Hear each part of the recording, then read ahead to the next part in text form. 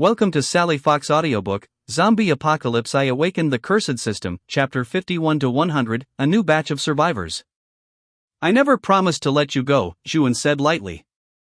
Upon hearing this, Wang Shang instantly felt as if he had fallen into an ice cellar. In his desperation, he began to speak without thinking. No, my good lady, this is the apocalypse. In the apocalypse, you can do anything. There is no order here. Zhuan nodded in satisfaction. That makes sense.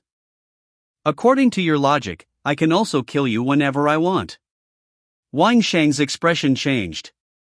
He retreated directly behind the fallen Chen Shiyu, made a gesture of gripping Chen Shiyu's throat, and shouted, "Don't come any closer. If you come any closer, I'll kill him." Chen Shiyu's consciousness was already fading, and he only let out some unconscious groans. Wang Shang was gambling that Zhuan was a saint. It stood to reason that anyone who still followed pre-apocalyptic moral standards in the apocalypse was mostly likely a saint. Since she's a saint, if I use a human life as a threat, how could she not let me go? Zhuan smiled playfully. Why don't you try it? See if you can actually touch his neck. Wang Shang frowned and squeezed hard, but discovered that, just like those two henchmen, he was completely unable to touch Chen Shiyu's throat. Holy crap! Stop! Wang Shang yelled. The next moment, Zhuan's Tang Dao flew out like an arrow from a bow, piercing straight into Wang Shang's heart and pinning him firmly to the ground. In his dying moments, Wang Shang felt his eyelids growing heavier and his vision blurring. Finally, he saw Zhuan crouch down in front of Chen Shiyu. Wait a moment. I'll treat you now. It will be a bit painful and itchy, so please bear with it. Although she knew Chen Shiyu couldn't hear her, Zhuan continued to speak to herself as she placed her hand over Chen Shiyu's injured area. As a faint blue light shone, the wounds on Chen Shiyu's body slowly stopped bleeding and eventually healed completely. Chen Shiyu slowly regained consciousness. The moment he opened his eyes and saw Zhuan's face, he was startled. It's fine. I've already resolved everything. Zhuan didn't say much more, just nodded silently. Chen Shiyu looked around and saw that the two people who had just been beating him were now embedded into the wall, effectively becoming part of it. Meanwhile, the usually arrogant Wang Shang had a hole in his chest, blood gushing out. He had likely already departed to the underworld. Chen Shiyu shuddered instantly. Could all of this have been done by this strange woman in front of him? Zhuan leaned over slightly and reached out her hand. Let me introduce myself. I am Zhuan, the manager of the Yunjing Residential Area Shelter. I killed them, and I also saved you. Chen Shiyu took Zhuan's hand, and she pulled him up. Missin, thank you. My name is Chen Shiyu, and I am an ordinary survivor. You've just been treated, so don't make any sudden movements. Chen Shiyu turned his body and discovered that the wounds on his body had actually all been healed. His voice was filled with uncontrollable surprise. Missin, are you a healing awakened? As soon as he said it, Chen Shiyu dismissed the thought himself. How could a healing awakened have this kind of combat power? Zhuan must be a hybrid awakened one like Wang Shang. Zhuan shook her head. That's just a trivial matter. Now, I'm going to start recruiting people. Recruiting? Chen Shiyu was puzzled. Subsequently, accompanied by a shattering sound, the door was forcefully broken open. Hiss! The gruesome scene inside caused those who had rushed over to support Wang Shang after hearing his scream to gasp in shock. How did this place become so miserable in just a few minutes? Zhuan turned around and looked at this group of armed survivors holding sticks and clubs. Before she could speak, Chen Shiyu shouted sternly, "Drop your weapons." Do you want to die? Zhuan looked at Chen Shiyu with interest. This kid was quite sensible. Seeing that Wang Shang was dead, these survivors had no fighting spirit left. How could they dare to put up any more resistance? They all raised their hands in a gesture of surrender. That's good, it saves me from having to kill anyone. Gather everyone together. Tell them I have an announcement to make, Zhuan instructed briefly. These people immediately scattered like birds and beasts. Zhuan saw through her perspective that some didn't even go to notify others, but instead just grabbed weapons and food and ran away. Fine by me. These kinds of survivors would only cause trouble in the Yunjing residential area. It's better without them. Zhuan never begged or pleaded for people to go to the Yunjing residential area. Whether they go or not is their own choice. Zhuan isn't an insurance salesman, why be so enthusiastic? Before long, Zhuan saw that the remaining survivors were gathering around in scattered groups. Seeing that everyone had arrived, Zhuan spoke directly. Hello everyone. I am Zhuan, the manager of the Yunjing residential area shelter. You can call me Managerin. This morning, we received radio communication from your shelter, so I came to check on the situation. I didn't expect that your shelter's manager was not only continuously deceiving survivors but also recklessly trampling on human lives, and even intended to attack me when I came to investigate. At this point, the eyes of these oppressed survivors were already slightly moist. Life here was simply not fit for humans. Every few days, they had to go out to find supplies or kill those special zombies. Every time they went out, it was basically a near-death experience. In the shelter, they were also constantly oppressed by Wang Shang and the lackeys who supported him, and were even beaten to death directly. There was simply no dignity, no freedom. Now, your manager is dead. Therefore, how to handle you all is also a question. I will give you two choices. First, come back to my shelter with me. Please rest assured, I am very strong enough that I can support the entire shelter without needing to exploit anyone. Second, for those of you who are willing to stay, you can stay here and fend for yourselves. As long as you don't do anything bad, I won't take action against you. These survivors immediately began to discuss among themselves. After all, they knew almost nothing about Zhuan or the Yunjing residential area. In the end, they reached a unanimous conclusion. It couldn't possibly be worse than it was before. They were already at the lowest point, so any move would be an improvement. We are willing to go back with you. The survivors began to answer one after another. A male survivor looked at Zhuan's figure, his eyes rolling around twice. It was unclear what he was thinking. Zhuan nodded in satisfaction. Then hurry up and pack your luggage. As for the vehicles, Zhuan hesitated for a moment. Chen Shiyu immediately said, we have a dedicated garage used to store the vehicles needed when going out. Good, then that's no problem. Can all these people really be supported? Chen Shiyu asked weakly. Zhuan laughed. Are you doubting me? Chen Shiyu shook his head and hurriedly indicated that he didn't mean that. At this moment, a survivor walked up to Zhuan. Zhuan took a look. It was the pregnant woman who had mouthed words to her when she first entered. Wei Ran looked at Zhuan. The complex thousand words in her heart could only be reduced to a single sentence on her lips, thank you for saving my child. Zhuan looked at the pregnant woman's belly. The pregnancy was already quite visible, she was at least 6 months along. New life is new hope. The corners of Zhuan's mouth curled into a gentle smile. That's good. This is what I should do.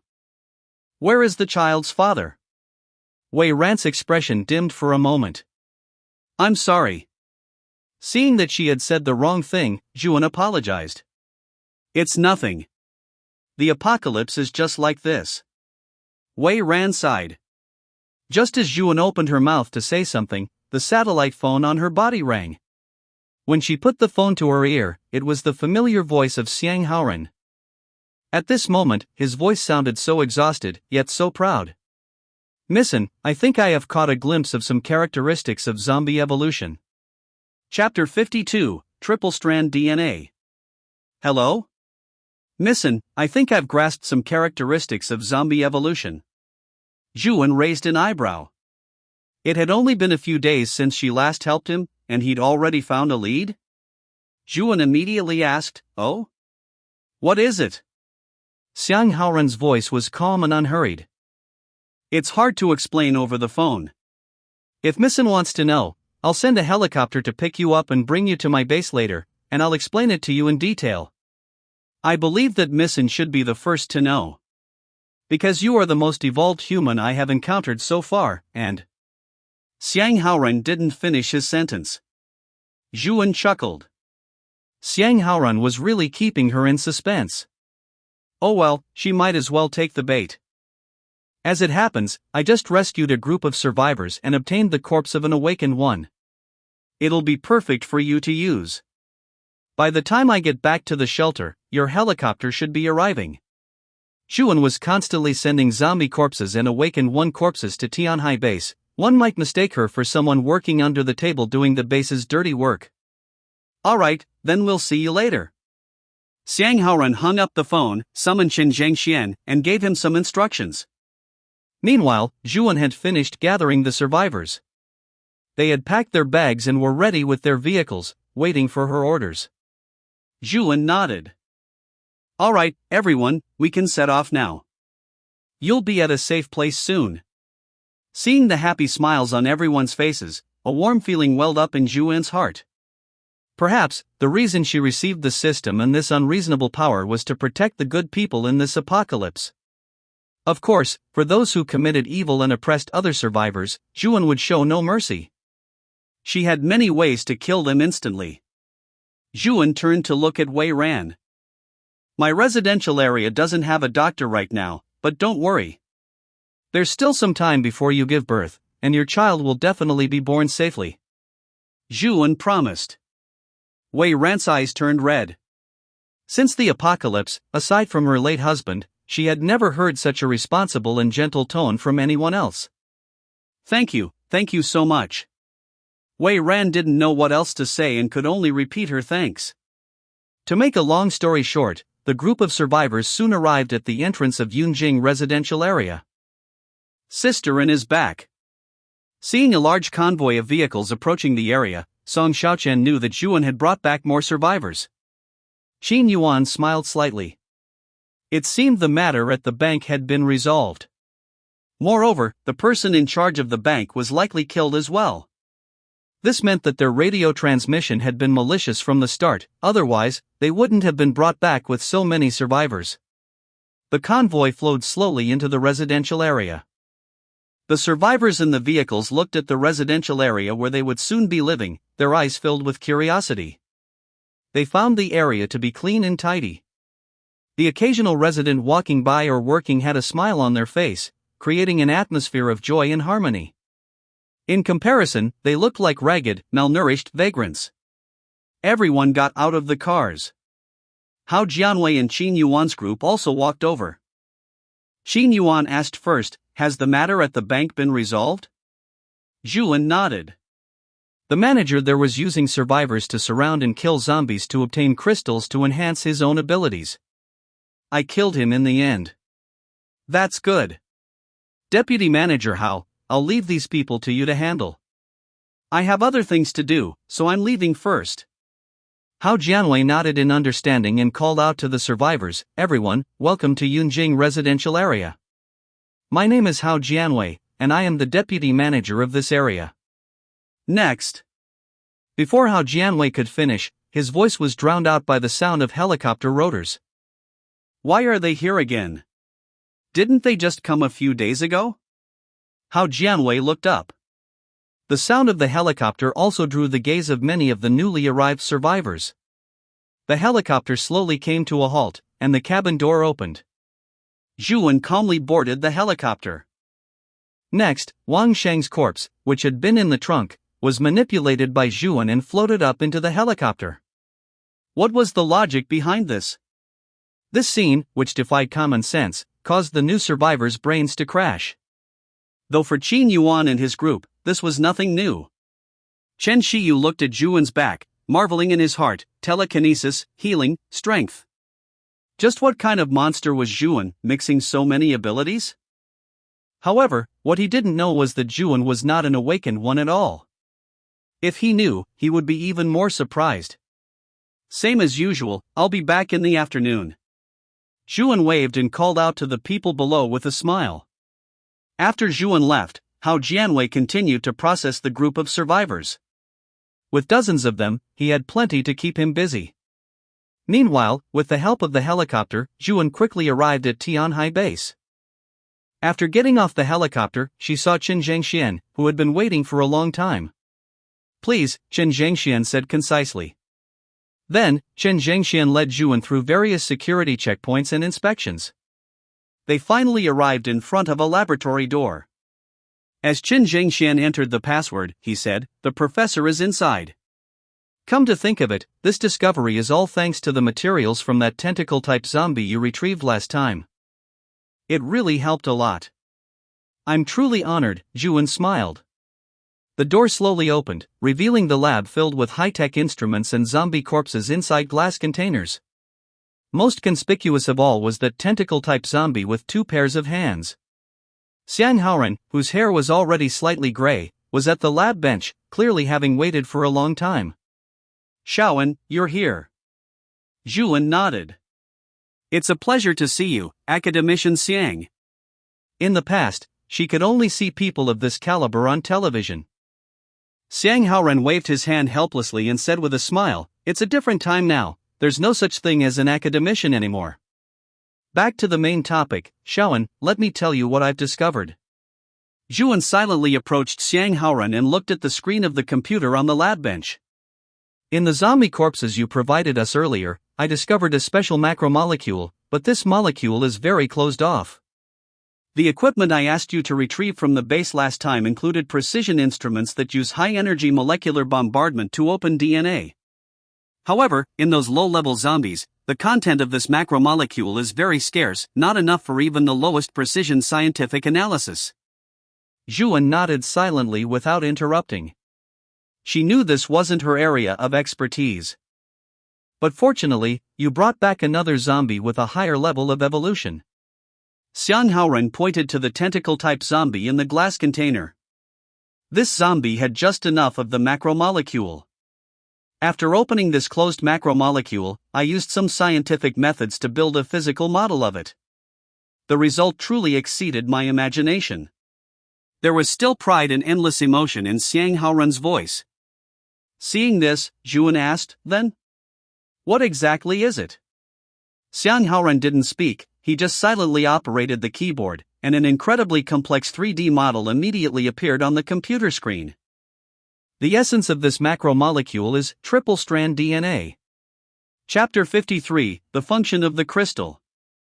Triple helix DNA? Zhuan asked, puzzled. Zhuan's biological knowledge was limited to what she learned in high school. She knew about double helix DNA, but a triple helix was completely outside her area of expertise. Xiang Haoran continued, actually, replication errors in normal organisms can sometimes result in triple helix DNA, but unlike the DNA in zombies, that's just an extra single strand. Seeing the confused look still in Zhuan's eyes, Xiang Haoran reached out and took her hand. Come, let me demonstrate for you. Zhuan shuddered instinctively. The 4 bases are T, A, G, and C. T pairs with A, and G pairs with C. You know this, right? Zhuan nodded obediently. A look of satisfaction appeared in Xiang Haoran's eyes. That makes things much easier to explain. Xiang Haoran clenched his right hand. Now, let's assume we are a deoxyribonucleotide.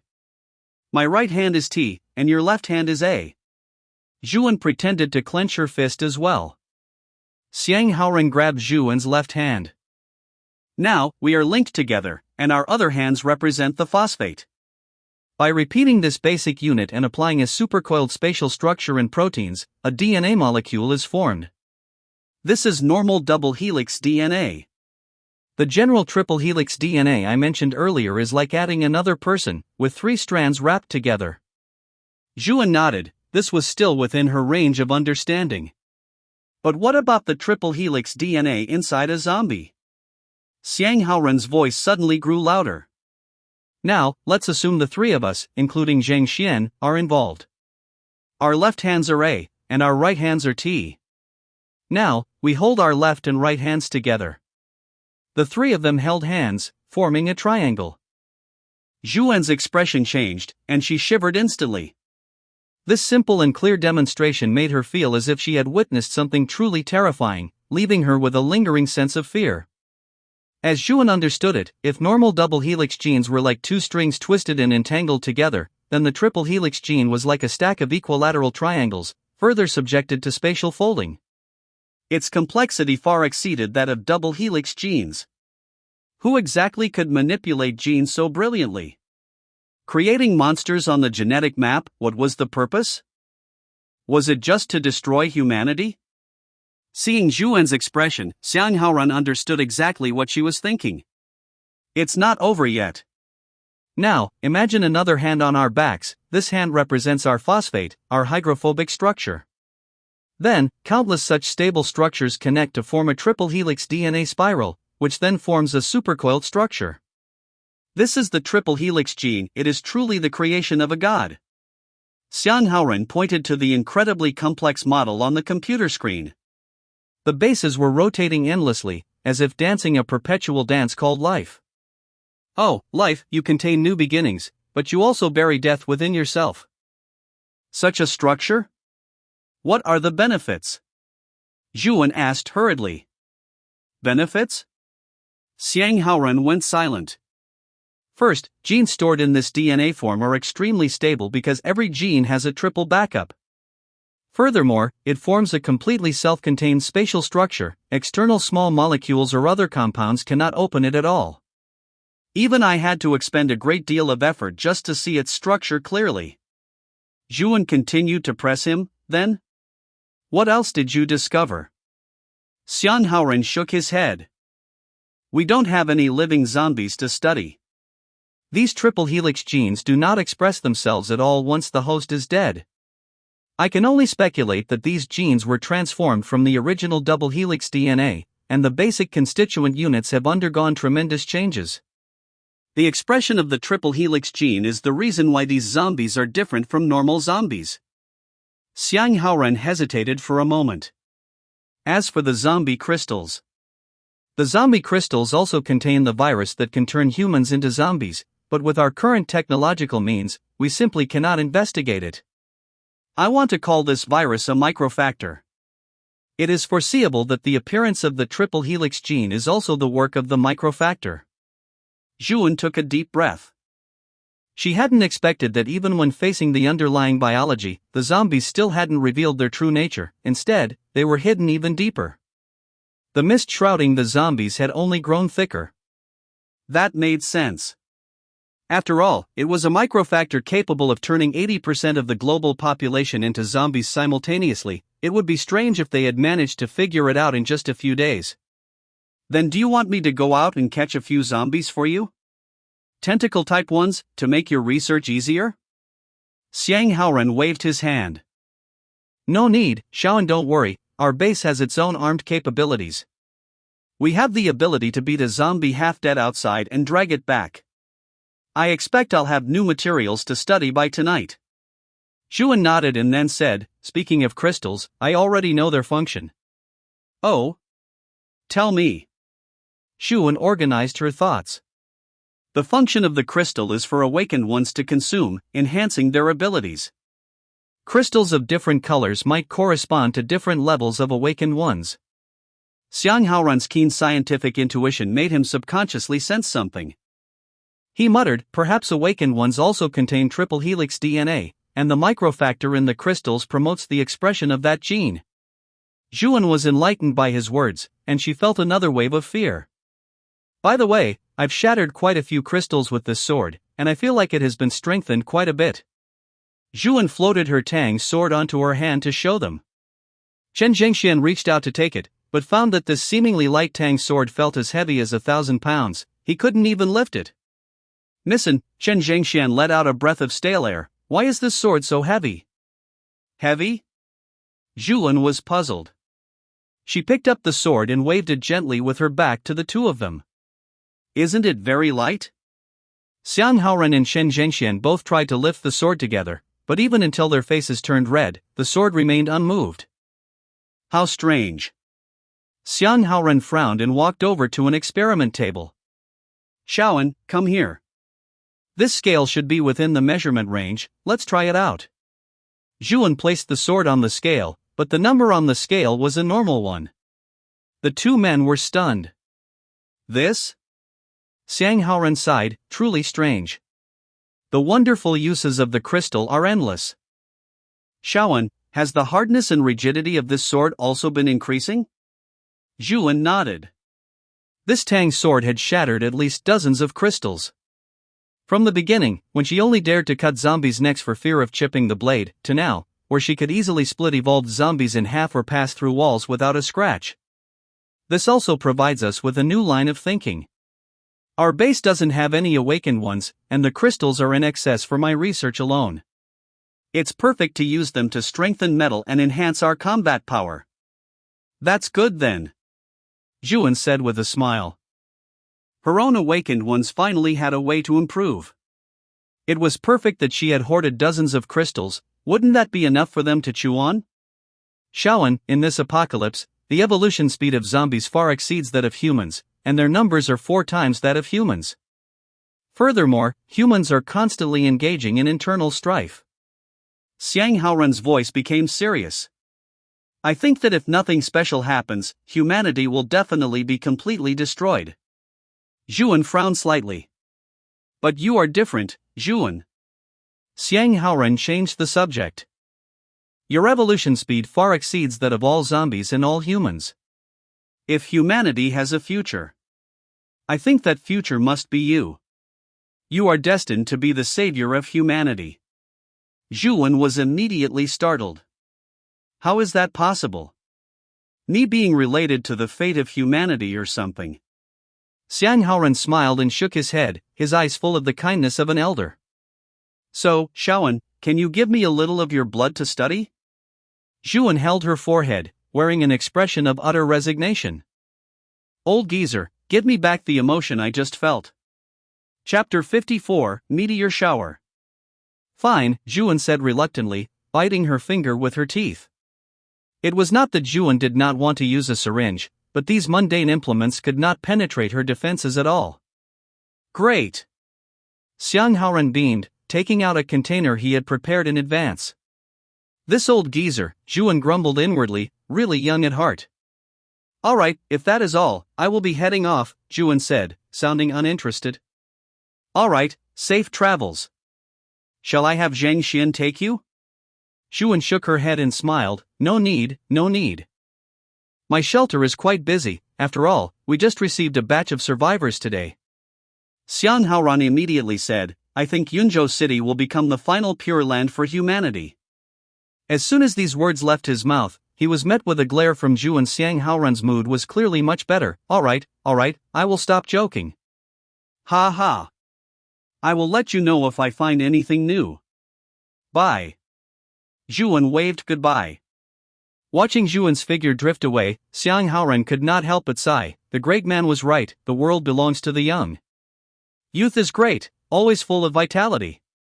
Zhang Xian, remember to notify the Imperial Capital Base and the Dunhuang Base. We are having a meeting tonight to share our research findings. Chen Zhangxian nodded, then followed up, and what about Miss Anne's existence? Should we inform them, or keep it hidden?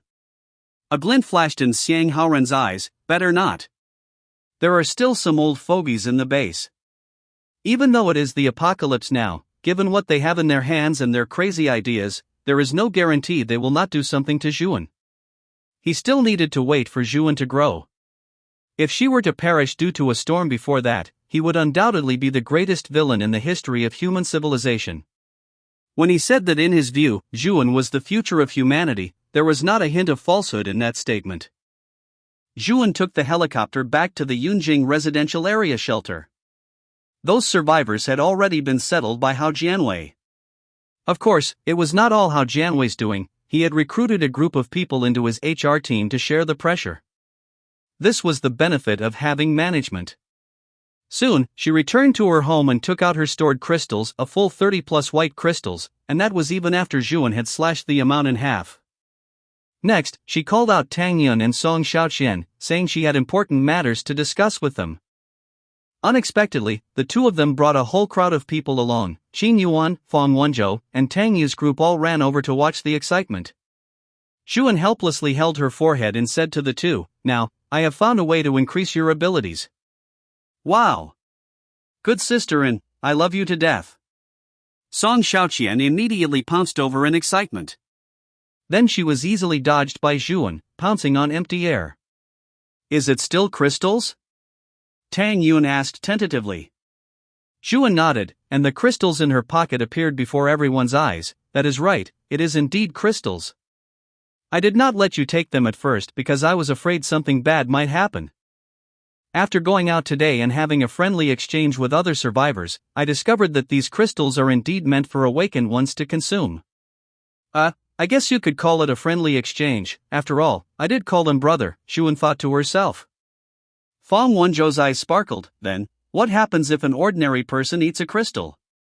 Zhuan glanced at Fang Wenzhou. Don't even think about it. Ordinary people will turn into zombies. Fang Wenzhou's spirit visibly withered. Zhuan comforted him. It is okay. The pattern of how awakened ones appear is not clear. Maybe you will wake up tomorrow morning and have become an awakened one? Fine, Fang Wenzhou said listlessly. Qin Yuan pondered for a moment and pointed out the key point. Doesn't that mean awakened ones can be immune to zombie bites and not turn into zombies? Zhuan gave Qin Yuan a thumbs up. Correct. In fact, I was just exchanging some of the latest research on zombies with the military. Research indicates that both awakened ones and evolved zombies have some kind of special DNA molecule in their bodies. Tang Yu also looked very happy. Then can my brother become stronger, like sister? Zhuan only replied, take it slow. Everything that should come will come. The small talk ended, and Zhuan gave each of them 15 crystals, instructing, if you feel like you cannot absorb anymore, or if something feels wrong, then stop eating them. If it is not enough, come find me again. I can kill zombies for you at any time. Song Xiaoqian and Tang Yin both nodded repeatedly, and under everyone's gaze, they ate their first crystal. Tang Yin closed his eyes, feeling the crystal slowly slide down his throat. A slight, dry heat emanated from between his stomach and intestines. Immediately, he felt his spirit, which had been increasing slowly every day, growing rapidly at a considerable speed. Hu Tangyan slowly exhaled a breath of stale air and slowly opened his eyes. At this moment, Song Xiaoqian had also finished absorbing the crystal. Zhuan asked with concern, how do you feel? Song Xiaoqian answered excitedly, I feel great, sisterin. I feel like my strength has increased quite a bit. But I cannot say exactly how much. Tang Yun also nodded, me too, my spirit has increased a lot. This is much better than the 1 or 2 points that increase naturally every day. And, I feel that the daily increase hits a cap, but absorbing crystals can break through that limit. Zhuan looked very satisfied. After all, she was not an awakened one, so she naturally did not understand things regarding the awakened one's path. That is good. Take your time, do not rush and choke, Zhuan said, like a gentle, guiding big sister. Watching the two absorbing crystals yet again, Fang Wenzhou's eyes grew increasingly desolate. It is so good. I want to become an awakened one too. To become someone like Zhuan, handsome, saving everyone from fire and water, gentle, powerful, and kind. This was Fang Wenzhou's highest dream since he became an otaku. Qin Yuan patted his shoulder. What is the use of you becoming that strong? Anyway, Zhuan will solve everything, we do not need to do anything at all. That may be true, Fang Wenzhou pursed his lips, looking even more dejected. Night, Tianhai Base, inside the conference room. Xiang Haoren sat upright at the conference table, with screens of various sizes in front of him, all filled with people. Clearly, these were people from the other 2 bases. Xiang Haoren tidied up the paper documents on the conference table and coughed. Just as I just said, our base's research findings have been fully shared with you all. If you have researched anything new, please do not hold back. Only by helping each other in the same boat can the arc of human civilization not be overturned by the waves of the apocalypse. At the Imperial Capital Base, a person who looked like a leader roughly reviewed the data Xiang Haoren had provided, their mouth full of disbelief. It is hard to imagine that there are microfactors in zombies' bodies that we simply cannot detect, as well as strange triple-stranded DNA. How did you research and obtain this data? A smile appeared at the corners of Xiang Haoren's eyes as he pointed to his head. You know, I have always been an excellent scientist. This leader's eyes inevitably showed a trace of suspicion. The setup of every base was basically the same. When they first made contact to report damage, the remaining personnel and firepower were similar. How could you be grabbing zombies for research and producing results while we were still tied down and suppressed by zombies? However, this person, long experienced in officialdom, buried this doubt deep in his heart. Suddenly, someone burst into Xiang Haoren's conference room, their tone filled with panic. It is bad. A supermassive meteor shower is falling all over the world right now. Chapter 55, Meteor Shower at Night, Blessing or Curse? It's bad. There is a massive, global-scale meteor shower happening right now. Xiang Haoren was stunned for a moment. He didn't even feel angry that his meeting had been interrupted. A meteor shower? Global? Yes, detected by satellites. The data just came in. Xiang Haoren sighed. The last global-scale event had caused the zombie crisis to erupt. And this time, it certainly wouldn't be anything good either. Just how much more suffering must humanity endure? Meanwhile, at the Yunjing residential area shelter, Zhuan lay comfortably on her bed, allocating points. Constitution, 4220, Transcendent, Spirit, 4200, Transcendent, Agility, 2490, Transcendent, Unlocked Curse Technique, Crimson Blood Manipulation Technique, 95, Proficient, Reverse Curse Technique, 55 100ths, Skilled, Limitless, 57 out of 100, Skilled, Evolution Point, 8. Her speed in killing zombies had been very fast in the last few days. After all, she had one-hit kill and auto-loot enabled. The main thing was that originally, she could only kill the zombies wandering on the streets. In reality, a significant portion of zombies were trapped inside the city's high-rise buildings. Before, if Zhuan went to clear out these zombies, it was a bit time-consuming and laborious. But now that her Crimson Blood Manipulation technique had reached the point where she could perform blood explosions from a distance, clearing these zombies was just a matter of convenience. Now, Zhuan could proudly say that everywhere she had been was a land without zombies. Furthermore, when Zhuan had added points up to 2000, she was already transcendent. Zhuan calculated, evolution, enhanced type, alienation, limit, transcendent. She was equivalent to a well-rounded fifth-order survivor, and what's more, she had the bug-level ability of cursed techniques. At a time when awakened ones were few and far between, and zombies only had a small number of enhanced type, Zhuan was already 3 or 4 stages ahead of them. Far ahead. Forever the strongest. Suddenly, she heard a banging sound at the door. Zhuan used her spirit to probe and discovered that it was Song Xiaoqian, who looked very anxious. What happened? A sense of unease rose in Zhuan's heart, and she immediately got up and opened the door. What happened? Song Xiaoqian said, Sisterin, look outside, there is a huge meteor shower falling. Zhuan walked to the balcony and saw that almost all the residents had been woken up. They were all standing on the balconies, staring blankly up at the starry sky. The starry sky was quiet and brilliant, containing infinite mystery and depth. Every few seconds, a meteor would appear. Meteors visible to the naked eye continuously streaked across the sky, like the starry sky weeping. Everyone just stared blankly. This must be an anomalous celestial phenomenon, right? Zhuan's expression was calm. Soon, the satellite phone she had placed on her bedside table rang. Zhuan waved her hand gently, and the phone flew over silently. Zhuan, you have a meteor shower there too, right?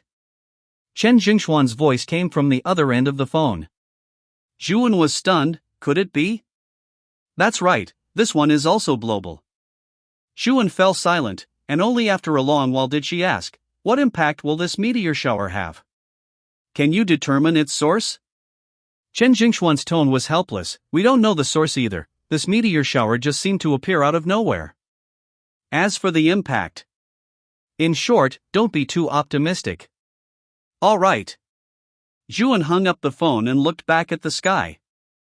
Song Xiaoqian looked blankly at Zhuan. At this moment, Zhuan was her pillar of support. It's okay, Xiaoqian, I will protect you all. No matter what it is, I will hack it all to pieces. If you need a reason, this is the resolve of being the strongest, Zhuan said decisively. I'll leave the security to you. Upon hearing this, Song Xiaoqian nodded, moved. On the other side, Fang Wenzhou was also looking up at the meteor shower in the sky. As he watched, he sighed, it's so beautiful. Generally speaking, a meteor night is when the male and female leads in anime pledge their lives to each other. Suddenly, he felt his body uncontrollably itching and heating up, making it unbearable. What's going on?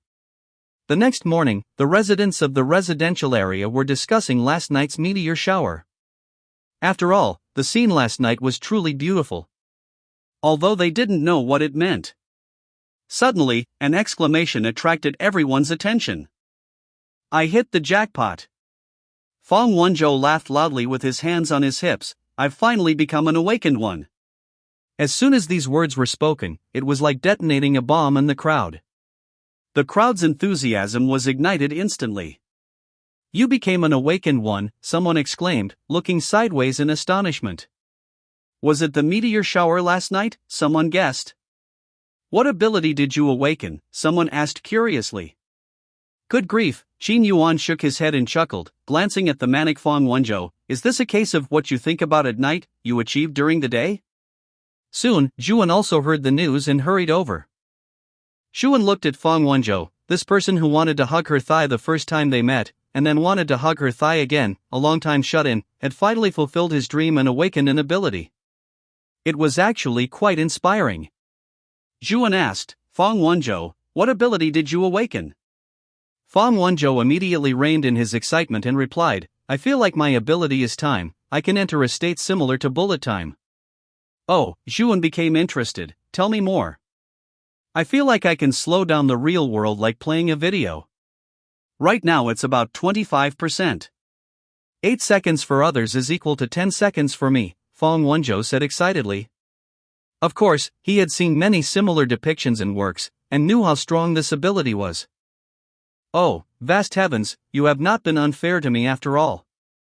Fong Wenzhou was almost moved to tears. Zhuan gave him a thumbs up and took out a batch of crystals. Good, not a bad ability. Here are the crystals, take them back and consume them slowly. Fong Wenzhou agreed and accepted the crystals. How did you awaken your ability? Be as detailed as possible, Zhuan asked.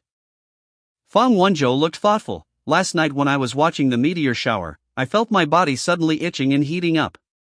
Eventually, I barely made it back to bed and passed out. When I woke up, I had become an awakened one. Zhuan was momentarily speechless. That's it? That's it, Fong Wenzhou said affirmatively. Alright, then continue to enhance your ability slowly. The crowd that had squeezed over to listen to their conversation was now filled with regret. If they had known, they would have all gone out to watch the meteor shower, watching it from beginning to end, not missing a single meteor. Would the chance of becoming an awakened one have been higher then? Tang Yin walked behind Zhuan and said softly, Zhuan, the white crystal is no longer useful to me. Zhuan was surprised. Tang Yin had reached the limit so quickly? How many have you eaten? 10. I feel like the improvement the white crystal gives me is already very small. I think I've reached the stage to consume the next level of crystals. The next stage. It seems Tang Yin has also reached the enhanced type, which is the second order awakened one stage. Good, show me your level. Tang Yin nodded and revealed a fruit knife in his hand, clearly having been prepared. Tang Yin wrapped the knife with telekinesis, and then flew the knife directly into the wall. The fragile blade of the fruit knife was snapped directly by the hard wall, leaving only a small mark on the wall. If it were a normal zombie, this blow would have already killed it instantly. Everyone was slightly moved. Is this what an veteran awakened one is like? They were used to seeing Zhuan flying around every day like a superhuman and didn't feel much. Today, seeing Tang Yin, a person who usually hung out with them, possess such ability, a kind of shock rose in their hearts. How did he become so strong? Zhuan also nodded with satisfaction. Tang Yin's current level was equivalent to the damage she could cause when manipulating blood when she first had 50 points of spirit. In terms of combat power, standing on the second floor and slaughtering normal zombies was no problem at all. Dealing with some inflexible evolved zombies was also as easy as reaching into a bag to take something. What about you, Xiaoqian? How is your ability? Zhuan's gaze turned to Song Xiaoqian, who was standing to the side. Chapter 56, Increase in Enhanced Types. Then what about you, Xiaoqian? Facing Zhuan's question, Song Xiaoqian was momentarily speechless. Sisterin, I haven't finished absorbing the crystal, I'm not as fast as Tang Yun. Damn it, what kind of freak is Tang Yun? Leveling up with pills is a step ahead of everyone else, Song Xiaoqian complained internally. It's fine, just take your time, no rush. Zhuan, especially recalling the scene where Song Xiaoqian had ripped off a person's hand, emphasized, stay calm, avoid impatience and arrogance. Song Xiaoqian nodded repeatedly. Zhuan looked around, I'm leaving right away, is there anything else you want to tell me? At this moment, Qin Yuan patted Zhuan on the shoulder, his expression a bit strange. It's not convenient to talk here, come with me to the entrance. What's with all the mystery?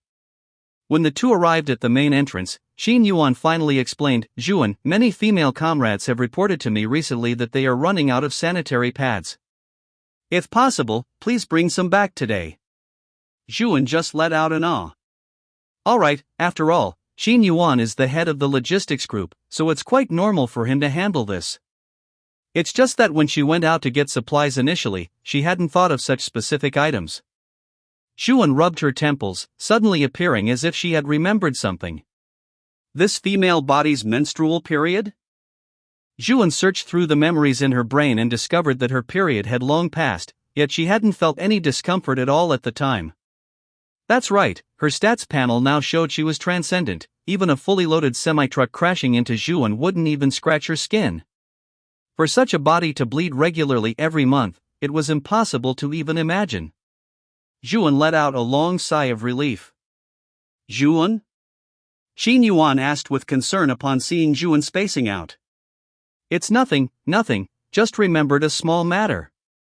Zhuan pondered for a moment, how about this, I'll bring back a batch of supplies every day when I return. Anyway, she could transport things, and since she was returning anyway, she couldn't come back empty-handed. Qin Yuan nodded and said okay, right, one more thing. Zhuan was puzzled. It's those cars you brought back, they've all piled up, and no one is driving them. They're taking up quite a bit of space. Zhuan wore a look of utter defeat. After all, every time she brought survivors back, she just grabbed whatever usable cars she could find to get the people back. As for what happened to the cars afterward, she hadn't cared at all. Then do you want me to move them away? Zhuan asked. After all, with her current abilities, simply making all these cars float and fly outside wasn't difficult at all. No, Qin Yuan shook his head, we can handle this ourselves, I just wanted to let you know. Fine, call Tang Yun over, his ability is pretty good now, I need to put him through some drills. Zhuan wore a devious smile. Not long after, Tang Yun arrived, looking very happy. After all, Zhuan asking Tang Yun to go out and kill zombies together was an acknowledgement of his strength. Furthermore, Zhuan also wanted to use Tang Yun's information ability to check the evolution status of the zombies. The meteor shower last night still gave her a great sense of insecurity, she didn't know if the zombie hordes would undergo any new changes today. On the other side, Song Xiaoqian and Qin Yuan's group were already organizing those old cars. At this moment, a voice asked, Sister Qian, may I ask if Manager Ren goes out to kill zombies every day? Song Xiaoqian looked at the person who asked. This person was named Lini Zhou, a new survivor who had just joined yesterday and had joined her patrol group when they were assigned. In short, he seemed like quite an energetic person. That's right, Sister Ren goes out to kill zombies every day. Her goal is to wipe out all the zombies in Yunzhou City. All? Lini Zhou was startled. After all, the number of zombies in Yunzhou City could be described as countless, at least starting in the tens of millions. Is this something a single person's power can finish off? Song Xiaoqian, looking at Lini Zhou's expression, already knew what he was thinking, and said with a smile, just believe in her, Sister Ren is the strongest. Lini Zhou agreed on the surface, but began to ponder inwardly. Lini Zhou was originally a speed awakened, but back at the bank, knowing Wang Sheng's personality, he hadn't dared to expose that he was an awakened one, fearing he would be sabotaged. However, arriving here, he found that Zhuan was not only powerful but also incredibly kind. If he were a normal survivor, coming to Yunjing residential area would definitely be a cause for celebration. But Lini Zhou was different, he didn't want someone else to be above him. He wanted to establish his own shelter and rule as king. And now, the residential area's resources, including firearms, crystals, and food, were almost completely undefended. This meant he could easily take a batch of supplies and leave, using them as his starting capital, and then slowly snowball his power in the apocalypse. Lin Yizhou thought this through, his mind immediately clear, and he began to contemplate the specific steps. On the desolate street, a man and a woman were floating in the air, with a group of constantly howling and hideous zombies beneath their feet, making their situation appear precarious. The woman was blindfolded, looking incredibly calm. The man's face, however, was slightly panicked. How is it? The feeling of floating in the air? Tang Yun felt the nothingness beneath his feet, overcoming his inner fear. It's okay, it's okay. Of course, Tang Yun's current ability still couldn't make him float, this was Zhu En's doing. How many zombies can you see? Tang Yun used his information ability to look. Currently, his ability could only see zombies within about 100 meters or so. There are 3 evolved zombies, one enhanced type high-speed type zombie, which shows it evolved from a speed type. That's right, Tang Yun's information ability had now reached Tier 2, capable of displaying the zombies' evolutionary paths. Tang Yun estimated that if he were Tier 3, he could display what the zombies might evolve into next. Zhu En frowned. The number of evolved zombies has increased, and so has the enhanced types. According to the data gathered along the way, about 1 evolved zombie would appear in every 80 zombies, and 1 enhanced type would appear in every 500 zombies. Before the meteor shower, these two figures were around 120 and 800, respectively. This was really bad news. Normal zombies were already humans who had been strengthened and were fearless of death. Not to mention the evolved zombies and enhanced types, whose 3-dimensional stats crushed those of normal humans. The increase in these zombies would only further compress the living space for ordinary people, ultimately turning the world into a battle between awakened ones and zombies. Human civilization would also slowly and absolutely head toward extinction. I've discovered a special evolved zombie, a new type I haven't seen before. What kind of zombie? A strange name, it's called a screaming type zombie. Tang Yun pointed to the location of the zombie he had discovered. Hold on tight, Zhu En said with a mischievous sense of humor. In an instant, a massive overload crushed down on Tang Yun. The two instantly broke through the outer wall of the high-rise, and the glass shattered into pieces. Zhu En grabbed that screaming type in one go. This zombie's build and appearance seemed completely unremarkable. Other than a faint glimmer of humanity in its eyes, it was truly hard to know why it could be an evolved zombie. The next moment, Zhu En found out. Only to hear this zombie emit an extremely piercing scream, like plastic grinding against glass, causing physiological discomfort. Tang Yun immediately covered his ears. Zhu En was fine, but she had been startled by this sudden noise. However, through her constant spirit exploration, she saw that the zombies downstairs had all fallen into a state of madness. Subsequently, these zombies frantically rushed toward the location of the screaming type zombie. Even some zombies inside the buildings crashed through the glass and rushed directly down. The zombies that rushed over first were trampled underfoot by the subsequent wave of zombies. These zombies began to pile up into a terrifying human pyramid, frantically rushing toward the location of the screaming type zombie. Chapter 57, Screaming Type Zombie. It's quite spectacular. Unlike Tang Yun, who was sweating a bit, Zhu En watched with great interest as the zombies stacked on top of each other to climb the building. She hadn't expected that this screaming type zombie, which looked dim-witted and had such low intelligence, could actually gather monsters. Even a few evolved zombies had been attracted over. A zombie crawling on all fours quickly leaped over the zombie horde. Some normal zombies had their limbs snapped directly by its sharp limbs, subsequently rolling beneath the zombie horde, their fate unknown. Tang Yun was startled, such fast speed. It's a speed type, evolved from a speed type.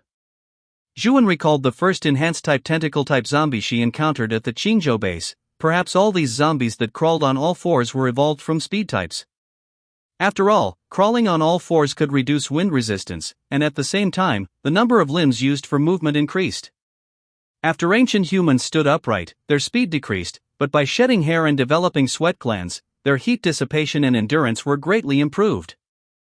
They relied on endurance to wear down their prey. Unexpectedly, zombies were regressing the more they evolved. This zombie was far ahead of the others, and with a single leap, it lunged at Juan with lightning speed. However, its sharp limbs couldn't touch Juan at all. The next moment, its brain was instantly smashed, and a yellow crystal slowly flew into Tang Yun's hand. Perfect, it's about time for you to use a yellow crystal. I need to work hard today too. Get more crystals. Facing the surging zombie horde beneath her feet, Juan was not afraid in the slightest. She stretched and gripped her Tang Dao tightly. Then, Juan leaped down. The swarm of zombies instantly surrounded Juan's small figure. The next moment, dozens of blade flashes erupted, kicking up countless severed limbs and blood. Holding the Tang Dao, Juan was like a ruthless meat grinder, moving all the way down along the zombie horde. The seemingly vast and terrifying zombie horde was instantly routed, as powerless as a sandcastle facing ocean waves. After more than a minute, Juan finished the job and returned to the side of the screaming-type zombie. Juan's expression was calm, showing neither joy nor sorrow, and not even a single drop of blood had stained her clothes. Although the screaming-type zombie's intelligence wasn't very high, it still sensed that something was wrong. Where are the zombie brothers I just called over? There were at least over 1,000, right? How are they all gone? Juan waved her hand gently, and 7 or 8 white crystals shot up like streaks of light from the mountain of corpses and sea of blood below, clattering into her hand. Tang Yun activated his telekinesis, and a small knife floated up as well. Should I kill it? If Juan said yes, without a doubt, this knife would pierce directly through the screaming-type zombie's brain, killing it in one strike. Juan shook her head. It's still useful, let's go to another place and continue. Tang Yun let out an awe. No way, the scene from just now has to happen again? Tang Yun glanced at the scene downstairs and nearly threw up last night's midnight snack. With thousands of broken zombie limbs piled together, one could only imagine how thick the toxic fumes would be here later. Of course. After all, the range the sky can call out is still larger than the area I can detect. Killing them while they're gathered together is also more efficient, Juan explained. It's just this environment. Juan also pretended to take a look downstairs. There's really no helping it. After all, the danger of dead zombies is, no matter what, lower than that of living zombies. Fine. Tang Yun raised his hands in surrender. Poof. Juan grabbed the screaming type with one hand, and the two of them leaped across buildings until they reached another neighborhood. This was repeated several times, until the poor screaming-type zombie's throat was completely hoarse and it couldn't attract any more zombies. Juan squeezed the zombie's throat. That's it? A zombie, how can you say you can't do it anymore? Tang Yun ignored Juan's actions and silently consumed a yellow crystal. I'll just focus on leveling up. Juan seemed to have remembered something. Right, there are other things to do. Juan jumped straight downstairs, arrived at a supermarket, and then began sweeping the shelves, especially the sanitary pads. Because Juan didn't understand this stuff, didn't know what sleep type or ultra-thin meant, she simply took them all. And this too. Juan specifically grabbed a few packs of golden throat lozenges. Juan walked up to the zombie and opened the package of golden throat. Ignoring the zombie's humiliated look, she fed it one. How does it feel?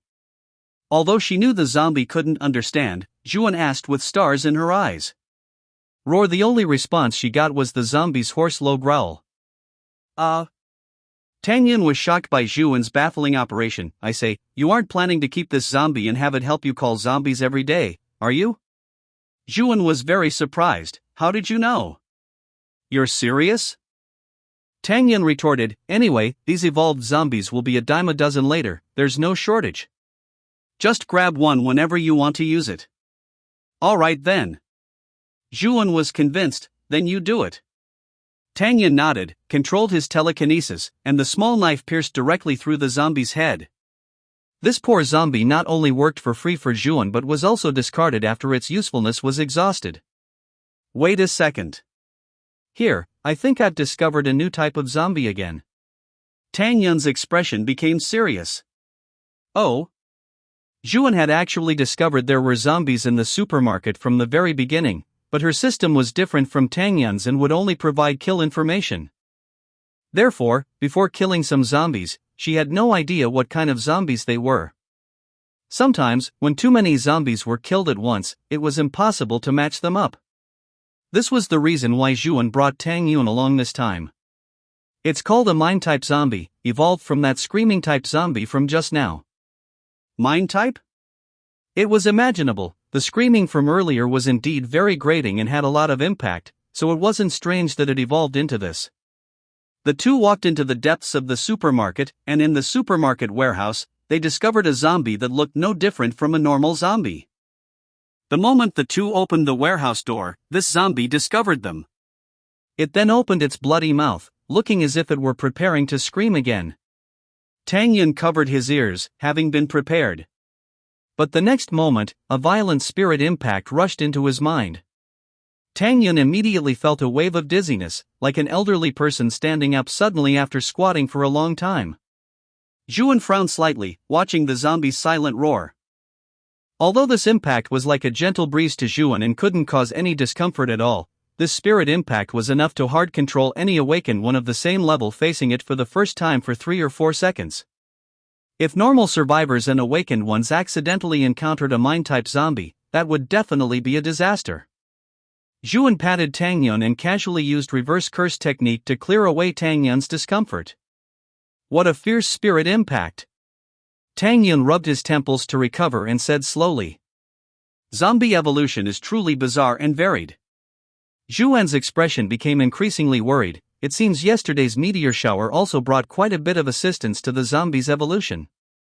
Seeing that the spirit impact was ineffective, this zombie turned around and wanted to run.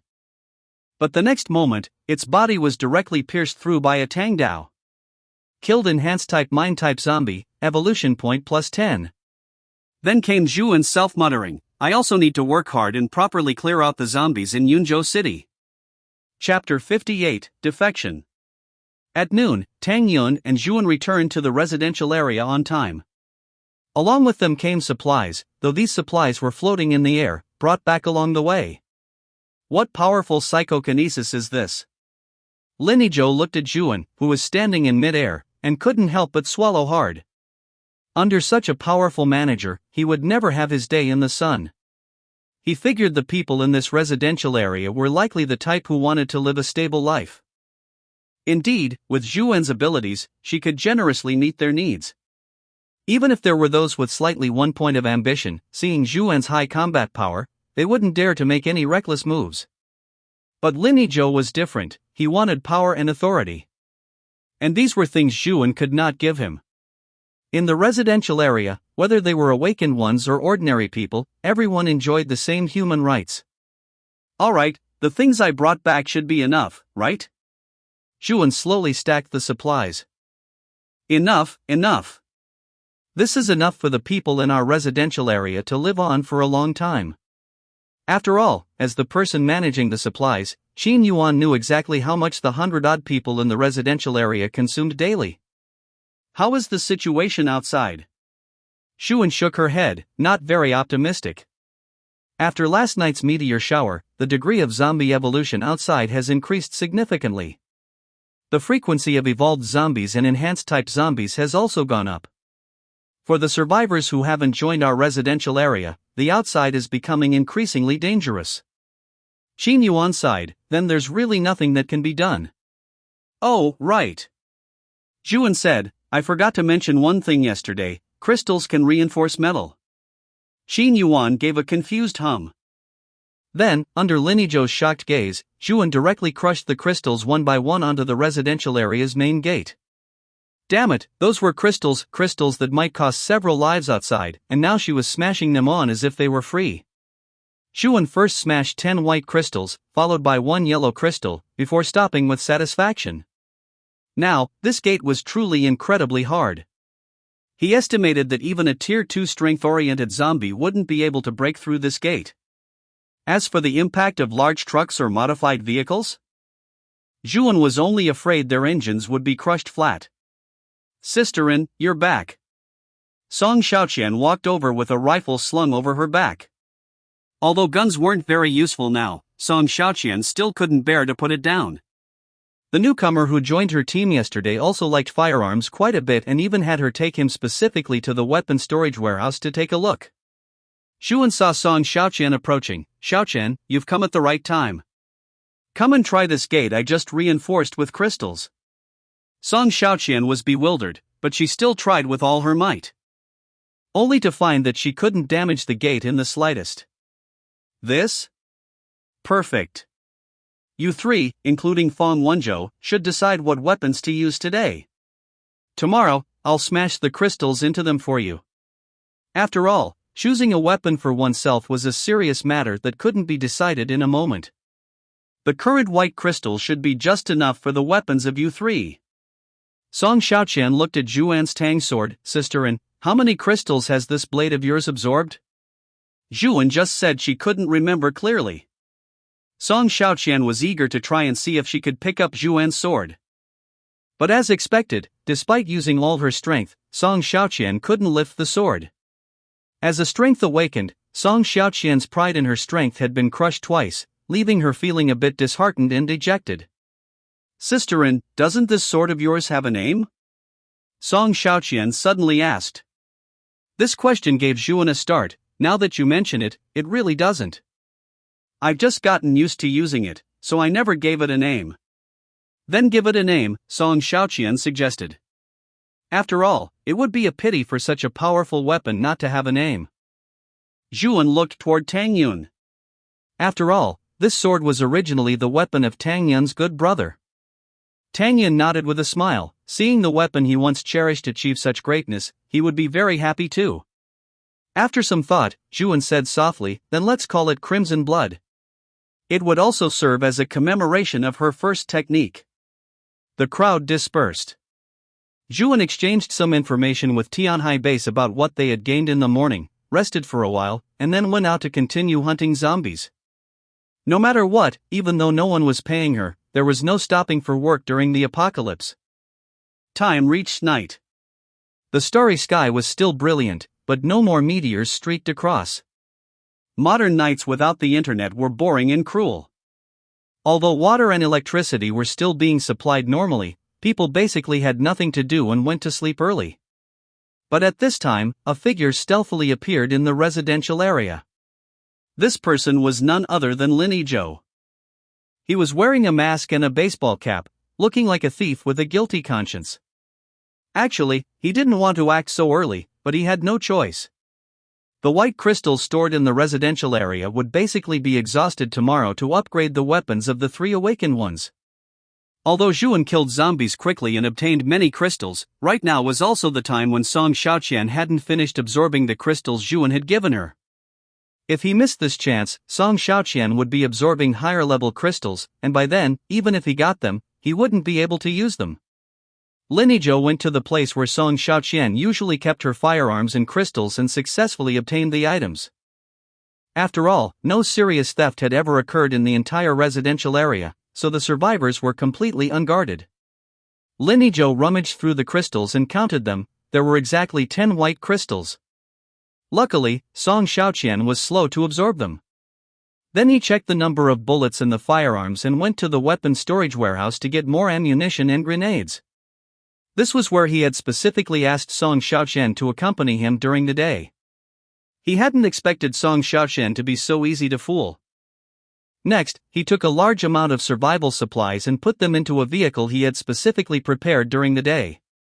Then, he started the vehicle and drove toward the main gate of the residential area. But before he reached the gate, his heart suddenly skipped a beat. Under the bright headlights, he could clearly see the silhouette of a person reflected on the gate. The patrol team? At this time? He truly felt like he had been backstabbed by Song Xiaoqian. The zombies near the residential area had all been cleared out, and the interior was harmonious, so why arrange for someone to guard the gate late at night? The gatekeeper also immediately noticed Lin Yizhou's car and gestured for him to stop. A drop of cold sweat trickled down Lin Yizhou's face. He couldn't imagine the consequences of being caught defecting with supplies. He didn't want to die as easily as Wang Sheng. Lin Yizhou immediately rolled down the window, took out a gun from the passenger seat, turned off the safety, and aimed it at the gatekeeper. "Open the gate if you don't want to die." Or else. Lin Yizhou brandished the gun in his hand, the meaning self-evident. The gatekeeper also seemed startled by Lin Yizhou's madness, raising his hands and slowly backing away, appearing frightened. When the gatekeeper slowly backed up to the small booth, he suddenly grabbed the walkie-talkie on the table. Bang! A sharp, piercing gunshot rang out like a knife, tearing through the late-night peace and tranquility of the Yunjing residential area. Chapter 59, Traces Left by the Wild Goose, the startled swan reflects its shadow. Bang! A gunshot shattered the peace and tranquility of the residential area. Zhuan's faint sleepiness was instantly dispelled. Realizing something was wrong, she immediately opened her door, just as Song Xiaoqian ran to her doorway. The two stared at each other in surprise. The sound came from the direction of the gate, Song Xiaoqian said. Zhuan grabbed Song Xiaoqian's hand. Hold on tight. Then, Zhuan launched forward, racing to the entrance of the residential area at high speed. The gate had already been opened, and Zhuan saw a car speeding away. Clearly, someone had defected. For a moment, Zhuan's brain froze. She had worked so hard every day, going out to kill zombies. Although it was to gain evolution points for herself, she had truly created a safe environment for the residents of the residential area. As for supplies, she had never mistreated them, everyone had enough to eat and drink. Furthermore, there was no oppression, everyone was equal. Zhuan believed that the shelter she had established was a utopia in the apocalypse. Someone still wanted to run? At this moment, Zhuan fell into a state of self-doubt. But immediately, Song Xiaoqian shook Zhuan's shoulder, pointing out that there was someone collapsed on the ground. Zhuan came to her senses. Half kneeling on the ground, she activated her reverse curse technique while asking, "What happened?" Managerin, the gatekeeper hissed, cold sweat dripping down his face from the intense pain. Zhuan took a quick look. His leg had been pierced by a bullet, but luckily, the bone wasn't hit. With Zhuan's current reverse curse technique, he would be perfectly fine after a few days of rest. It's Lin Yizhou. He ran off with weapons and Team Leader Song's crystals. I tried to call Team Leader Song, and then I was shot. He just left, you can still catch him. After the gatekeeper was shot, Lin Yizhou had rushed down to open the gate. The gatekeeper, dragging his injured leg, had struggled with him for a while and pulled off his mask. It's him? Song Xiaoqian was instantly furious. She hadn't expected that someone who seemed so diligent and hardworking would actually plot to defect and even steal her things. At this time, other residents who had heard the gunshot also gathered around. Some survivors from the bank felt as if they had fallen into an ice cellar upon hearing that the person who fled was Lin Yizhou. They feared that because they were from the same group of bank survivors, they would be collectively punished by Zhuan. Zhuan glanced at Song Xiaoqian. This wasn't her fault. After all, although Song Xiaoqian was a strength awakened, she was actually just a high school girl and Tang Yu's best friend. It wasn't her fault for failing to distinguish these ill-intentioned people. It's fine. I'll catch him and bring him back immediately. Zhuan's voice was calm, but beneath that calm, a spark of nameless fury was slowly igniting. The light faded, and the gatekeeper felt a wave of coolness at the sight of his leg injury. Rest for the next few days and don't move around, Zhuan instructed quickly, then immediately flew toward the road where Lin Yizhou's car had just passed. This was the first time Zhuan had flown at full power. The massive wind pressure she created caused everyone's ears to ring. I'm going to kill you, Zhuan thought to herself. Seeing Zhuan's figure vanish from sight at full speed, some residents murmured, "Is this Manager An's true strength?" Hao Jianwei sighed. As one of the original veteran members of the residential area shelter, he knew Zhuan's original purpose for establishing it. It was only because she was constantly provoked by some blind survivors and felt annoyed that she used force to unify the residential area. That way, no one would cause her trouble, and she could leave all the work to Hao Jianwei while enjoying her leisure. But gradually, Zhuan had changed. She began to feel that taking in survivors was meaningful. Saving survivors from their plight was meaningful. The stable lives and the smiles on the faces of the residential area's residents had gradually become Zhuan's support. Without a doubt, this defection would strike a heavy blow to the spirit pillar Zhuan had built over a long time. Qin Yuan and Tang Yun had complex expressions, perhaps thinking about the same issue as Hao Jianwei. Fang Wenzhou gritted his teeth in hatred, only wishing he could go up and help capture Lin Yizhou. On the other side, Lin Yizhou was speeding away in his car. Unlike the old Yunjing residential area, the city's streetlights were powered by their own solar panels and would automatically light up even in the middle of the night. Lin Yizhou was panicking now. He knew how powerful Zhuan was, and since he had lost his mind and fired that shot, it must have woken her up immediately. He should have used a knife. Then he wouldn't be so desperate and panicked now, he would have escaped long ago. Zhuan raced along the path Lin Yizhou had initially taken and soon stopped at a fork in the road. It had to be said that the time spent treating the gatekeeper had bought Lin Yizhou some time, allowing him to escape Zhuan's spirit search range. It seemed Zhuan had no chance of finding Lin Yizhou, and he would simply disappear into Yunzhou City like a needle in a haystack. However, every goose leaves a trace. A smile played on the corners of Zhuan's lips. The nights in the apocalypse were quiet. Generally speaking, no one would choose to act at night. Therefore, the noise of Lin Yizhou's car would definitely attract the attention of a large number of zombies. Zhuan investigated and easily figured out which direction Lin Yizhou had gone by checking where the zombies were more active and scattered. I won't let you escape. Lin Yizhou turned the steering wheel to avoid a zombie wandering on the road. But in the next moment, the slender figure he feared most appeared before him. Fuck! Lin Yizhou swerved violently, trying to avoid Zhuan, but she simply reached out a hand and, under Lin Yizhou's despairing gaze, stopped the car with brute force. The car's speed dropped to 0 instantly.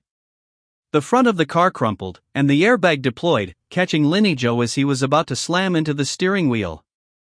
Fortunately, Lin Yizhou was wearing his seatbelt, otherwise, that violent stop would have sent him flying. Zhuan walked slowly to the car door, opened it, and dragged Lin Yizhou out like a dead dog. Lin Yizhou collapsed on the ground, appearing to have fainted. Stop faking. No matter what kind of awakened one you are, you receive basic physical strengthening.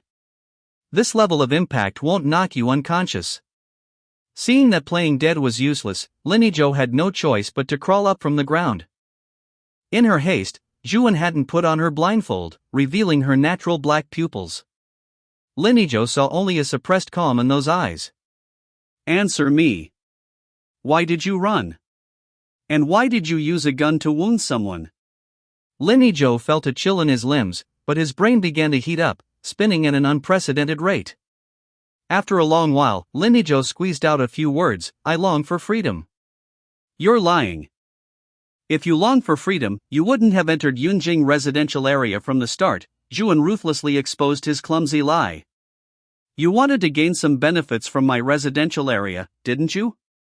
From Lin Yizhou's deliberate act of taking the crystals, Zhuan could tell he was an awakened one. After all, it was common knowledge in the residential area that non-awakened ones could not consume crystals. And you deliberately chose to act tonight because all the crystals will be consumed tomorrow, right? Zhuan had a brain, it was just that she usually spent her time fighting zombies and didn't have many opportunities to use it. It didn't mean she was stupid. Sweat poured down Lin Yizhou's face like rain. Realizing he had been seen through, he immediately knelt on the ground and begged for mercy. I just had a momentary lapse in judgment and made a mistake, sisterin. Please let me go. A smile forced its way onto Zhuan's face as she slowly helped the trembling Lin Yizhou up. Actually, I am a kind person. Also, many people have knelt at my feet and begged me to let them go, but they are all dead. Chapter 60, Self-Doubt. They are all dead. Lin Yizhou was instantly stunned, as if struck by lightning, freezing in place. Zhuan nodded, pondering as she walked, I have killed many people by now, and killing is not something worth being proud of, at least not for me. At first, I killed only for self-preservation. Gradually, I began killing some survivors who had lost their way in order to protect others. To tell the truth, killing does not bring me any pleasure or joy, it only makes me feel regret. The human population is already scarce, yet I am constantly reducing that number. Zhuan walked with firm steps, the sound of her footsteps clearly echoing in Lin Yizhou's mind. Therefore, I have been killing as few people as possible now. If you had applied to leave after joining our Yunjing residential area, I wouldn't blame you, and I would let you go. Xuan spoke as if no one else was around, lost in her own thoughts, before immediately negating this idea herself. No, you concealed the fact that you are an awakened one, you are an ambitious person. I cannot let you go out and harm other survivors. Lin Yizhou's facial expression became increasingly vivid. Then, am I dead or alive? Of course you will die, Xuan said, surprised. I wasn't speaking to you just now. I was speaking to myself. Speaking to my own conscience. The one thing you should not have done, the one unforgivable act, was using a gun to shoot that gatekeeper. Xuan slowly closed her eyes, her tone filled with endless regret.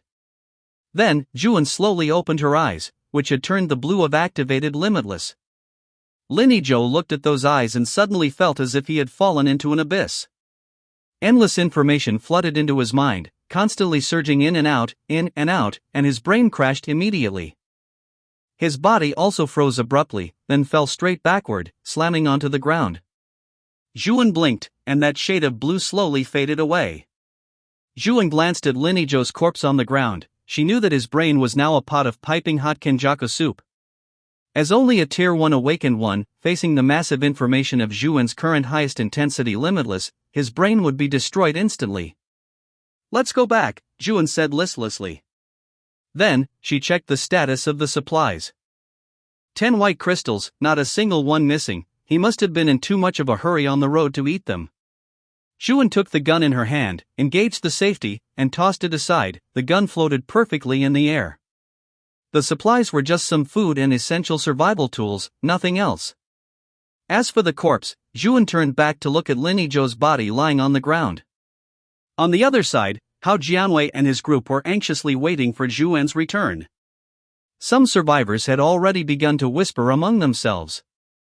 To tell the truth, they did not understand why Lin Yizhou wanted to defect. Xuan's strength was so formidable that she alone could handle the entire Yunjing residential area's security work, and even return twice a day with enough supplies to support the community. Xuan also had no bad character. She was disciplined in going out every day to kill zombies, and she possessed the self-awareness of a leader, letting professionals do professional work without interfering randomly. Xuan had even established contact with the military, with helicopters flying back and forth every day. Xuan did so much alone, yet all she asked of them was to maintain the normal operation of the Yunjing residential area and restore a certain level of production capacity. Without a doubt, following Xuan was the best choice in the apocalypse. Why would anyone want to defect? It was truly something they couldn't fathom no matter how hard they thought about it. As for internal strife? That was impossible. Xuan flew here and drifted there every day, coming and going like the wind. It was obvious she was not in the same league or power level as them, so how could they possibly rebel against her? Even setting aside Xuan, the strength of Tang Yun and Song Xiaoqian, who followed her, along with the armaments Xuan obtained from the military, was enough to suppress everything. No ambitious person would dare to play such a game. Soon, amidst the anxious and speculative gazes of the crowd, Xuan's figure slowly appeared at the end of the road. When Xuan returned before, she would usually have some supplies floating behind her to bring back to the Yunjing residential area. But this time, what was floating behind Xuan was Lin Yizhou's corpse. Xuan's expression was gloomy. Lin Yizhou's corpse slammed directly onto the ground, and what the crowd heard was Xuan's unprecedentedly cold voice. Let the corpse be exposed to the sun for 3 days. If there are any more defectors in the future, they will be dealt with in the same way. The crowd was in an uproar. Xuan's gaze swept over them silently. If there is anyone among you who wants to leave, I will not stop you, but you can only take basic vehicles and food, and you must apply to Hao Jianwei, otherwise, it will be considered defection.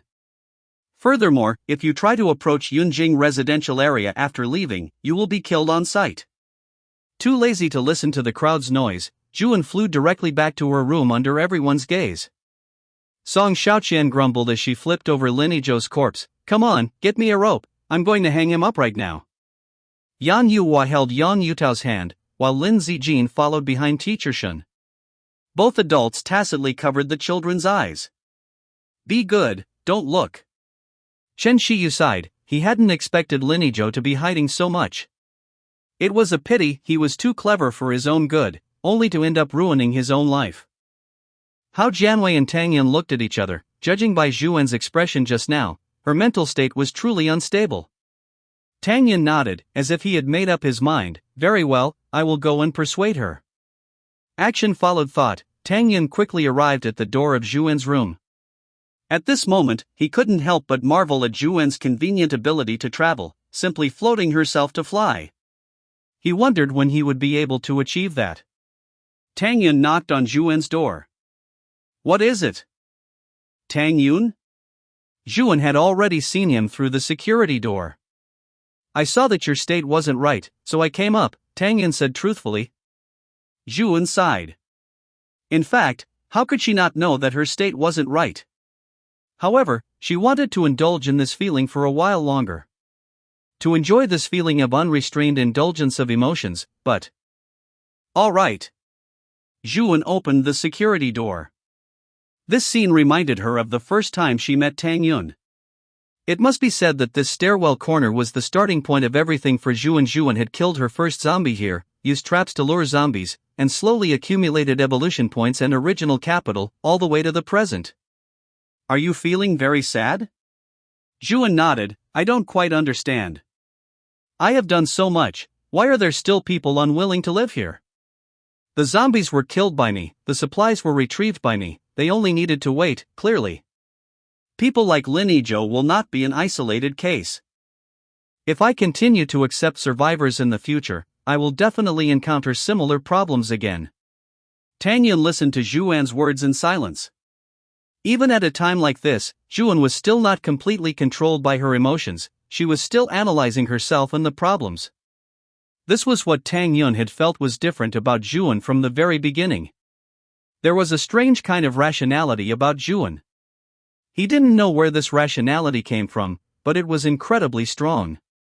Therefore, I am hesitating whether I should continue to recruit new survivors in the future. Zhu Wen finished speaking in one breath and let out a long sigh. Tang Yun knew that Zhu Wen's current train of thought was at a point of walking a tightrope. As long as he blew a gentle breath, Zhu Wen could easily tip toward one extreme, so he asked. Zhu Wen, what was your purpose in founding the shelter at the beginning? Chapter 61, The Road Ahead. Zhu Wen, what was your original purpose for establishing the shelter?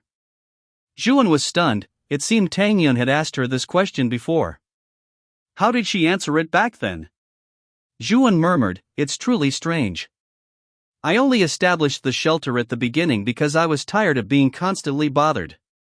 To think that it could make me lose my composure like this now. Tang Yin continued, at the time, you said that because you felt needed by others, you were happy about it. That feeling hasn't changed now, has it? The two walked to the window. The glass that Zhu Wen had shattered at the beginning had long been removed to facilitate her coming and going, allowing them to see the hustle and bustle of the people below. Indeed, these people still need me, Zhu Wen affirmed. Exactly. Tang Yun agreed. Cases like Lin Yizhou are just the minority. The people who truly support you are often silent, Tang Yun said, as if opening up. Zhu Wen, did you know I used to write web novels for a while, so I know this. Those who leave harsh reviews and curse you will leave anyway. Even if you change according to their suggestions, they won't return. Only those who silently follow your novel but rarely speak up are the readers you truly need to win over. A look of realization gradually appeared in Zhu Wen's eyes. Similarly, those who truly need your help often won't get your attention. Don't ignore them because of a few bad apples, Zhu Wen. Indeed, I lost my composure, Zhu Wen let out a long sigh. I assumed that because I sacrificed so much, I could please everyone. That was truly arrogant and lacked common sense. Having figured out the key to the situation, Zhu Wen suddenly felt her thoughts clear, and the world seemed vast. Zhu Wen said softly, I will continue. Continue what? Continue taking in survivors, and restoring production order and civilization. Zhu Wen reached out, the refrigerator door in the living room opened, and 2 cans of cola flew out. Zhu Wen opened one can and handed it to Tang Yun. The fizzing sound of the bubbles was so wonderful and pleasant at this moment. Do you want to drink? Tang Yun took it and took a shallow sip. Zhuan tilted her head back and drank half of it in one go, looking very satisfied. The former is short-term, the latter is long-term, and also my ultimate goal, Zhuan explained. If my prediction is correct, Yunzhou City will become the last bastion of human civilization. Tang Yun was immediately choked by the cola in his mouth, looking a bit disheveled. Zombies are not such simple things, Zhuan shook her head and explained Xiang Haoran's research findings to Tang Yun according to her own understanding. Tang Yun listened, dumbfounded. It seemed that the research on this triple helix gene was truly beyond his scope of thinking. But this was the scientific fact that had been researched. Zhuan analyzed carefully, the number of zombies is 4 times that of humans, and human high-tech weapons, planes, missiles, and other sophisticated things are basically broken. Only some relatively basic thermal weapons remain usable. Given the evolution speed of zombies, I'm afraid that by the time human civilization catches its breath and repairs these high-end, sophisticated weapons, it will be very difficult to threaten zombies that have evolved to the strongest level. Moreover, the evolution speed of zombies is far faster than that of awakened ones. Awakened ones can only obtain improvements through crystals, and they must consume 10 crystals of the same rank. You have to know, the attributes of awakened ones themselves are weaker than zombies of the same level. Furthermore, humans are different from zombies who don't fear death, they have schemes and internal friction.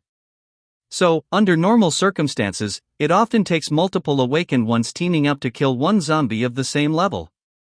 Tang Yun nodded. He thought of himself.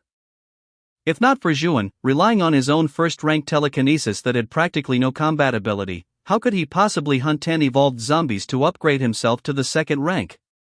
You have to know, there is only one Zhuan even if an awakened one is lucky enough to upgrade to the next level. Another problem arises, awakened ones can only improve by consuming zombie crystals of the same level.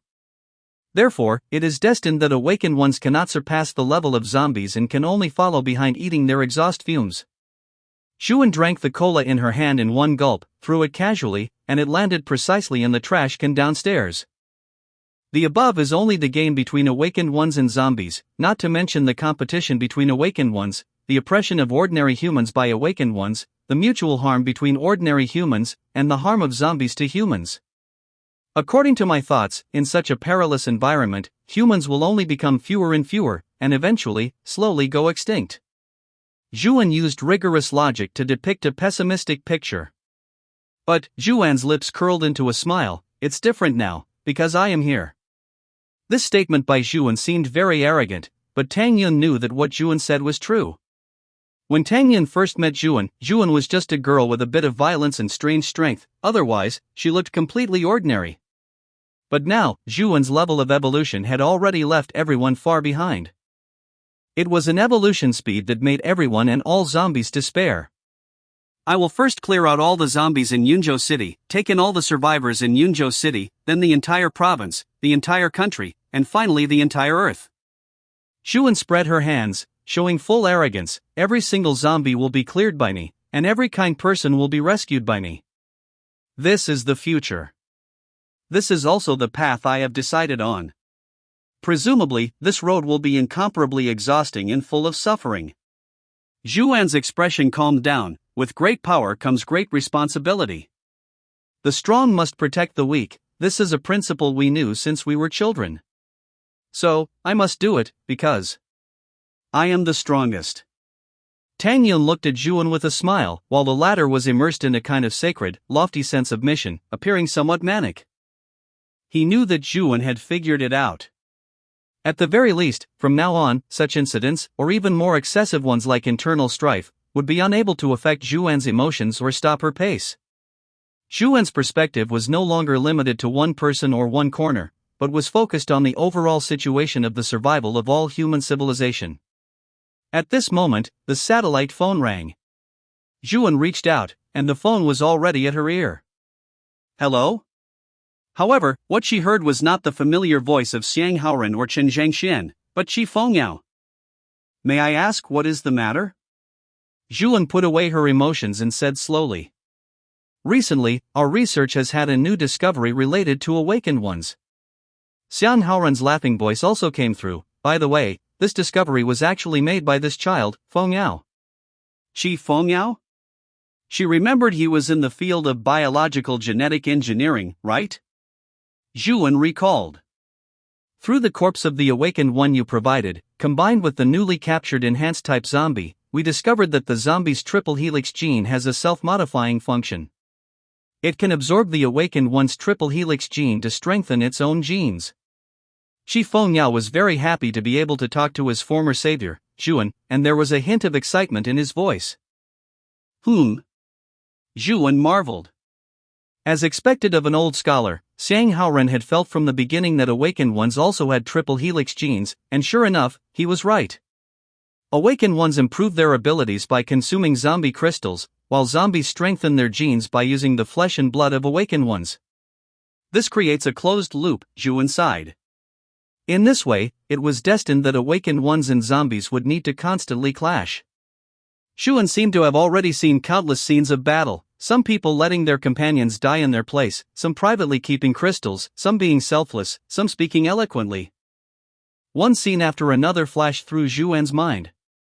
In addition, the triple helix gene in awakened ones will not turn people into zombies, but the triple helix gene in zombies will cause ordinary survivors to experience direct genetic collapse. The reason is currently unknown to us, Shi Fengyao said. What is unknown, science demands rigor. Good. Zhuan nodded. She hadn't expected that in such a short time, Shi Fengyao would have researched so many things. I'm done, bye sisterin. Bye. Zhuan hung up the phone and also waved goodbye to Tang Yun. Lying on the bed, Zhuan opened the panel once again. Constitution, 5500, Transcendent, Spirit, 5430, Transcendent, Agility, 5480, Transcendent, Unlocked Curse Technique, Crimson Blood Manipulation Technique, 100, Mastered, Reverse Curse Technique, 59/100, Proficient, Limitless, 61/100, Proficient, Evolution Point, 0. Unknowingly, she had already killed over 16,000 zombies. One day, the zombies in Yunzhou City would be completely cleared by her. Chapter 62, Weapon Reinforcement Rules. The next morning, the weather was clear and bright, with a gentle breeze blowing. The Yunjing residential area was already filled with a vibrant and peaceful atmosphere. After Zhuan got up and finished washing, she took out a crystal and jumped straight out of the stairwell window, landing steadily on the ground. Zhuan was now like Jackie Chan, she didn't use stairs. She would just jump down to get downstairs, she wouldn't die from the fall anyway. If one were to ask what was the most conspicuous thing in the residential area now, it would be Lin Yizhou's corpse. The corpse had been hung up. Because Song Xiaoqian was afraid that the weight of the corpse would snap its head off after being hoisted, she had tied it up very tightly, making it look quite unsightly. Lin Yizhou was the first person to die from brain overload due to being hit by Limitless. However, in reality, this method of death was not very gruesome, and the corpse would remain quite intact. Thanks to Song Xiaoqian's handling, it was actually quite intimidating. The corpse would be hung for 3 days as a warning. All residents of the residential area could see it. Teacher Shen sighed. Behind him, 2 children were looking at the scene with confusion. Who is that? Is he dead? Yang Yutao asked. It's nothing, you don't need to know about this. We need to start class now, Teacher Shen said, sidestepping the question. Lin Zijin pulled Yang Yutao and dragged him toward the classroom without saying a word. Wang Hong was leisurely pushing Wang Jiqing in his wheelchair for a walk, both of them shook their heads upon seeing the scene. In this apocalypse, there would always be people with ill intentions. For ambitious people, this was the price they had to pay. Wei Ran stroked her belly, now, she could occasionally feel the baby kicking her stomach. Chen Shiyu stood behind her, appearing very concerned. As a pregnant woman with limited mobility, Wei Ran had been meticulously cared for by Chen Shiyu for some time recently. Are you okay? Wei Ran shook her head, her eyes filled with silent tenderness. I'm fine. Right now, I just want this child to be born safely. Fortunately, the people in the residential area understood Zhuan and knew that she was considering everyone's safety, so no so-called ingrates or self-righteous saints jumped out to object. Perhaps they were also afraid of being slashed to death by Zhuan. If they were members of the first batch of the shelter, they would know that when Zhuan established the shelter, she had said from the beginning, she would kill any survivor who did not follow her rules. Zhuan withdrew her gaze from Lin Yizhou's corpse and turned it toward the people in front of her. Standing before her were the three current awakened ones of the residential area, Tang Yun, Song Xiaoqian, and Fang Wenzhou. Now, she was going to reinforce their weapons. First was Tang Yun's weapon, a type of Chinese saber. This type of Chinese saber was the weapon originally collected by Tang Yun's good friend. Looking at Tang Yun's hopeful eyes, she knew that Tang Yun wanted his old friend's belongings to stay with him always. Wait a moment, Zhuan recalled something and turned to look at Song Xiaoqian. Xiaoqian, how many crystals have you consumed so far? Song Xiaoqian felt a bit confused but answered obediently, I'm still one short. It's like this, Zhuan explained. Weapons that absorb too many crystals, just like my crimson blood, cannot be picked up by ordinary people or awakened ones. We don't know the limit of this reinforcement yet. Now, every time I add a crystal, you try to pick it up, until you can no longer lift it. Anyway, you are about to reach the second tier, so your strength will increase then. Song Xiaoqian exclaimed in surprise, she hadn't expected Zhuan to think so meticulously. She hadn't even considered the problem of over-reinforcement. Zhuan shook her head again, no, we still need to find an ordinary person to test it. Then, Zhuan grabbed Tang Yu and explained it to her as well. Then, Song Xiaoqian took out her weapon, a pair of iron gauntlets that looked a bit cumbersome. Zhuan raised an eyebrow and chuckled, this weapon really suited Song Xiaoqian's personality. Wearing these gauntlets, she could rush straight into a horde of zombies and go on a rampage, taking one out with every punch. Anyway, awakened ones would not be infected by the zombies' microfactors, so there were no concerns. Zhuan added one white crystal to each gauntlet and then handed them to Tang Yu.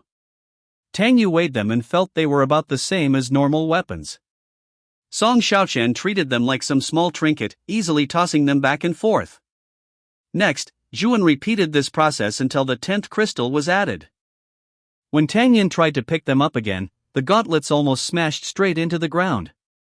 Fortunately, Zhuan caught them, otherwise, it would have surely crushed Tang Yun's fingers into a bloody mess. So heavy, sisterin, I feel like I can't pick them up at all, Tang Yu shared her feelings immediately. Wow! Song Xiaoqian picked up the gauntlets, it doesn't feel so flimsy anymore, I can feel the weight. Zhuan nodded, it seems that 10 white crystals is a key node for reinforcement. It's similar to the awakened ones. Afterward, Zhuan casually tossed over a piece of iron, but this time she directly added a yellow crystal. Then, under everyone's gaze, the iron piece began to vibrate violently and finally shattered into a pile of iron filings. It seems that just like the awakened ones, weapons cannot be reinforced across tiers. Now the reinforcement logic was clear, weapons, like the awakened ones, must follow the white-yellow above crystal reinforcement path, and they all reach a qualitative change at 10 crystals. Weapons can be used across one tier, but not across two. For example, an ordinary person can use a weapon reinforced with 9 white crystals, but not 10. Zhuan calculated the yellow crystals in her hand, after all, enhanced-type zombies were still quite hard to find, and her yellow crystals were not enough to max out all 3 weapons. Then she would just reinforce them to the second tier first. Afterward, Zhuan took Tang Yun's type of Chinese saber and, one by one, slowly added 10 crystals. Fang Wenzhou immediately reached out and handed over his weapon, a short knife about 40 centimeters long. Last night, Fang Wenzhou carefully thought about his ability. After much deliberation, he still felt that a portable short knife suitable for his fast movements was best. Zhuan also added crystals to the short knife one by one. The 3 of them each felt their own weapons. Tang Yun stroked the patterns on the handguard, his eyes filled with satisfaction. Song Xiaoqian put on the gauntlets and threw punches that whistled with power. I've already thought of the name for my knife. Fang Wenzhou carefully examined the knife, looking increasingly fond of it. The name of this knife shall be Collapse. Come on, spar with me. Don't hold back. Song Xiaoqian directly patted Fang Wenzhou's shoulder. The iron gauntlets combined with Song Xiaoqian's bold strength made his shoulder ache a bit. All right. Fang Wenzhou was not to be outdone. The two backed away a few steps, and the people around them consciously formed a circle. Zhuan also watched with interest. Song Xiaoqian didn't waste any words and threw a punch straight toward the center line. She didn't hold back because she knew Zhuan was right there, so no matter what accident happened, neither of them would get hurt. Watching Song Xiaoqian's fist, Fang Wenzhou knew that this blow would not be easy to take, so he immediately activated his ability. The world in his eyes instantly slowed down. Fang Wenzhou dodged the blow by turning sideways, but soon, Song Xiaoqian's next attack followed. Fang Wenzhou briefly activated his ability again. Accustomed to this slow speed, after dodging this punch, he even used the short knife collapse to leverage and parry Song Xiaoqian's fist. Facing Song Xiaoqian's continuous attacks, which were like a mountain-toppling sea, Fang Wenzhou, who had only just become an awakened one, quickly ran out of stamina. Finally, Song Xiaoqian threw a punch straight at Fang Wenzhou's face. If this blow had landed, Fang Wenzhou's head would probably have exploded. Then, the speed of Song Xiaoqian's punch slowly decreased, finally hovering right in front of Fang Wenzhou's nose. Not bad. Zhuan praised. Song Xiaoqian nodded happily and smiled. Zhuan then evaluated Fang Wenzhou. Wenzhou, your physical strength is not enough. I can tell that bullet time consumes a lot of energy from the body. Fang Wenzhou nodded. Indeed, although he could feel his constitution improving every time he consumed a crystal, it still didn't quite match his ability. In fact, if you want to strengthen the aspects you are good at, other aspects cannot be too poor either. For example, for a speed-type zombie to reach the speed of a high-speed-type zombie, 6 seconds per 100 meters, its body structure must be optimized, and its physical strength must be greatly improved, otherwise, a single acceleration could tear itself apart. As for Fang Wenzhou, later on, as his ability becomes stronger and his bullet time lasts longer, his physical fitness must also improve accordingly. Otherwise, it would just turn from 1 second of waiting for death into several seconds of waiting for death. Seeing that everything was done, Zhuan added all the remaining white crystals to the residential area's perimeter wall. Thus, the residential area's business for today was finished. Zhuan stretched, made a call to the base, and told them about the weapon reinforcement rules she had discovered. Oh, so that's how it is. Thank you for informing me, Nissen. After hearing this information, Chen Zhengxian felt very fortunate. We are about to start a major project related to this. According to our test methods, there would definitely have been a weapon that no one could use because it was full with 10 crystals. You've really helped us a lot. A major project? Zhuan keenly sensed something. I can quietly tell Nissen that our base is going to manufacture battle armor. Once the finished products are ready, we will send Nissen a few sets. Zhuan laughed. Then I am very much looking forward to it. Chapter 63, Little Schemes. In another district of Yunzhou City, atop a tall building. Lu Chao peered through the window glass, watching the building where Han Rushuang and the other girl lived. By now, he had completely mapped out the floor they lived on. As for that fat guy? A 200-pound shut-in loser wouldn't pose any threat to him at all. Over these past few days, Lu Chao's manipulation ability had been slowly improving by 1 point every day. Now, he could already control 6 normal zombies. He could even control one of those special zombies while simultaneously controlling a normal zombie. Lu Chao could recognize those special zombies at a glance. Some of their auras made even him feel terrified. If he couldn't control them, he would be killed instantly. However, Lu Chao was completely clueless about how to actually level up his ability. After all, this ability was his capital for surviving in the apocalypse. Having finally broken free from his position as a rich man's dog, he naturally wanted to experience being the master for once. For now, he would start by taking these sisters. Lu Chao thought happily to himself as he put on some protective gear, grabbed a fire axe, and headed downstairs. Upon reaching the ground floor, Lu Chao immediately took control of a strength-type zombie he had spotted from above and a normal zombie. The already unintelligent eyes of these two zombies became even more vacant. Currently, his manipulation ability could only make the zombies refrain from attacking him and make them walk. He didn't yet have the ability to make a zombie accurately bite a specific person. But this was enough. And so, escorted by the two zombies, Lu Chao walked to the bottom of Han Rushuang's building without any danger. Lu Chao closed the building's entrance door and commanded the two zombies to walk ahead of him. The already narrow corridor was now completely filled by the two zombies. There were many dark brown bloodstains in the hallway, evidence of the tragedies that had occurred here. Soon, Lu Chao saw a long-rotted zombie corpse lying in the stairwell. He went up another floor and found another one. A hallway war god? Lu Chao frowned slightly, sensing that something was a bit off. Suddenly, Lu Chao heard a familiar roar. It was a stray zombie. Lu Chao quickly retreated back onto the stairs, bringing the two zombies with him. A normal zombie rapidly charged out from the upstairs corridor, sprinting toward Lu Chao's direction. However, this zombie did not get its wish. Because in front of it, a massive strength-type zombie and a normal zombie were blocking its path firmly.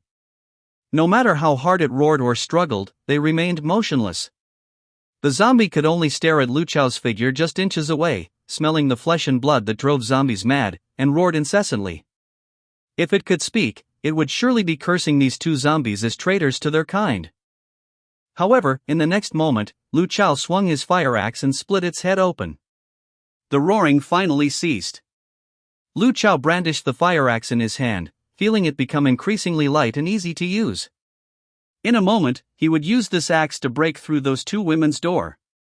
He would see if they valued their lives or something else more. Thinking of this, Lu Chao let out a wicked smile. Soon, Lu Chao reached the floor where the two sisters lived. Facing the numerous rooms in the corridor, Lu Chao did not hesitate. Although he didn't know exactly which room they were in, it was very simple for someone like him who had done bodyguard work to find some clues. He carefully observed the dust on the door handles of every door. If someone had been in or out of a room recently, there would be very little dust on the handle, and faint handprints would be left behind. Lu Chao quickly checked down the line, with the two zombies behind him slowly following. Before long, he stopped in front of Han Rushuang's security door. "Found you," Lu Chao muttered silently in his heart. However, he didn't act rashly. Instead, he checked the remaining rooms to confirm that only one door handle had faint handprints on it. Then, confident of his victory, he knocked on the door. Knock, knock, knock. The crisp sound of knocking quickly alerted Han Rushuang in the living room. Han Rushuang didn't dare be careless and walked directly to the balcony. There, she saw Anyu passionately chatting with Han Xiaoxiao using the whiteboard. Her heart instantly felt like it had fallen into an ice cellar. She pulled Han Xiaoxiao over to the door. "We're in danger." Han Rushuang crouched down, intending to look outside through the peephole, only to find that it had already been blocked by someone.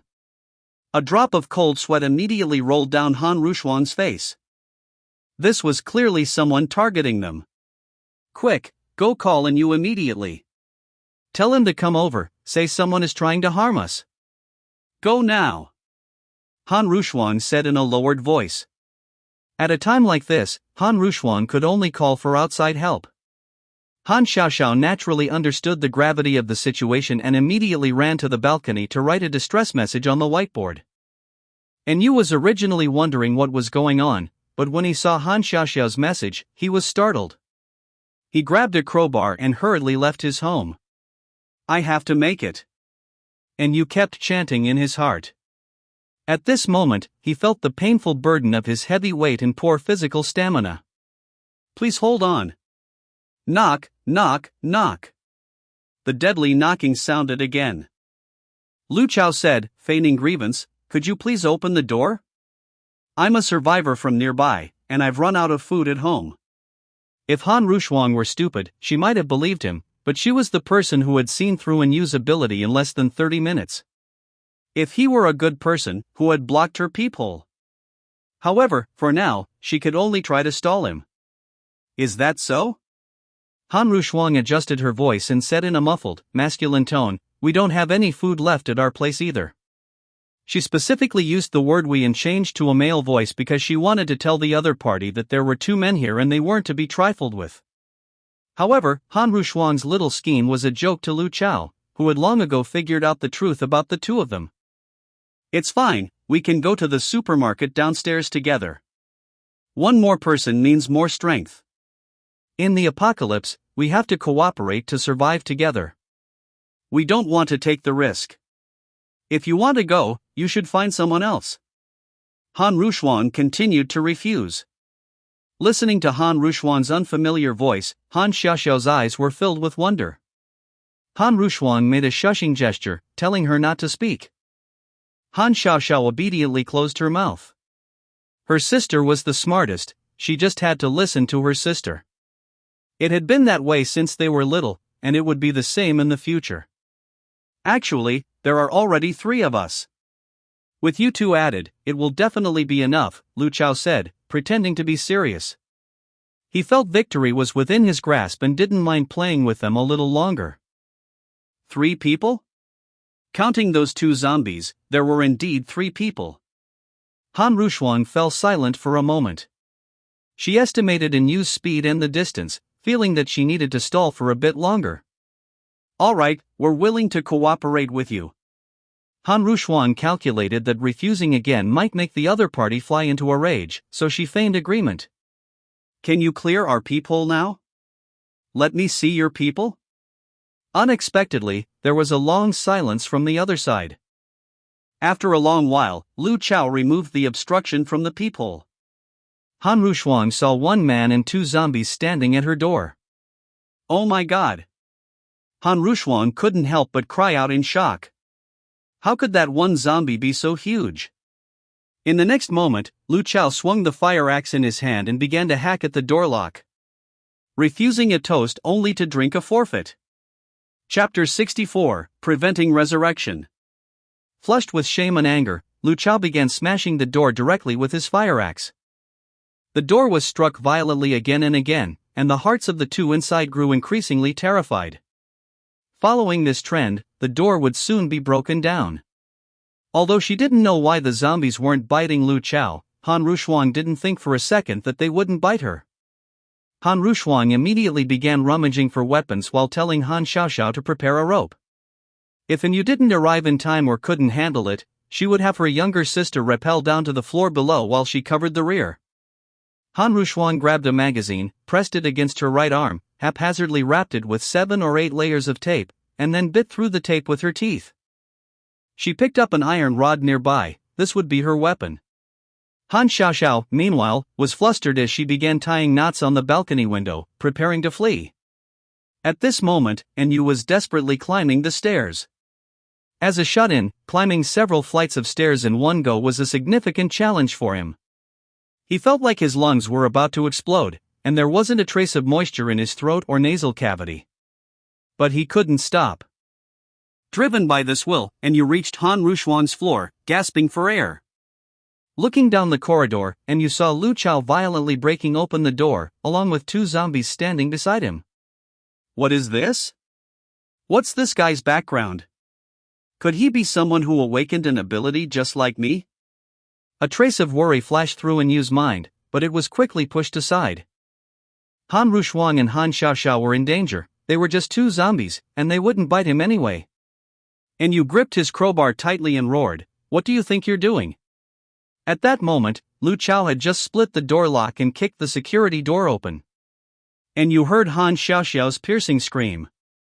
Hearing Enyu's angry shout, a half-smile appeared on Lu Chao's face. He didn't know how this guy got here, did he live nearby? It didn't matter, he would be dead soon anyway.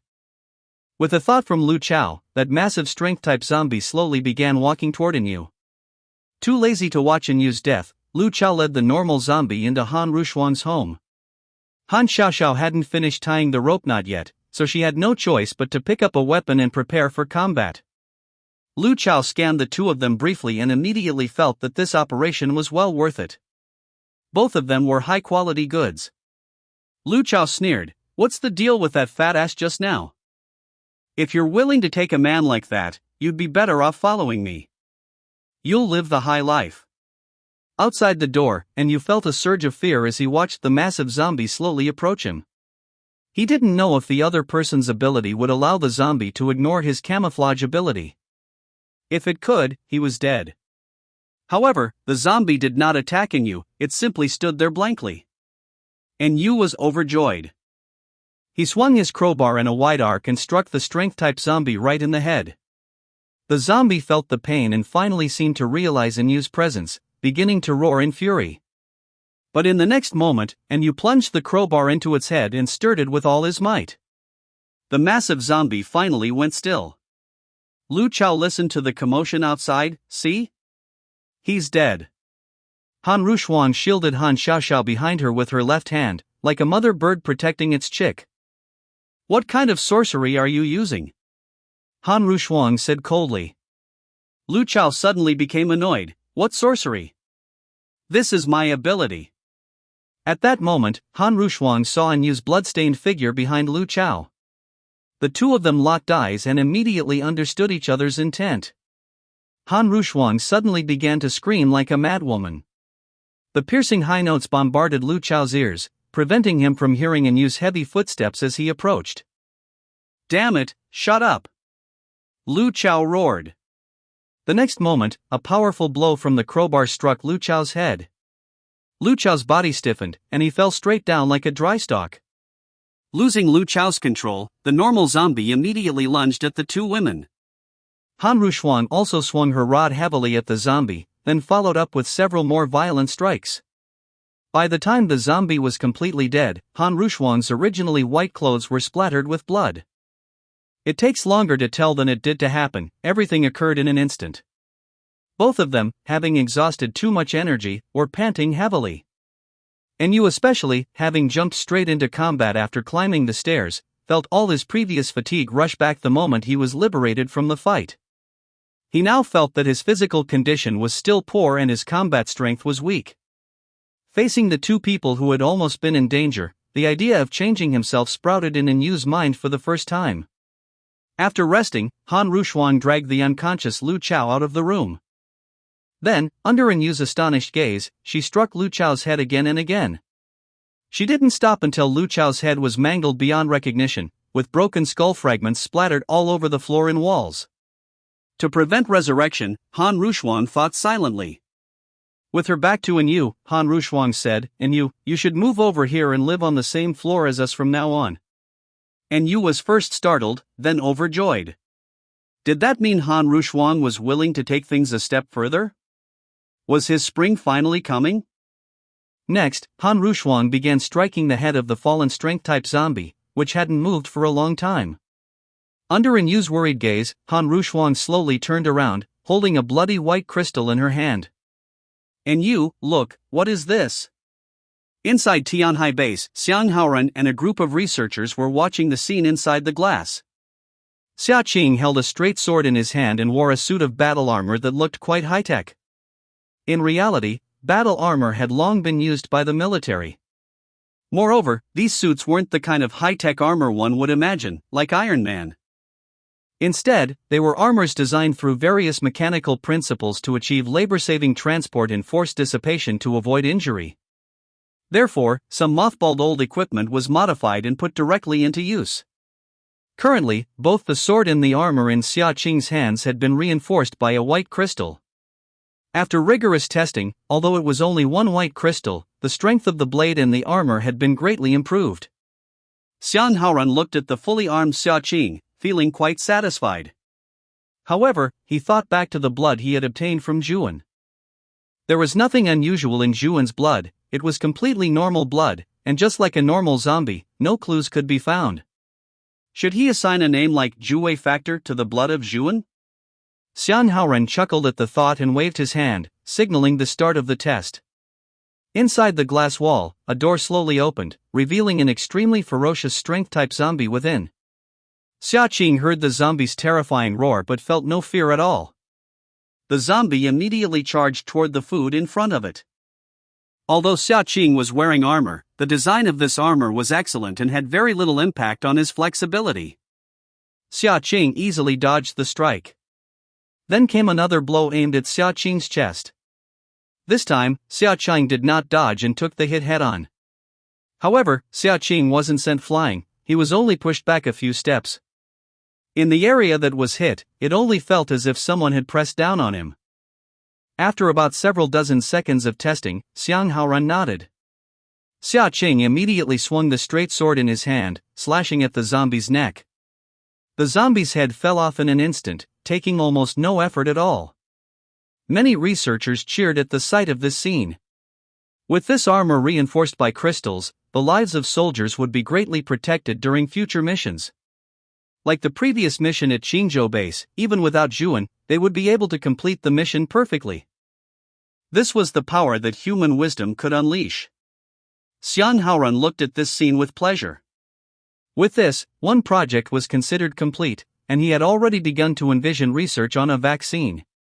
Chapter 65: Calculating Schemes in the Apocalypse. Somewhere in the imperial capital, on top of an office building, Guan Hu sat leisurely in a chair, eating a chicken leg. The other survivors looked at that chicken leg, all wearing expressions of drooling desire. Before the apocalypse, it was just a portable food item costing a few dollars, but now it was a rare delicacy. However, hindered by Guan Hu's tyrannical power, they dared not try to snatch it. After all, Guan Hu was someone who would truly kill. Cui Yiming sat quietly, conserving his energy. He didn't envy Guan Hu's things at all, since he still had plenty of food in his space. He just took out a little bit every day to supplement his intake. The survivors here who didn't go out to kill zombies were basically on minimum rations, just enough to stay alive. Therefore, Cui Yiming didn't dare to eat too much and look glowing with health, for fear of arousing suspicion. After all, his space ability was his greatest trump card. Everyone was in a strange silence when Guan Hu suddenly spoke. After the previous meteor shower, the evolution of the zombies has strengthened significantly. Although the military had no way to contact the public, after the meteor shower, anyone could notice that those special zombies were becoming more and more numerous. Everyone was silent for a moment, not daring to reply. Guan Hu walked to the floor-to-ceiling window, looking at the scattered, somewhat sluggish zombies downstairs. Xian Shu, you take people to kill zombies today. I have a feeling there will be crystals of a new color. Xian Shu frowned. Zombies with new colors should be stronger, right? Can I handle it? Isn't this sending me into the tiger's den? Guan Hu seemed to know what Xian Shu was thinking and continued, if you get a crystal of another color, I will give you one white crystal. If you get 2 white crystals, I will split them with you. Xian Shu was suddenly angry. He was the one leading people to kill the zombies, so why did Guan Hu get the lion's share? And he had to deliberately suppress his progress, ensuring he remained weaker than him forever? But Xian Shu quickly suppressed this anger. It wasn't that Xian Shu hadn't thought about secretly withholding crystals, but Guan Hu had said, if Xian Shu withheld crystals, any surviving survivor could report him to get food. If only Xian Shu returned alive, that would also be suspicious. Unfortunately, Xian Shu was a speed awakened, only fast, with his physical fitness only slightly enhanced, so Xian Shu couldn't overthrow Guan Hu, nor could he go out on his own, because without survivors to act as meat shields for him to kill zombies, he couldn't survive. It was precisely because their awakened abilities were different that Xian Shu was restricted everywhere. Cui Yiming just watched the two's invisible, silent confrontation. Knowing the importance of crystals to the awakened one, he thought for a moment, understood Xian Shu's dilemma, and pondered a way to break the deadlock. Xian Shu was silent for a moment, said nothing else, and just replied, fine. Then he turned around and said to everyone, who wants to come with me to kill zombies? Everyone's eyes were somewhat dull. Who didn't know that going out meant acting as a meat shield? Although there was food if they returned alive, but I'll go. A little boy with a very weak, soft voice raised his hand. They were really too hungry. They could at least have a full meal before setting off. They didn't want to die as starving ghosts. Then, 3 more people raised their hands sporadically. It seemed these people were truly hungry. Cui Yiming stood up and said, I'll go too. Xian Shu nodded, counted the number of people, and said familiarly, go prepare armor and weapons. We'll eat something before we hit the road. It was indeed hitting the road. On the once busy streets of the imperial capital, now one could only see withered scenery and wandering hordes of zombies. 2 vehicles drove slowly along the road. To avoid attracting zombies, they maintained a very low speed and didn't make much noise. Xian Shu drove, and Cui Yiming sat in the passenger seat. In the back seat was the little boy who had spoken first earlier. Xian Shu's gaze was sharp as a torch, sweeping over the wandering zombies one by one. What's your name? Cui Yiming asked the boy in the back curiously. Sun Zhe. Sun Tze answered, looking obedient. I'm Cui Yiming. Qian Shu's expression remained unchanged, but he thought to himself, what's the point of asking? They're going to die anyway. At this moment, he suddenly saw a zombie on the street moving on all fours, with 3 normal zombies nearby, though at a distance. What kind of zombie is this? I haven't seen it before. After all, not everyone was Zhuan, who killed many zombies and had seen many types of zombies. However, it should be a zombie with a white crystal, Qian Shu calculated in his mind and began to park the car. Seeing Qian Shu start to park, Cui Yiming and Sun Tze both felt a tightening in their hearts. The car behind also stopped, and 6 people got out of the cars together. The armor they wore was very crude, almost non-existent. It was likely that since they were all expected to die anyway, giving them good protection would be a waste. Kill the other normal zombies first, and kill that special one last. Qian Shu pulled out his habitual short blade and whispered. The 5 nodded. After all, this was a matter of life and death. Qian Shu accelerated and rushed directly toward the first normal zombie. With Qian Shu's extreme speed, his short blade possessed incomparable impact force. The first zombie had 2/3 of its neck severed by the short blade, and blood sprayed out. This zombie still wanted to pursue, but its remaining flesh and skin couldn't support its head. Its head soon drooped down, sticking to its back, and the corpse fell heavily. Sun Tze said softly, Uncle, can you protect me? I often watch you broadcast the news. Fine, I'll do my best. Facing this seemingly unreasonable request, Cui Yiming just took it as a child being ignorant and saying it for fun. As he said this, the 2 attacked a normal zombie. The other 3 survivors took their weapons to attack another zombie. Just then, the speed-type zombie, having smelled the scent of fresh humans, finally discovered them. It rushed directly toward the other 3 survivors. This speed? Qian Shu saw that this zombie's speed was actually a fraction faster than his own and couldn't help but feel fearful. This was actually a speed-evolved zombie. The zombies killed before had been slow, but this one, if they didn't stop it, he wouldn't be able to run away either. The 3 were still attacking that zombie, out of a desire to live. Even though that zombie had long been beaten to death by their chaotic strikes, they kept attacking. The next moment, a blood-stained hand reached out from within one survivor's chest. Ah! Another survivor screamed wildly. Subsequently, his neck was instantly bitten off. The last remaining survivor had long since been scared out of his wits, his legs simply refusing to obey, and in an instant, he too departed to the western heaven. In just a few breaths, the 3 survivors were all killed. A bunch of trash. Qian Shu cursed, accelerating his speed. This zombie wasn't in a hurry to eat, but instead rushed toward the direction of Cui Yiming and Sun Tze, as if Sun Tze was its next target. Uncle, save me! Sun Tze revealed an extremely terrified expression and hid directly behind Cui Yiming. Immediately after, he kicked Cui Yiming's knee joint hard and shoved him. Cui Yiming's pupils instantly constricted, and he felt a sense of humiliation at being betrayed. He actually wanted to feed me to the zombie to save his own life. After all, if he died, Qian Shu would definitely have to protect him to survive. This was the apocalypse, full of schemes and betrayal, Cui Yiming realized in his heart. The speed-type zombie had already rushed over at an extremely fast speed. Taking advantage of the force from being kicked, Cui Yiming rolled to the side. And this speed-type zombie didn't turn in time, still rushing straight toward Sun Tze. In Sun Tze's desperate eyes, the speed-type zombie's hand passed through his young, tender chest. The next moment, Qian Shu's short blade stabbed into the back of the speed-type zombie's head. The speed-type zombie let out a roar, and together with the pierced Sun Tze, fell to the ground.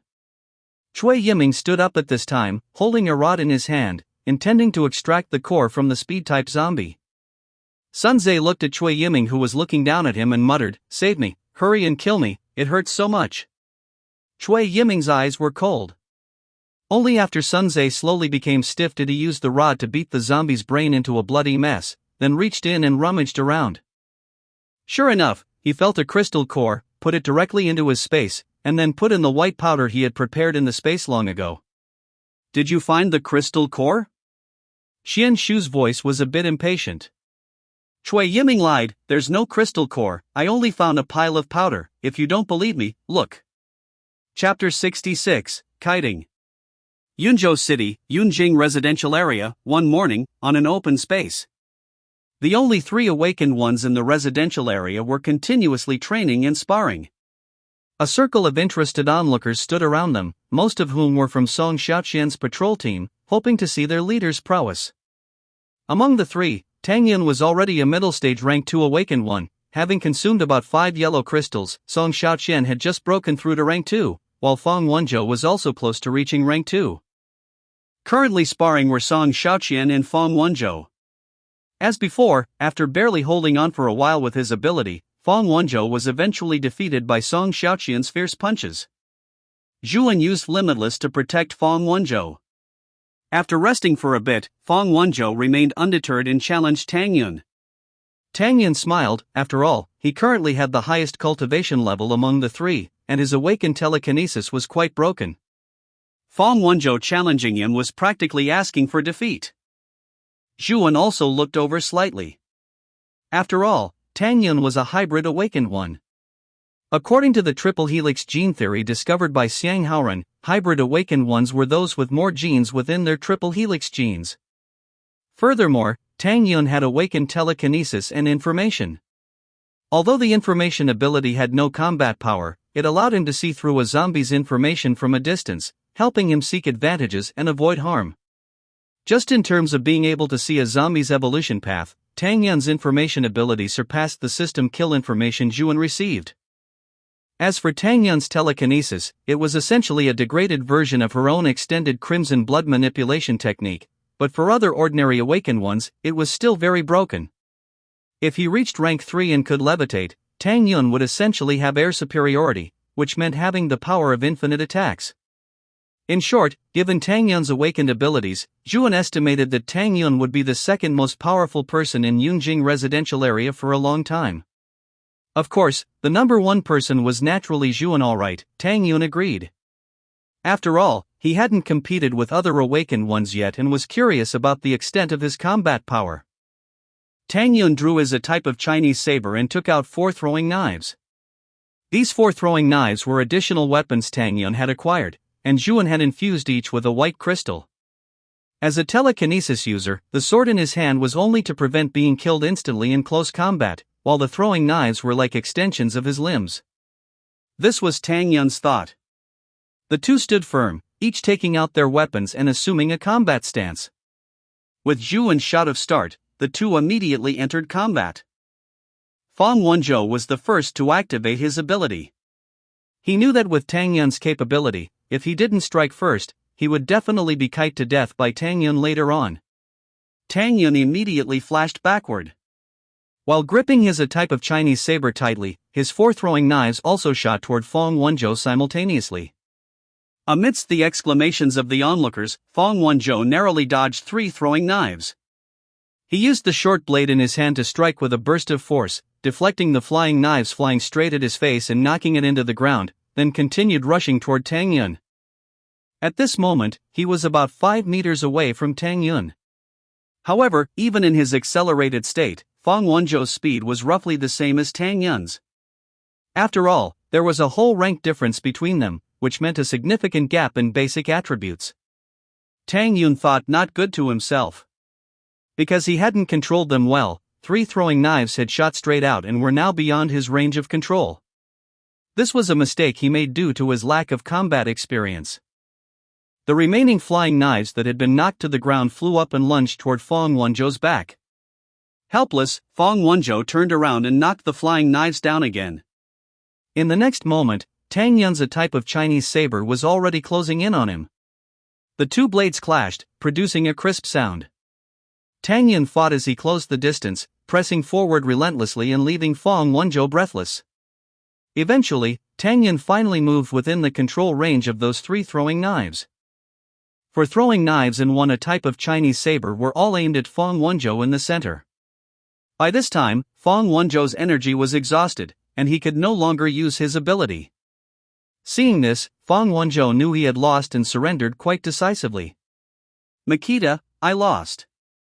Faced with this brilliant battle, the onlookers burst into applause, which for a moment was like thunder.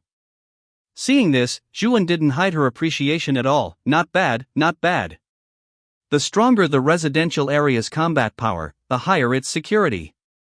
Not to mention with her around, Fang Wenzhou and the others would never lack crystals. Zhuan estimated that in the future, Fang Wenzhou and the others would be at least 1 or 2 major ranks ahead of the awakened ones outside. This way, even if there were ill-intentioned awakened ones outside, they wouldn't pose any threat. Zhuan said, practice hard. Once you all reach rank 3, I'll take you out to kill zombies and see your coordination.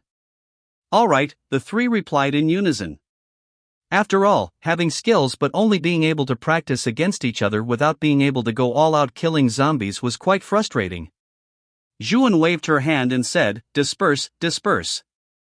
Everyone go about your business. I'm leaving too.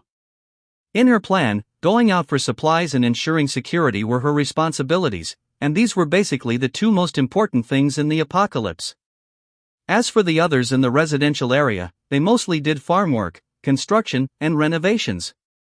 Most of the open spaces in the residential area had been planted with vegetables, just waiting to be harvested, and some machinery had been modified to serve its purpose. In short, there could be no idle people in the residential area. They weren't here on vacation to be served like lords. This was Zhu An's philosophy. With these thoughts in mind, Zhuan headed out to kill zombies. Time to start today's shift. An apocalyptic office worker.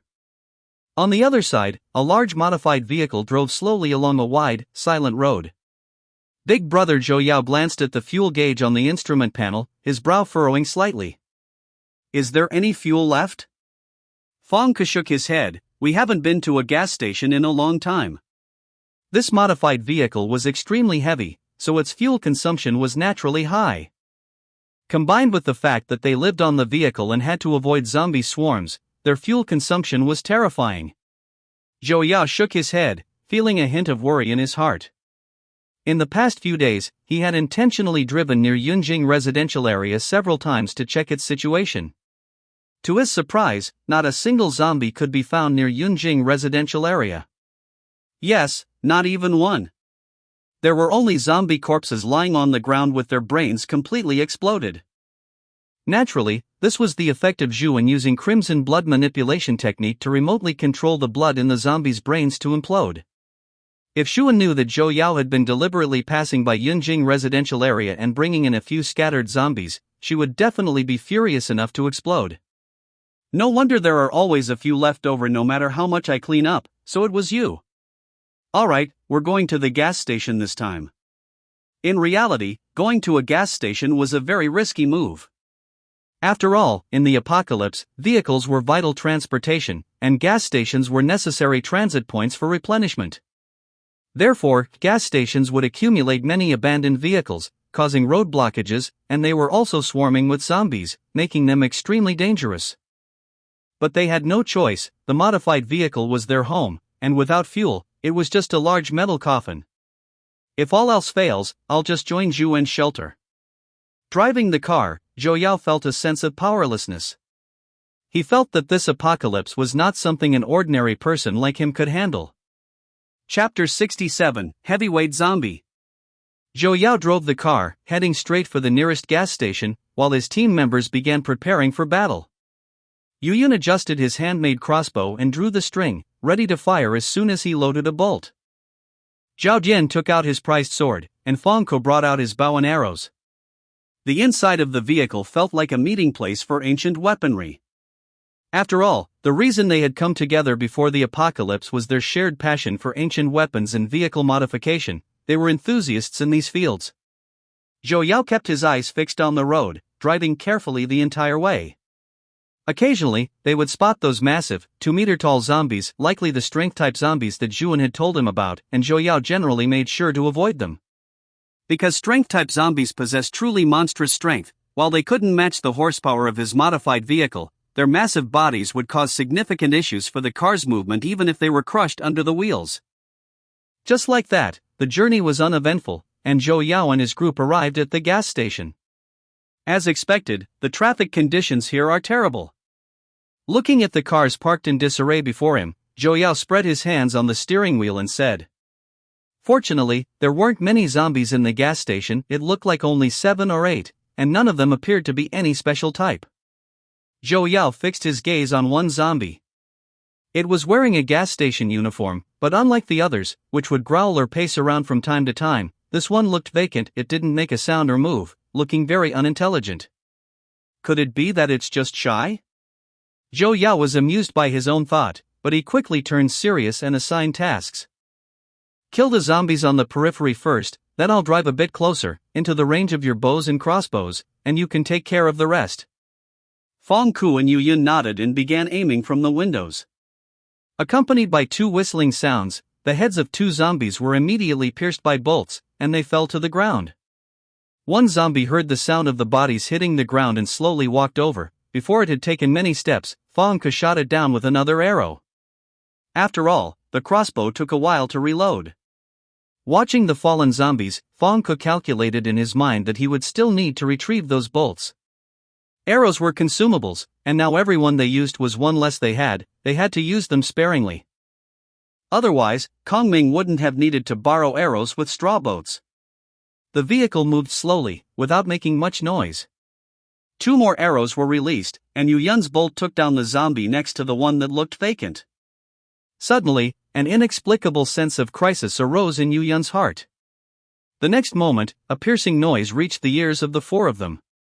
All 4 of them felt a bit uncomfortable and nauseous. And this was while they were inside the car, dozens of meters away. It was hard to imagine the impact their ears would have suffered at close range. It's that zombie. Shoot it! Zhou Yao shouted, pointing at the zombie wearing the gas station uniform. Fang Ku immediately drew his bow and fired, but in his haste, his aim was poor, and Yu Yun was busy reloading in a panic. Feeling the slight vibration of the car body, alarm bells rang in Zhao Dian's heart. Something's wrong. Our car is moving? The ground is moving. Zhou Yao and the others leaned out of the car windows, hearing the roars and running sounds of zombies growing louder from the distance. They even saw a few zombies shatter glass and leap down from the high-rise buildings. Get your heads back in! Zhou Yao cursed, immediately closing the windows and starting the vehicle. The road ahead was already blocked by cars, so, helpless, Zhou Yao could only slowly turn around. When he finally managed to turn around, what met Zhou Yao's eyes were 2 extremely massive zombies, followed by a vast, surging zombie horde of about several hundred, rapidly closing in. The 2 zombies were about 2.4 meters tall, and the veins on their faces were almost clearly visible to Zhou Yao, bringing a tremendous sense of threat to him. Zhou Yao immediately slammed on the accelerator. He could only trust in the tonnage and horsepower of his modified vehicle now. After all, the giant zombies from before hadn't been able to stop his modified car. But next, a scene that left him in disbelief occurred. Even though he was slamming on the accelerator, his car was just spinning wildly in place. He saw the 2 giant zombies with angry eyes, using their hands to firmly hold back the front of his car, roaring at him while they did so. Zhou Yao's heart instantly turned cold. As the person who had modified this car, he knew clearly that his vehicle weighed over 10 tons and had immense horsepower, so if it could be blocked like this, all other attack methods would be futile. The zombie horde was getting closer and closer. He guessed that soon his iron coffin would be smashed, and they would all be eaten by the zombies. Yu Yun's eyes were dim. Could it be that his group was going to die here today? Under the zombie crisis, monsters had evolved after all. Was there any way for ordinary people to survive? Damn it! Fang Ku snatched the crossbow from Yu Yun, rolled down the window, leaned half his body out, and pulled the trigger at the giant zombie's head. However, the bolt only stuck shallowly into the giant zombie's skin, causing no substantial damage at all, and instead, it enraged the zombie. The zombie immediately punched the front windshield. Zhou Yao's eyelids twitched uncontrollably. He saw that the bulletproof glass already had slight cracks. Was he really going to die? Zhou Yao thought pessimistically. The next moment, a violent whistling sound reached the ears of the 4 of them. Subsequently, in the 4's disbelieving eyes, a sky full of blood erupted, and the sounds of exploding flesh rose one after another, endless to the ear. The world suddenly turned blood red, and severed limbs, broken arms, and red and white viscera were scattered all over the ground. In the air, a graceful figure slowly descended. This person was dressed in simple black and white clothing, with a white cloth covering their eyes, their dark hair fluttering in the wind, and a sharp tang sword silently suspended behind them. Quiet and mysterious, detached and ethereal, impossible to look at directly. The four of them were momentarily blank-minded, forgetting how to think. The zombie horde that had been surging just moments ago, in the blink of an eye, had all been wiped out? Is this Juan? Zhou Yao looked at the somewhat familiar figure, whispering in disbelief. After all, it had been quite a long time since they had met Juan. Back then, Juan could only control a tiny amount of blood beads at close range to use as bullets. Although very strong, it was nothing like the godlike, demonic performance of today. Zhou Yao looked at the two giant zombies. The two zombies were already unable to move, and he could only see the endless anger in their eyes. Zhou Yao turned his head again to look at the screaming zombie. He saw that although that zombie was still alive, its mouth was tightly shut, unable to make a single sound. How on earth was this done?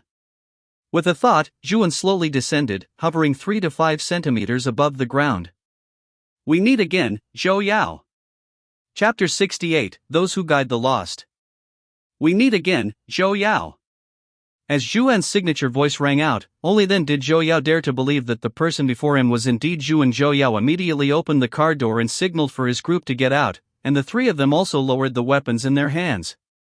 As for the two giant zombies in front of the car door, couldn't they see that they were completely unable to move? There was no danger at all. The four soon arrived in front of Juan, and seeing the immense changes in her, they were all extremely astonished. Yuyun asked with concern, "Missin, your eyes?" Juan smiled faintly. "It's nothing, I can see, but due to certain reasons, I cannot reveal my eyes."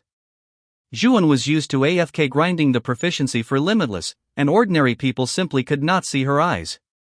Of course, explaining it would sound a bit incredible, so it was better not to explain in detail. Zhou Yao nodded silently. After all, from the very beginning when they first came into contact with Missin, she had already displayed abilities far beyond those of an ordinary person. When faced with things he didn't understand, it was best to ask less and listen more. I heard the scream of a screaming-type zombie nearby and came over immediately. I didn't expect it to be you guys. Screaming-type zombies were usually dull, and if they weren't disturbed by a survivor, they wouldn't scream to attract other zombies at all. So, it was certain that some survivors were in danger. Screaming type? Zhou Yao keenly picked up on the keyword. That's my own personal naming method. Juan nodded and described all the special zombies she knew about. Among evolved zombies, there are strength type, defense type, speed type, screaming type, and toxin type. Among enhanced type zombies, there are tentacle type, hyperspeed type, and psionic type. As for the two zombies blocking Zhou Yao's car, Juan estimated that they were likely a new type of enhanced type zombie, and it was for this reason that she didn't kill them immediately. To Juan, these new types of zombies were like a max-level character in a game who already had maxed out combat power and one-shot whatever monster they encountered, discovering a new type of monster while doing dailies. Juan would attack them to test their mechanics, and once she understood them completely, she would kill them in one blow. Hearing Juan's description, the four felt increasingly afraid. After all, they had been racing down the main roads in their car every day, and it was truly lucky that they had managed to survive until now. After finishing, Juan didn't speak again. Zhou Yao asked again, "Is Missin still clearing out zombies and rescuing survivors?" Juan smiled slightly and nodded. "It's just something within my power to do, it's not worth mentioning. I remember receiving a message on the radio before, saying that a certain bank was also taking in survivors?"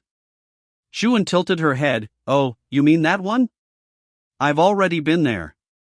The manager inside was an awakened one who was recruiting survivors just to have them kill zombies to get crystals for him. "I've already killed him, and as for the survivors, they have also been rescued by me." Awakened one? Seeing the four of them looking confused, Juan helplessly explained the concept of an awakened one to them again. At the end of her explanation, she remarked, "Not knowing so many things, it's really a coincidence that you've managed to survive until now." The four of them immediately broke out in a cold sweat. At this moment, Zhou Yao, who had been silent for a long time, spoke up. "Missin, we want to join Yungjing residential area. We are willing to work, and we have our own skills. We want to work for the residential area." When Zhou Yao said this, he felt a bit nervous inside. After all, previously, Zhuan had intentionally or unintentionally tried to recruit him, but at the time, he felt that he could make it on his own, that he could get by in the apocalypse, and he didn't want to work as a subordinate in Zhuan's residential area. But now, the evolution speed of zombies was getting faster and faster, and the types of evolutions were becoming more numerous. Without an awakened one and without heavy weapons, in this crazy apocalypse, their living space would only get smaller and smaller, until they eventually had nowhere to stand. If they wanted to survive, they had no choice but to rely on Zhuan. This feeling reminded Zhou Yao of when he was young, disregarding his family's advice and passionately venturing into business, only to end up battered and bruised and forced to seek his family's help. But his family wouldn't care about what happened before, they would just smile happily and say, "It's okay, as long as you're safe, that's all that matters. As long as you're here, everything is here. You may." Yunjing residential area always welcomes every kind-hearted survivor. Listening to Zhuan's calm and gentle words, Zhou Yao, a dignified middle-aged man, nearly burst into tears. "Thank you, Missin." 1,000 words just converged into these 6 characters. "Are you going back directly, or are you coming back with me?" "I still need to stay outside for a while," Zhuan asked. She didn't care at all about the fact that she had invited Zhou Yao before and he hadn't agreed. In her view, these things didn't count as an offense at all. As long as they weren't people trying to target her or her forces, or people who were utterly evil, Zhuan treated everyone equally. After that conversation, her perception of her own position had changed. When she was an ordinary person, she used to think that when the sky fell, the tall ones would hold it up, and she didn't need to worry at all, but now, she was one of those tall ones. Moreover, it was foreseeable that she would also become the tallest individual in this world. Constantly killing zombies to gain evolution points not only improved her own abilities but also made the city safer. Constantly recruiting survivors preserved the morality and civilization of humanity from before the apocalypse. Those who guide the lost all walk this path. This is what Zhuan is doing now. We'd better follow Missin first. Just kidding, having just experienced such a zombie horde, Zhou Yao already had a bit of PTSD and didn't dare to drive on the road at all. "Alright," Zhuan said, "you have your own car, so I don't need to find one for you. You go do your own thing first, I'll test these 2 zombies." The 4 acknowledged and returned to their car. Zhou Yao drove the car into the gas station, and Yu Yin got out, ignoring the gaze of the screaming-type zombie that was being controlled by Zhuan, and started to refuel the car. Fill it up more, otherwise they wouldn't even be able to drive to Yunjing residential area before the car died. Zhuan released the control of one giant zombie, and this zombie immediately rushed towards Zhuan, slapping down heavily towards her. Zhuan deactivated Limitless and lightly blocked the blow with her hand. This blow was equivalent to her own constitution of about 70 points. It seemed to be an enhanced type zombie in the strength direction, Zhuan calculated in her mind. Zhuan took a few more hits from this zombie, and after confirming it had no other abilities, she directly caused the blood inside the zombie's brain to implode. Killed enhanced type heavyweight zombie, evolution point plus 10. "Alright, next one," Zhuan muttered to herself, and the other giant zombie was also released from control, wobbling towards Zhuan. Zhuan frowned, feeling that it was walking too slowly, so she flew directly in front of it. Controlling her strength, she punched it in the waist. The zombie immediately stumbled back several steps. Zhuan savored the feeling just now, this soft, squishy feeling. She couldn't be wrong, it was a defense-type zombie. However, this zombie was clearly more highly evolved, its physiological structure for dissipating force was more sophisticated, and behind the soft tissue, there was a highly hardened bone structure used to protect its core. I'm afraid even a strength awakened of the same rank wouldn't be able to break its defense. To kill it, one would have to rely on large-caliber heavy weapons or a strong awakened one of the same rank. Without attempting anything more, Zhuan also directly killed this zombie. Killed enhanced type resistance type zombie, evolution point plus 10. At this time, Zhou Yao also walked over and asked, "Missin, aren't you going to kill that zombie?" He pointed his finger at the dull screaming type zombie. Zhuan smiled mysteriously, "No rush to kill it, you'll know in a moment, it has a great use." Chapter 69, Scream for Sister. Great use?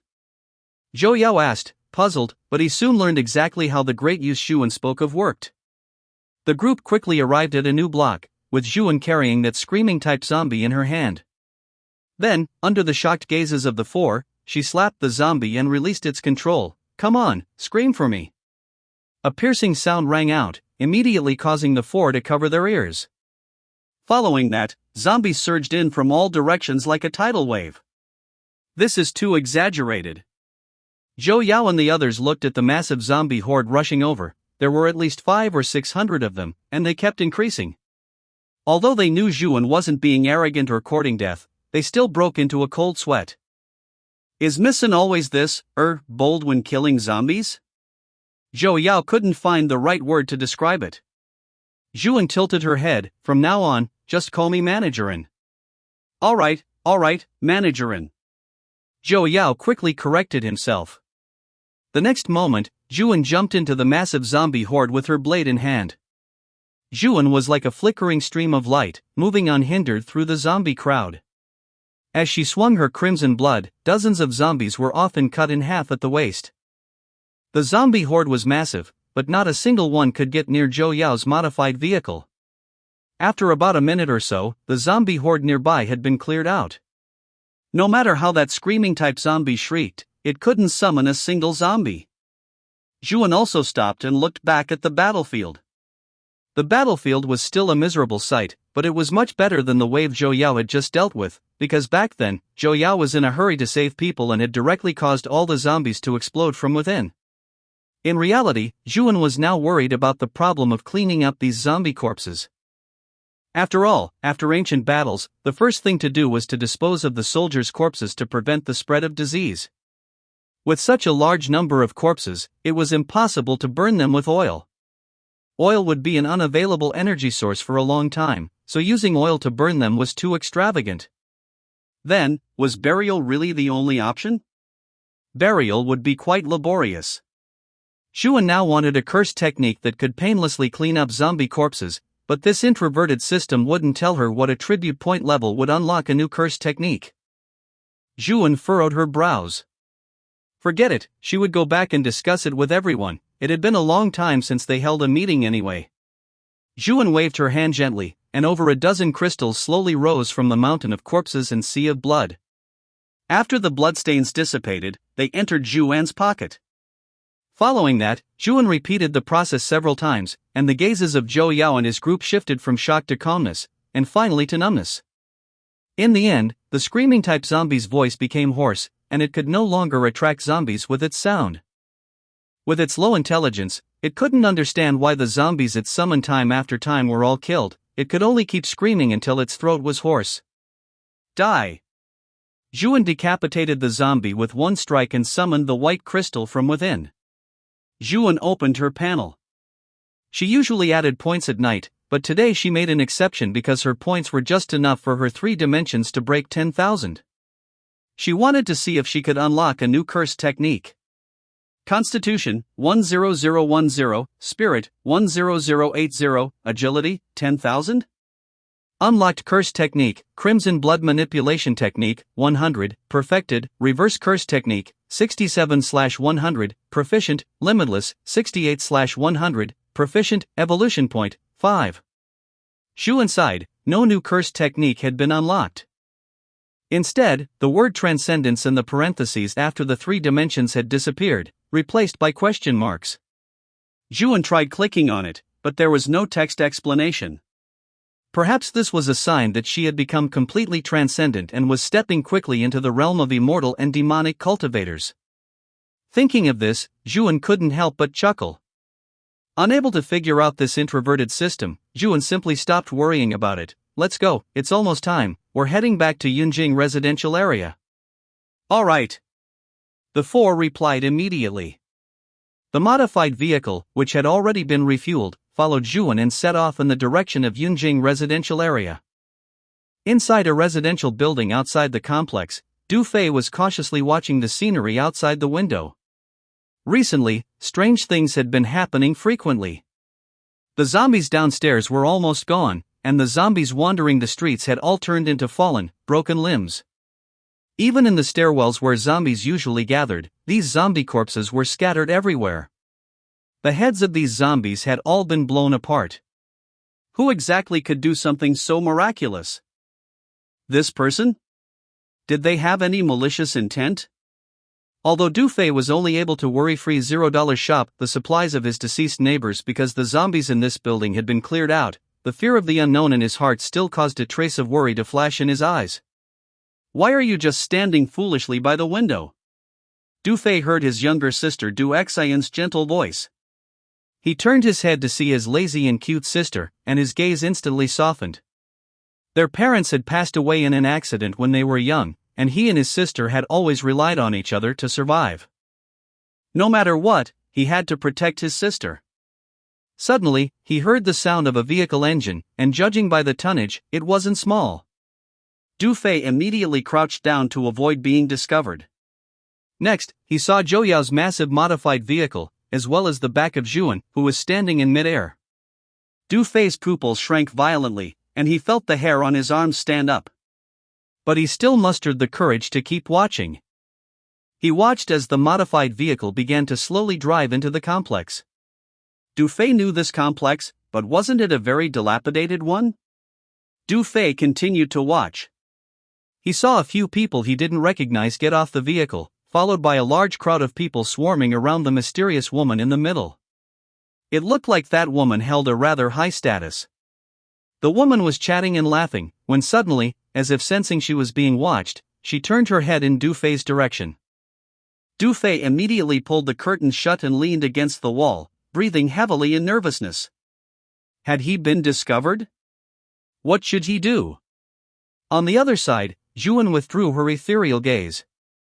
Although she had long since stopped using her eyes to see, relying instead on a 360-degree spirit detection perspective. She was still in the habit of mimicking normal people by turning her head to shift her perspective. Sisterin? What's wrong? Song Xiaoqian asked. Zhuan smiled and shook her head. It's nothing, I just remembered there are still some other people. Song Xiaoqian was left shaking her head at Zhuan's riddle, not knowing what she meant.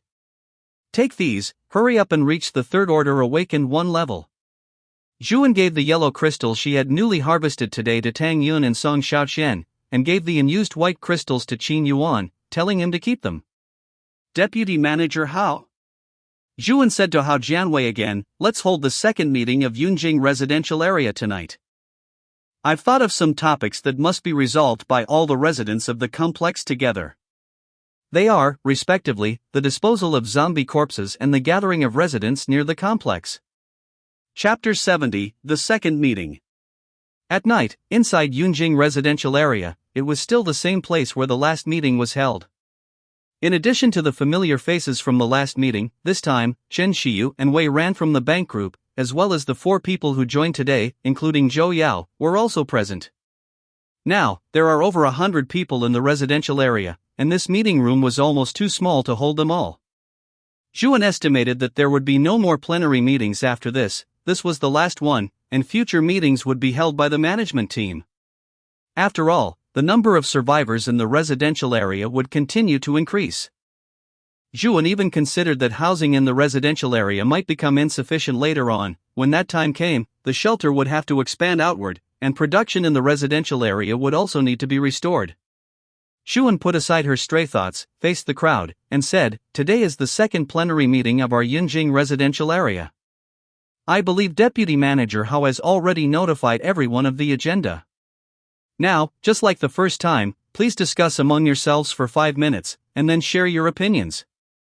The meeting venue suddenly became bustling, with various arguments and points of view emerging one after another. Watching some people arguing until they were red in the face, Zhuan couldn't help but smile slightly. This also showed that these people were thinking about the future of the shelter and contributing their own ideas. Right now, Zhuan's idea was to gradually delegate power to these people and deliberately make them work, even having them do things that she herself could do very easily. She couldn't let them be idle. Idleness easily breeds trouble. She didn't want the incident with Lin Yizhou to happen again. Moreover, she was also very busy. She had to go out every day to kill zombies, gain evolution points, get stronger, and then kill more zombies, repeating this cycle infinitely to end the apocalypse. She wasn't going to spend every day babysitting the survivors in the shelter. Soon, time was up, and it was time to share opinions. Does anyone have any ideas on how to clear away the zombie corpses? Song Xiaoqian stood up and said, "Personally, I still think burying them in the ground is better. It's easier to implement and also more economical than cremation or burning them with oil." The people around Song Xiaoqian nodded. Don't you see, in ancient times, the method of burying surrendered soldiers alive was just like this, simple and practical. Some unscrupulous generals would even make the surrendered soldiers dig their own pits and lie in them. However, someone spoke up in opposition. According to what Managerin said, there are at least 20,000 zombie corpses to clean up, and there will be more in the future. Can we handle this amount of work? There are only a little over 100 people in our residential area, and the labor force capable of working is even smaller. No one doubted the number Zhuan stated. After all, everyone had witnessed Zhuan's strength with their own eyes. This person continued, "Besides, land in Yunzhou is worth its weight in gold. Where would we find an open space large enough to dig such a huge pit? It's all foundations and concrete ground." As soon as these words were spoken, the people around also began to ponder slightly. Could it be? Is this not feasible either? It is feasible, Zhuan said softly. Suddenly, everything went quiet, and everyone looked at Zhuan in silence. Zhuan continued, "I can uproot buildings and dig pits. It's too slow to leave this kind of work for you to do, I'll do it myself." Since Zhuan had declared it feasible, the others no longer discussed its viability. After all, if Zhuan said she could do it, she would definitely be able to do it. After discussing a bit more and confirming the specific task assignments, the meeting moved on to the second agenda item, the gathering of residents near the residential area. In fact, regarding the residents near the residential area, Zhuan had already had an idea for a long time. After all, when Zhuan killed the zombies in the buildings, the entire structure of the buildings and the presence of life were as clear as fire to her. However, Zhuan did not go knocking on doors one by one to ask if they wanted to come to her shelter in the residential area. Are you kidding? Was Zhuan some kind of door-to-door salesman? It would be better to spend that time killing a few more batches of zombies. Moreover, she had already killed all the zombies. Anyone with even a little bit of sense, who knew to hide from thunder on rainy days and eat when hungry, should be able to survive. As for now, considering the expansion of the residential area, she would definitely have interactions with these survivors in the future. Instead of having conflicts later, it would be better to start absorbing them now. As long as they were normal people, they would choose to join the safer Yunjing residential area. Qin Yuan pondered slightly, "Managerin, I still believe we should absorb those survivors. Our residential area is currently not lacking in supplies or housing." As the leader of the logistics group, he was very clear that the supplies in the residential area were currently very abundant, even largely excessive.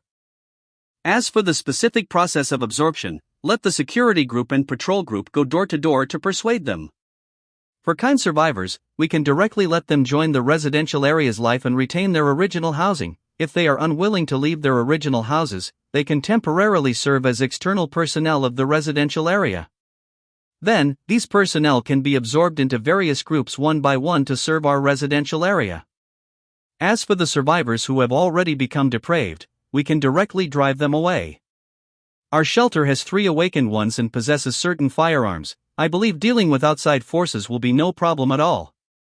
Qin Yuan seemed to have thought deeply, his logic was not chaotic at all, and he spoke eloquently. As for the supplies inside the houses outside, they will also be managed by the logistics group in a unified manner. Zhuan nodded with satisfaction.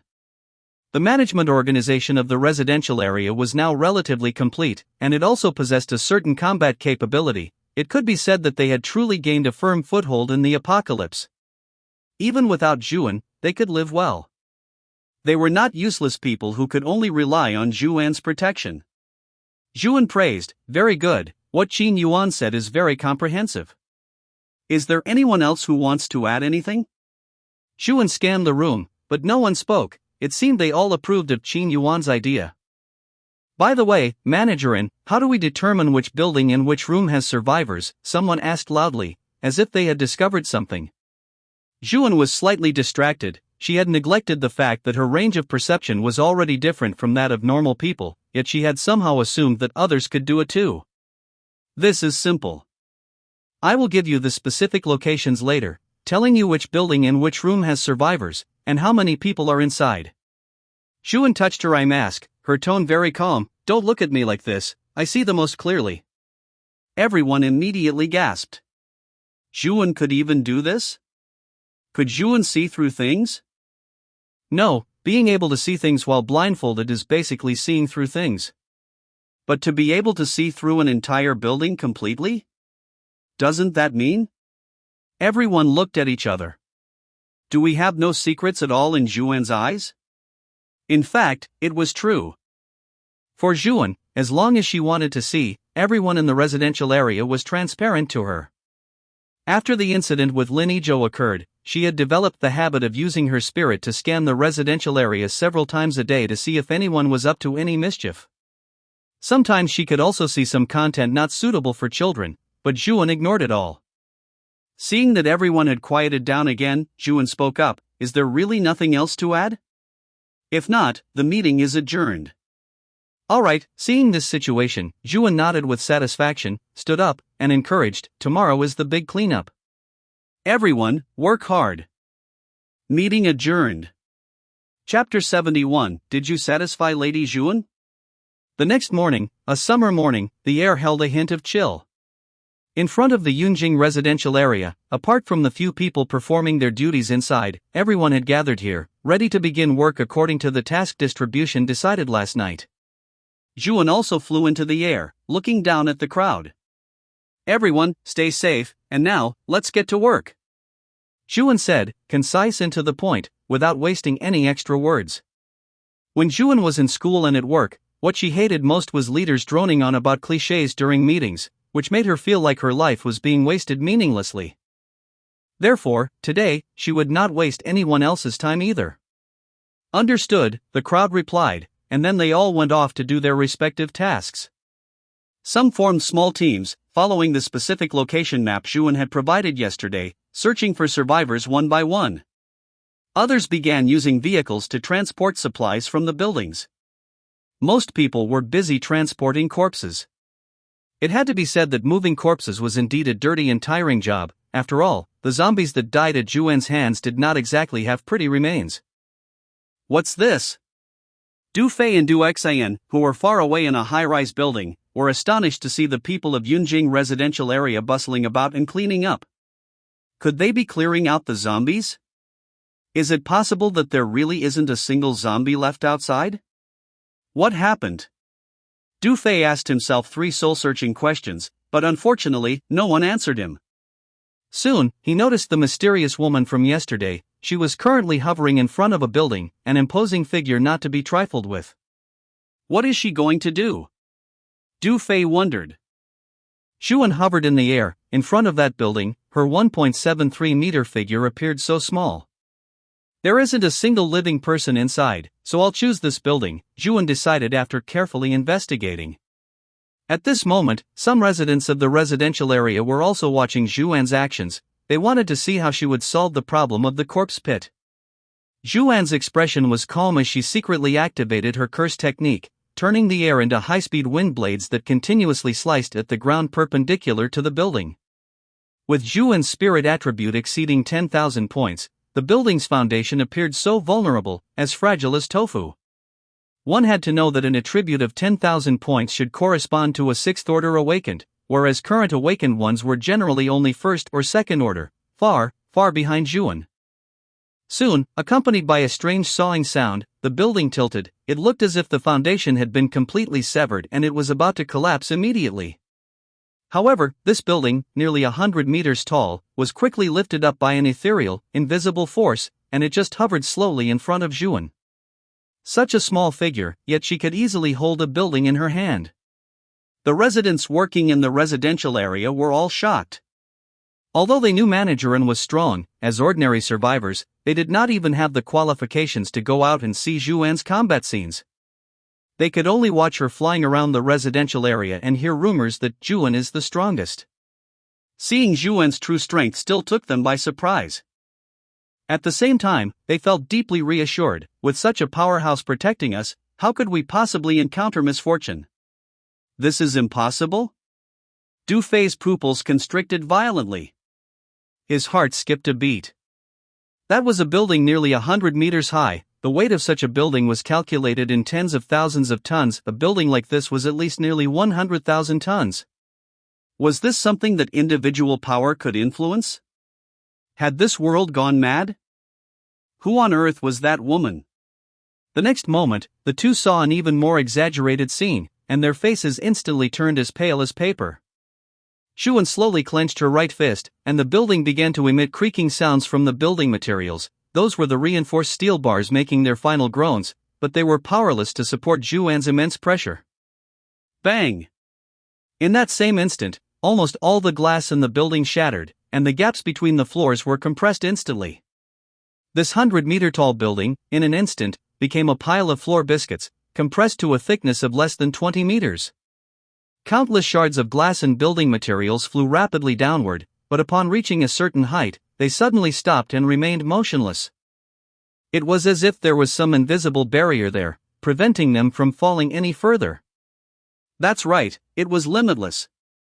After all, Juan had started her career by killing zombies by throwing objects from high altitudes, so she knew very well the dangers of falling objects. Du Fei and Du Xian, the brother and sister, looked at each other, their faces filled with uncontrollable terror. Brother, will we be flattened like that? I'm so scared. Du Xian's voice already carried an uncontrollable sob. Du Fei felt his heart was about to jump out. He tightly grabbed his sister's hand. Run. We must run immediately, let's go as far away as possible.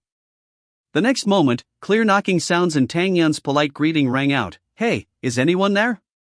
Du Fei and Du Xian turned their heads in terror.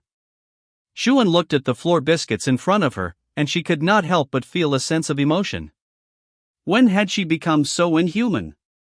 Even now, she had not used her full strength, nor had she been fully satisfied, yet the building could not support it anymore and was about to be crushed into pieces. Now Xuan could also achieve an effect similar to prestige by controlling gas, but this did not seem necessary. Xuan moved her mind again, retrieving the debris controlled by Limitless, temporarily placing the compressed building aside, and landed lightly on the ground. Amidst the astonished gazes of the crowd, she began to cut the earth. Xuan followed the same procedure. Under high-intensity bombardment, a few minutes later, the building's foundation and the soil beneath it had been completely dug through by Xuan. Xuan cut out a large square block of earth with a side length of 40 meters, freeing up a full 64,000 cubic meters of space. Even if each cubic meter could only hold 5 zombie corpses, it could hold 300,000 zombie corpses. More than enough, more than enough. Next, Xuan set this large block of earth aside. Her plan was not to throw this block away for the time being. Instead, every night, after the residential area people put the corpses in, she would cut some soil to bury them. In this way, layer by layer, the corpses would not pile up excessively, emit a stench, or breed anything disgusting. Of course, this pit was too big, there could only be corpses at the edges, while there would be none in the center. When the time came, Xuan would use her crimson blood manipulation technique to control the corpses, flatten the zombie remains, and then cover them with soil. This can be considered laying them to rest, right? I really am a good person, handling both the killing and the burying. Thinking of this, Xuan burst into laughter. Soon, Xuan lifted the compressed building again. Now she was going to dump this large piece of trash at the landfill. Hao Jianwei watched Xuan's receding figure, feeling a wave of relief in his heart. As an old-timer in this shelter, he had truly watched the shelter grow step by step. He had also witnessed Xuan's strength and kindness. Fang Wanzhou's eyes sparkled with stars. Xuan's infinite martial power satisfied his fantasies. By comparison, he actually felt that his own time ability was a bit lacking. He wondered if Tang Yun could become as monstrous as Xuan after growing to the late stage? Fang Wanzhou calculated in his heart. Chapter 72, Open the door, checking the water meter. Hello? Is anyone there? Tang Yun's polite greeting rang out. However, at this moment, under the apocalypse, Tang Yun's voice sounded like the call of a demon from hell. Du Fei and Du Xian looked at each other, their eyes filled with uncontrollable terror. How were we discovered? What do we do? What do we do? What if they have bad intentions? Can we resist? 1,000 thoughts flashed through their minds. In the end, they realized they were completely powerless. After all, they were just ordinary people. And after witnessing Zhu En's godlike performance just now, they realized how helpless they were. Presumably, they wouldn't be able to handle the people outside either. Du Fei clenched his fists, signaling his sister to hide. Du Fei went to the security door and looked through the peephole, seeing Tang Yun and the two people behind him. The three of them were in good spirits, looking very healthy and full of vitality, just like before the apocalypse. Especially Tang Yun, he carried a type of Chinese saber on his back and had 4 throwing knives tucked into his waist, which looked extremely sharp. "What are you here for?" Du Fei asked, emboldening himself. "Checking the water meter." "Open the door." Du Fei was so annoyed he laughed. Even jokes have limits. "What kind of joke is that? What time do you think it is, and you're checking the water meter?" Tang Yun chuckled, seemingly enjoying this bit of teasing. It's fine. Just open the door. We are personnel from the Yunjing residential area, specifically here to receive survivors like you," Tang Yun said seriously. Du Fei was filled with confusion. It was the apocalypse now, and the outside was full of zombies. Logically, even if there were survivor groups, they would be living a life of licking blood off the blade. How could they just absorb people so casually? Recalling that figure, Du Fei shuddered. If it were she could indeed easily support everyone in a residential area. "I don't believe you." Du Fei was still a bit afraid in his heart. After all, he couldn't afford the consequences of losing the bet. The smile on Tang Yun's face had yet to fade. Now, he understood some of Zhu En's thoughts at the time. Tang Yun moved his mind slightly, and a throwing knife moved without wind, embedding itself directly into the wall nearby. It went more than halfway in, leaving only a tiny bit of the handle. "It would be very simple for me to destroy your door, but I am still being very friendly right now. I think this is enough to prove my attitude. Your house can be kept, but if I break the door, I don't know if our residential area has a master who can repair security doors." After saying this, Tang Yun felt refreshed. So that was why Zhu En simply felt that explaining was troublesome. It was better to just punch it, and everything would be clear and understood. Du Fei took a deep breath. He knew that today, he had to open this door no matter what. "Come out," he said towards the direction where Du Xian was hiding.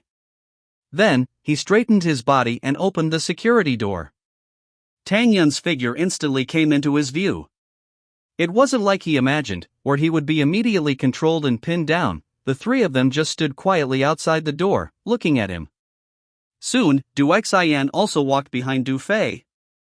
"Do you want to come out and talk? Our shoes are dirty, and we have tasks later." Du Fei was stunned. He didn't expect the first words spoken to be such a mundane topic. And, it was the apocalypse, to think they still cared about such small issues. Invisibly, Du Fei's assessment of Tang Yun rose a level. "It's fine, we'll come out." Du Fei went outside the security door, with Du Xian following closely behind. Tang Yun nodded, continuing the previous topic. "I am here to receive you survivors. How did you know we lived here? Why receive us? Aren't you afraid we'll cause trouble?" Du Fei asked 3 soul-searching questions directly. Tang Yun clearly had the answer in his mind already. He explained unhurriedly, "We are able to know your address because manager of our residential area possesses a special ability, clairvoyance. Receiving you is simply because manager has the ability and is willing to do so. You don't need to have strong superpowers or create great value, you just need to work and live normally. As for causing trouble, manager possesses clairvoyance and also has invincible combat power. No matter who it is impossible for them to have the ability to cause trouble." Tang Yun's tone was very calm as he looked at the two. "Have I made myself clear?" Subsequently, Tang Yun took out a piece of paper and handed it to Du Fei, on which several strings of numbers were written in flamboyant handwriting. Du Fei took it and looked, and was immediately struck as if by lightning. On the paper were the room numbers of every resident in this building and the corresponding number of people. After Zhu En killed the zombies in this building, they started to communicate with each other and understood things very well. So Du Fei knew very well that these data were not wrong at all. My task is very heavy, please hurry and follow us to the personnel department of the residential area to report. Du Fei sighed, you keep saying managerin. Is that person you are talking about someone with long black hair? Subsequently, he roughly described Zhu An's appearance. Tang Yun heard half of it and nodded, confirming, that's right, that is Zhu An. Du Fei was stunned, is it really her? She just crushed a whole building into fragments. Tang Yun was stunned for a moment, then immediately returned to normal. If it were someone else, he would absolutely not believe it, but if it were Zhu An, then it was true. It's just that Tang Yun also found it hard to imagine how strong the ability to crush a building into fragments would need to be.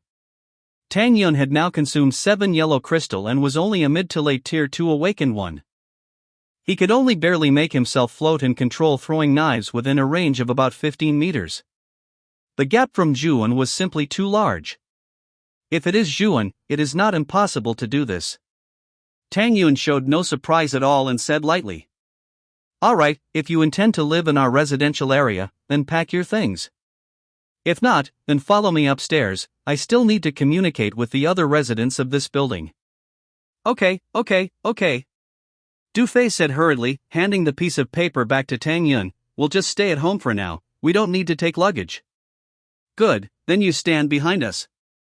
With people from this building endorsing us, it will be easier for me to speak. Du Fei and Du Xian quickly put on their shoes and went upstairs with the 3 of them. Tang Yun followed the map all the way, finding residents from the lower floors all the way to the higher UPS. Every resident had their door knocked on by Tang Yun for a water meter check. With the endorsement of Du Fei and the 2, as well as the subsequently joined residents, Tang Yun quickly gathered all the survivors in this building, preparing to take these survivors to report to the personnel department. The group soon arrived at the perimeter of the residential area, where people were busy transporting zombie corpses. The residents of the residential area were bustling with activity, working tirelessly. Du Fei and his group were both shocked and terrified to see the large plot of land that Zhu An had dug out. I remember this place, wasn't it the XX building? It was still here yesterday. One person suddenly said in a terrified voice. After all, not everyone had seen the scene of Zhu An destroying the building. Now, there was only a large flat area and a large corpse pit left. It was hard to imagine what would happen if such a powerful person had malicious intent towards them. Tang Yun looked at the micro-expressions on these people's faces. How could he not know what they were thinking? He turned his head and saw a familiar figure. You're back? Tang Yun said in surprise. Du Fei also turned his head, wanting to see what this managerin looked like in detail. High above, Zhu An's black hair fluttered as she walked over slowly.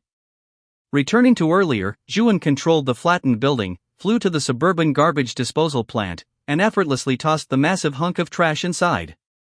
Garbage was piled high like a mountain here, even Zhu An did not want to stay there for long. Although Zhu An kept Limitless active, under her conscious filtering, nothing dirty could touch her. Right, Limitless. Zhu An recalled the scene where she had just used Limitless to control the building fragments. If the target of the Limitless void were set to the air, it would essentially set up an invisible barrier.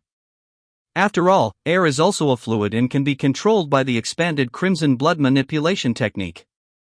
Therefore, the invisible and colorless air that others perceived was, to Zhu An, a tangible entity that could be controlled. Using air to lift herself, compress buildings, etc., were also its expanded applications. She decided to act immediately. Zhu An instantly applied Limitless to a small patch of air beneath her feet, then released a portion of the Limitless effect and stepped onto it. Sure enough, she could not touch it at all. Because her speed became increasingly slow, reaching almost zero, to an outsider, it looked like Zhu An was stepping on invisible stairs in the air. Zhu An no longer used the crimson blood manipulation technique to control the air to lift her up, but instead stepped, one foot after another, onto the Limitless air stairs. Zhu An jumped back and forth on the stairs, enjoying herself immensely. After all, this feeling was really quite nice. The feeling of being lifted and flown by air was like drowning in the air. One's whole body felt unfree and wrapped up, resulting in a slight lack of fluidity. And now, she did not have that worry anymore. Zhuan opened her panel. Sure enough, the proficiency of Limitless had increased to 71, reaching the mastery proficiency level. She had not expected such an accidental gain today. Infrastructure construction was truly promising. Zhuan thought happily. She went to see how they were getting on with their work. Zhuan quickly flew in the direction of the shelter. Before long, Zhuan flew to the shelter and bumped into Tang Yun, who happened to be bringing people back. "You're back?" Hearing Tang Yun's words, Zhuan looked down at him. At this moment, Du Fei and his group also clearly saw Zhuan's face. She arrived by stepping on the air, her dark hair fluttering, resembling a fairy descending from the heavens. The most eye-catching feature was undoubtedly her eyes, which were covered by a white cloth. Observing Zhuan from such a close distance, Du Fei could not help but marvel inwardly, is this Zhuan? The woman who just raised her hand and destroyed a building? With her eyes covered by a white cloth, she must surely be able to see through things. Seeing that Tang Yun had brought a large group of people, Zhuan knew that he had already completed the survivor mission for one building. Zhuan moved her thoughts, deactivated Limitless, and landed gracefully. After all, it was a bit impolite to look down on people while talking to them from the air. How did it go? Zhuan asked.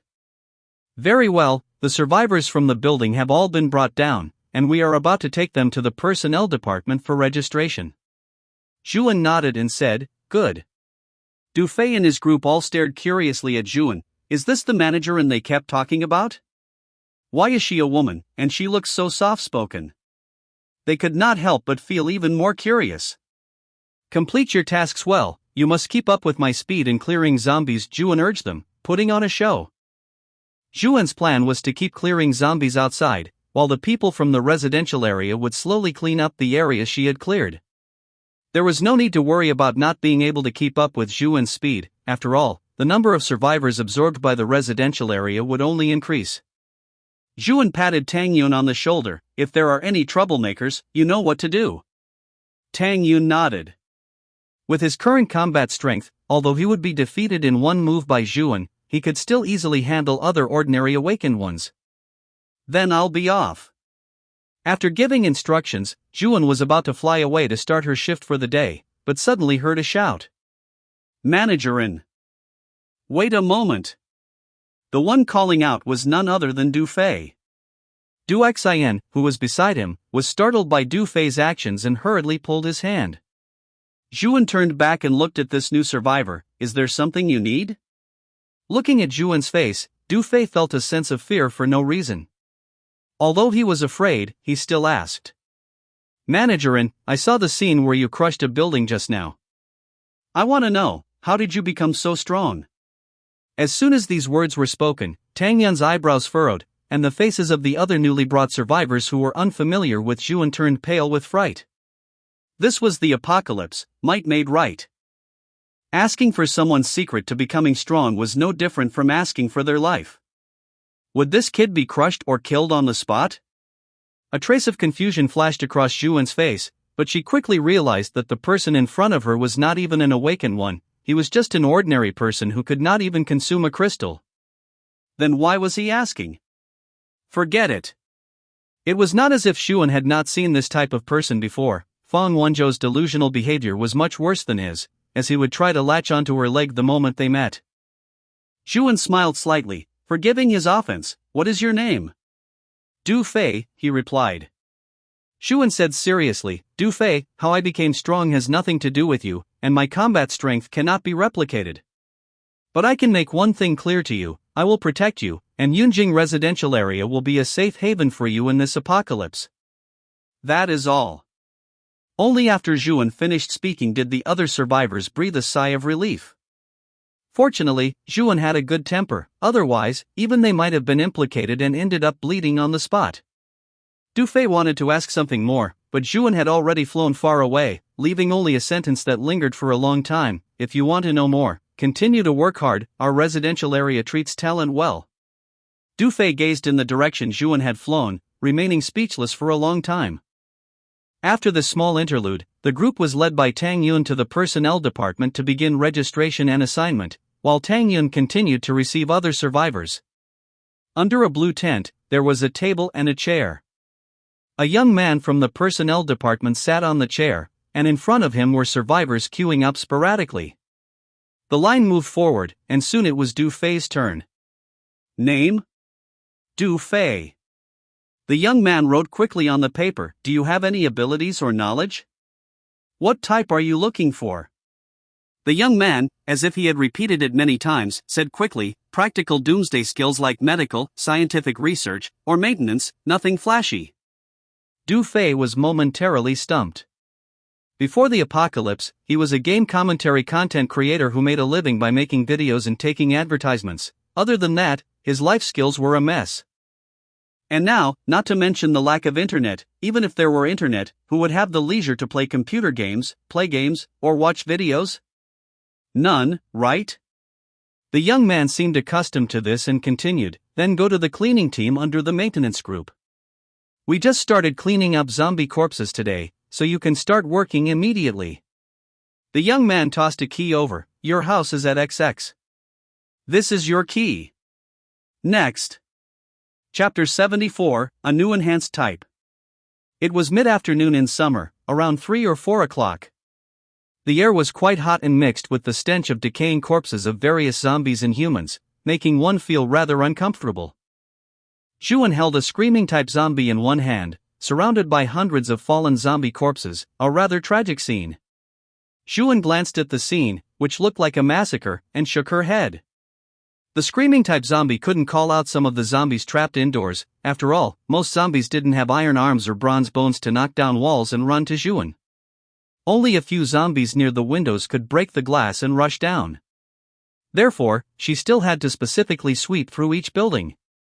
In this light, the screaming-type zombies seemed to be becoming more and more useless. Since the beginning of the apocalypse, Zhuan had been constantly changing her methods of killing zombies, from initial traps to dropping objects from heights, then luring them to the second floor, head-on confrontations, and automated monster fighting. She prioritized safety and efficiency. Therefore, iterating on zombie-killing methods was a common occurrence for Zhuan. Zhuan looked at the dull screaming-type zombie in her hand, feeling more and more displeased with it. "Can you be a bit more useful and evolve into an enhanced type for me to see? Can you lure 10,000 over in one go for me to kill?" Zhuan knew it wouldn't answer. She was just talking to herself. In the streets of the apocalypse, Zhuan repeated the process of clearing zombies alone. It was inevitably boring. If she didn't find some amusement for herself, she would probably go crazy. Zhuan tossed the zombie into the air, and then crimson blood pierced through its skull. At the same time, all the zombie crystals on the scene flew into Zhuan's bag. After taking stock, Zhuan entered the university campus next door. The university was also in chaos. Various cars, shared bicycles, and shared electric scooters were scattered randomly. Zombie corpses and human corpses that had been eaten to the point of being incomplete and unable to turn into zombies were lying everywhere. Zhuan looked up and pondered slightly. Come to think of it, this school seems to be Ma Ning's school? And it's a school focused on agriculture. Maybe there will be some surviving agricultural professors. This way, the base's talent pool can increase, Zhuan thought. After all, although Zhuan could easily obtain large amounts of supplies from the outside, humans were now basically unable to produce new supplies and were just blindly consuming what was produced before the apocalypse. Without the ability to be self-sufficient, humanity would gradually go extinct. The virus broke out on July 15th, which was when college students were on summer vacation. Ma Ning had returned to Yunjing residential area because of the vacation, which was why he was trapped there after the virus broke out. Otherwise, a graduate student would definitely be working for their supervisor. Why would they be living in a residential area? Because of the vacation, the population density of the school was counterintuitively not very high, and there weren't too many zombies. Zhuan casually struck dead a normal zombie that was baring its fangs and brandishing its claws at her, and strolled leisurely toward the university dormitory area. At this moment, Zhuan suddenly saw a rather conspicuous zombie. The reason it was considered special was that the zombie's belly was unusually large, and part of the exposed skin was as thin as a cicada's wing, through which the strange liquid inside could be clearly seen.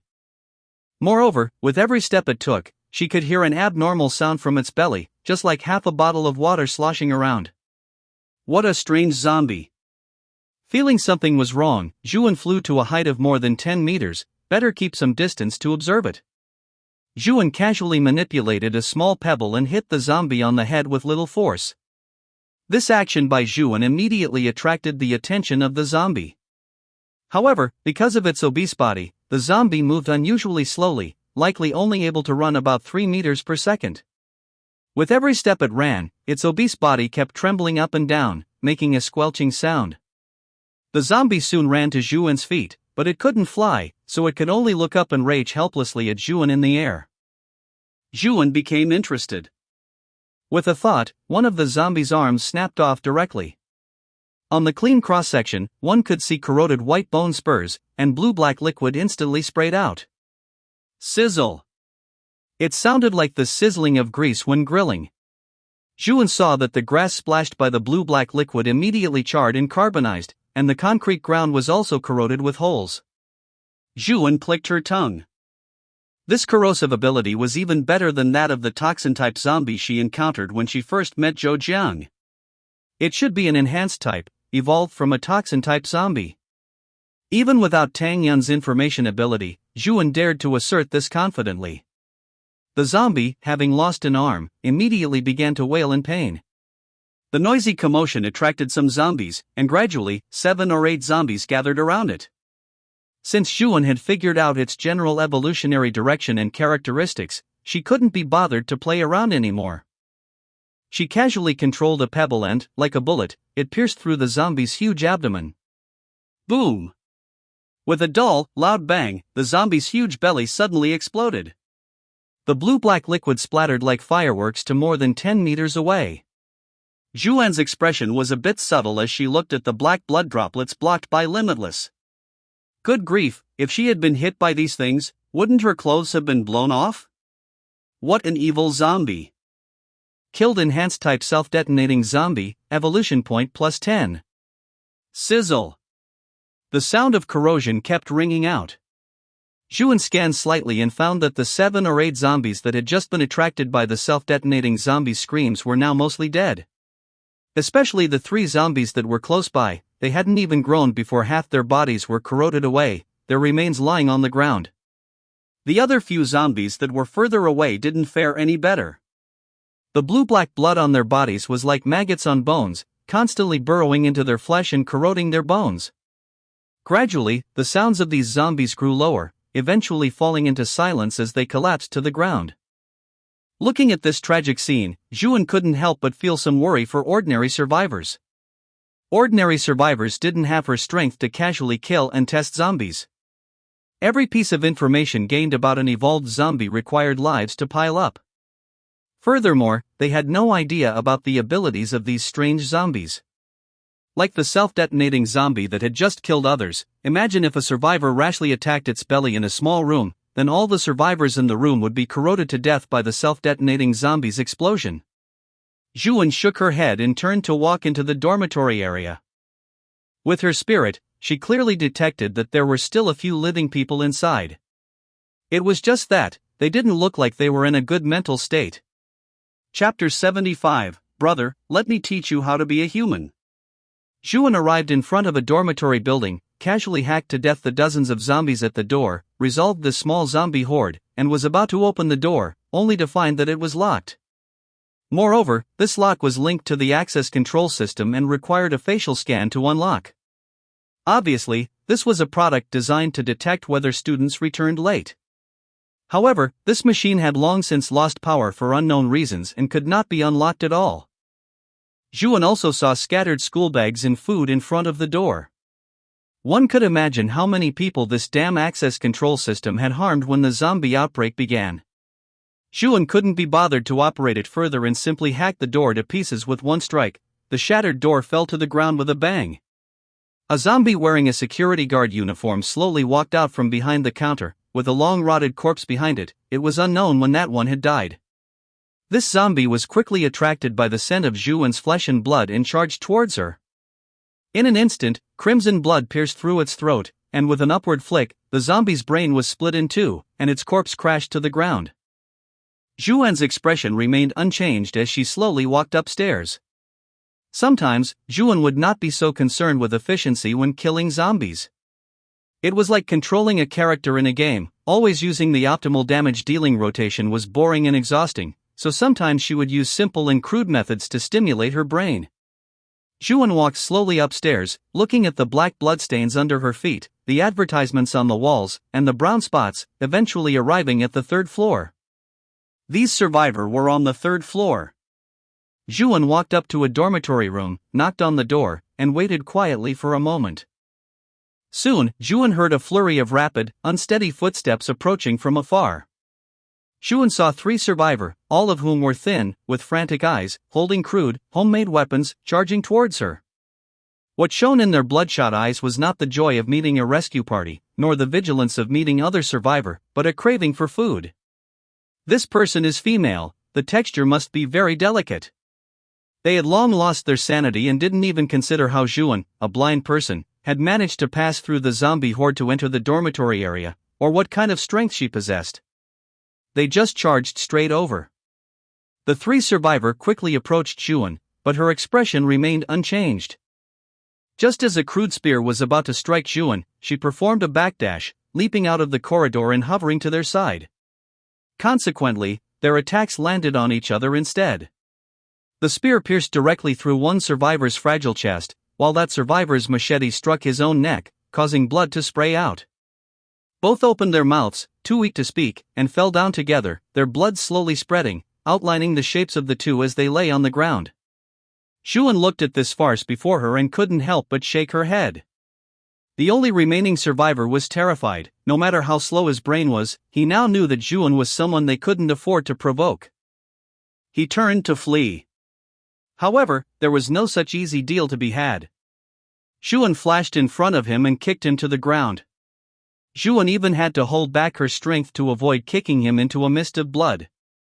The survivor rolled wretchedly on the ground twice before finally coming to a stop. Juan half squatted in front of him, looking at him coldly. "SP, spare me." The survivor slurred. Likely due to not speaking for a long time, his speech was a bit slurred. Juan simply shook her head, silently pressed her fingers together, and thrust them into his mouth. "Didn't you eat human flesh? Come and try how mine tastes." The survivor's face was instantly filled with pain. After all, Juan's physical strength, with a constitution exceeding 10,000 points, was no joke. Not to mention her limitless, Juan estimated that even if she used her physical body to withstand a small fuel-air explosive, she wouldn't be harmed, only her clothes would be ruined. As for nuclear bombs, as long as she avoided the absolute high-temperature zone at the center, she could also survive. With this level of physical strength, how could an ordinary person break through her defense?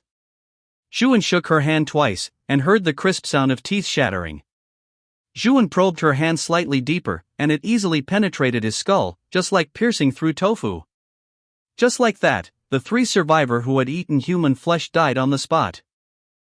Juan pulled her hand out, silently activated her cursed technique, and the blood on her hand dissipated completely, leaving her fingers clean and delicate. Juan broke open the door she had just knocked on, and upon opening it, she saw a human skeleton. The skeleton had been almost completely scraped clean, leaving only a tiny bit of stubborn flesh and fascia, proving that this was not a specimen but had once been a real person. Juan could roughly imagine the scene. At the beginning, the school was on break, so there were relatively few students remaining, and most of the dormitories were locked.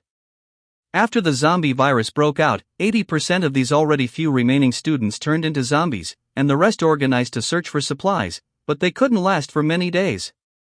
Helpless, they could only team up to go downstairs to search for supplies, potentially sacrificing a few people in the process. Finally, when returning, they were tragically screwed over by the access control system. The supplies were lost, they gained nothing, and it was truly a case of losing the wife and the army. Helpless, they could only break their own bottom line and start eating people. Before the apocalypse, they might have been outstanding students, otaku who loved gaming, or people full of passion for life. But in the apocalypse, for the sake of their own survival, they could only turn into this neither human nor ghost appearance. In the corner of the room, Juan found a diary with sloppy handwriting recorded on it. July 15th, what's going on today? I saw many strange people downstairs, they look like the zombies in movies. Fortunately, my buddy brought his laptop over at noon to play games online with me, otherwise I really wouldn't know what to do alone. July 16th, other survivor came to knock on our door. I wanted to open it, but my buddy wouldn't let me. He said that in the apocalypse, people's hearts are unpredictable. July 18th, we didn't want to open the door, but our dormitory supplies were all eaten up, and we couldn't starve to death. July 20th, we and 4 other people consolidated all the supplies in the building, but this won't last us long. We wanted to go to the balcony downstairs to get food, but we didn't have any rope in our supplies, so we had to use clothes instead. The rope didn't have any problems, but there were zombies in that room, and the person who went down was bitten immediately. July 21st, I lost my phone. July, I don't know what day, we planned to take a risk and go to the supermarket. We rappelled from the 3rd floor to the 1st floor using the rope.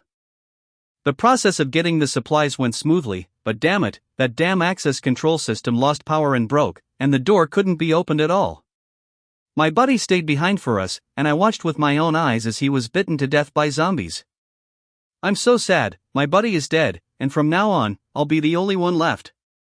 The handwriting became increasingly sloppy, it was clear that the diary owner's spirit was becoming more and more unstable. Finally, only one sentence was left in the diary. Strange, why are they knocking on my door? They said they found new food. Where could there still be food in this building now? Chapter 76, Narrow Road Encounter. Zhuan finished reading after a long while, sighed, closed the diary, and placed it on the bed. Perhaps this is the suffering of ordinary people in the apocalypse. In the year of drought, people ate each other. These cold words in the historical records were all written with individual human lives. For ordinary people to survive in the apocalypse, they must struggle, scheme, and even abandon their moral bottom line, submitting to their animal instincts just to stay alive. However, can those who have eaten humans really be considered human? Can they truly return to a normal life? Zhuan was skeptical about this. Therefore, she mercilessly killed those 3 survivors. Zhuan composed herself and set off again. After all, in this world, there are still many normal survivors waiting for her rescue. In the university area, a fierce battle was breaking out inside one of the department buildings. In the open space, 7 or 8 people with anxious expressions, each carrying a backpack, were frantically rushing into the building. In front of them were a dozen or so zombies, most notably a giant zombie over 2 meters tall that looked terrifying. If Zhuan were here, she would have recognized at a glance that this was a heavyweight zombie. Among the group, the most eye-catching person was a young woman holding a fire axe with a high ponytail. Although she was holding a heavy fire axe, her speed was still far faster than the others, and the average zombie couldn't attack her at all. With one steady, accurate, and ruthless swing of the axe, a zombie would perish. On the 2nd floor railing, there was another group of people holding various items, trying their best to throw heavy objects at the zombies to relieve the pressure on those below. But this offensive alone was not enough to save them. One unlucky survivor was entangled with a zombie when the heavyweight zombie slammed a fist down on top of them. The survivor couldn't dodge in time and, along with that normal zombie, was crushed into meat paste, leaving not even a complete corpse. The splattered blood also splashed onto other survivors. The survivors on the 2nd floor were instantly stunned. Although they had grown accustomed to life and death since the apocalypse, they still couldn't accept seeing a former companion die so miserably before their eyes. Some female students had already turned pale and started vomiting. Lu Jiasun, holding the fire axe, frowned, sensing something was wrong. The strength of this giant zombie was truly terrifying. She had encountered such superpowered giant zombies before, but none were this outrageous. This zombie might even be able to destroy the iron gate of the building. Without looking back, she shouted, "Hurry! Now, everyone and all supplies, move to the 3rd floor. The 2nd floor won't hold." The people on the 2nd floor immediately started moving. Those who were vomiting severely were dragged to the 3rd floor. As for supplies, they didn't have much left to begin with, and they were counting on Lu Jiasun's outing to bring back some life-saving supplies, so they just needed to grab their respective weapons. Soon, these people transferred to the 3rd floor. "We've all made it to the third floor," one survivor shouted down to the floor below. Lu Jusin took a moment to glance at the third floor, confirmed the situation, and killed another zombie with an axe, saving a person. "You guys, hurry up to the third floor and close the iron gate." "Don't worry about me," Lu Jusin ordered. "We'll wait for you to come up." These few people felt relieved, immediately ran into the building, closed the iron gate, and panted heavily. Now, in the open space inside the building, only 7 or 8 zombies and one heavyweight zombie remained. The people on the third floor all leaned against the railing, nervously watching Lu Jusin's figure. After all, Lu Jusin was their teacher and the only one who had gained an ability. If Lu Jusin died, they would have no way to survive either. Lu Jusin held the fire axe, a few drops of sweat already running down her face. Although these zombies, including the giant zombie, couldn't catch up to her, she was extremely fatigued from frequently pushing her body's power and could no longer fight. Lu Jusin spotted a piece of debris that had just been thrown down, made a sudden dash, and stepped onto it. Relying on her revolved speed, she easily grabbed the 3-meter-high railing with one hand, then tossed the axe to the second floor, used both hands to exert force, and threw herself onto the second floor. She landed with a roll, picked up the axe, and immediately rushed toward the third floor. Although she was exhausted, the zombies downstairs hadn't been completely wiped out, but that would have to wait for later. Suddenly, Lu Jusin felt the ground shake beneath her and cursed, "Oh no!" Lu Jusin and the other survivors looked down and saw that the heavyweight zombie was destroying the main gate. The sturdy iron gate was instantly bent, and then the heavyweight zombie struck again. Before anyone had time to react, the door was instantly destroyed. Fortunately, this 2.4-meter-tall heavyweight zombie couldn't fit through the narrow stairs and was firmly blocked outside. However, the 7 or 8 zombies behind the heavyweight zombie immediately rushed into the stairwell and were quickly coming up. Lu Jusin's pupils contracted sharply, and she immediately went up to the third floor. Hearing the messy footsteps of the zombies rapidly approaching, the other survivors panicked. "What do we do?" "Teacher," someone's voice already carried a sobbing tone. Lu Jusin took the lead, standing at the very front with the fire axe, and scolded, "What are you panicking about? It's just 7 or 8 zombies, can't we handle them?" Soon, these zombies rushed in front of them. In the narrow corridor, the zombies and survivors met on a narrow road. Lu Jusin hacked one to death with her axe, kicked hard, pulled the axe out, and the rolling zombie knocked down 2 others. The others finally reacted, and their weapons rained down on the zombies. In the narrow corridor, there was no room to maneuver, and they could only stand and fight. Lu Jusin's advantage as a speed awakened couldn't be utilized at all. Nevertheless, Lu Jusin still managed to kill several zombies. Soon, after a few dozen seconds of intense tension, this corridor skirmish came to an end. The floor was littered with zombie corpses, signaling the victory of these survivors. Lu Jusin casually pointed to 3 people to keep watch, to prevent new zombies from silently slipping in through the damaged iron gate. Afterward, these people transferred to a room on the third floor and began to count the gains and losses from this outing. Lu Jusin sat down to rest, holding the fire axe, feeling somewhat drained. She was originally a young teacher who had just started working at this university. She had stayed behind to work on a research project. Unexpectedly, the zombie virus broke out, and she awakened her speed ability, so she did her best to gather the surviving students and collect supplies. At this moment, a terrified voice suddenly rang out, "Teacher? Were you scratched by a zombie?" Chapter 77, Information Asymmetry. "Teacher? Were you scratched by a zombie?" As soon as these words were spoken, everyone present, including Lu Jusin herself, was instantly stunned as if struck by lightning. "How could that be?" someone asked, confused. "Impossible," someone exclaimed in surprise. "Then what are we going to do?" "Who will save us?" a girl said, collapsing to the ground helplessly. Lu Xuanda, who had just gone out with Lu Jusin to retrieve supplies, thought to himself that this was bad. Once morale was lost, the team would be hard to lead. He turned to look at the girl who had spoken, Su Yun.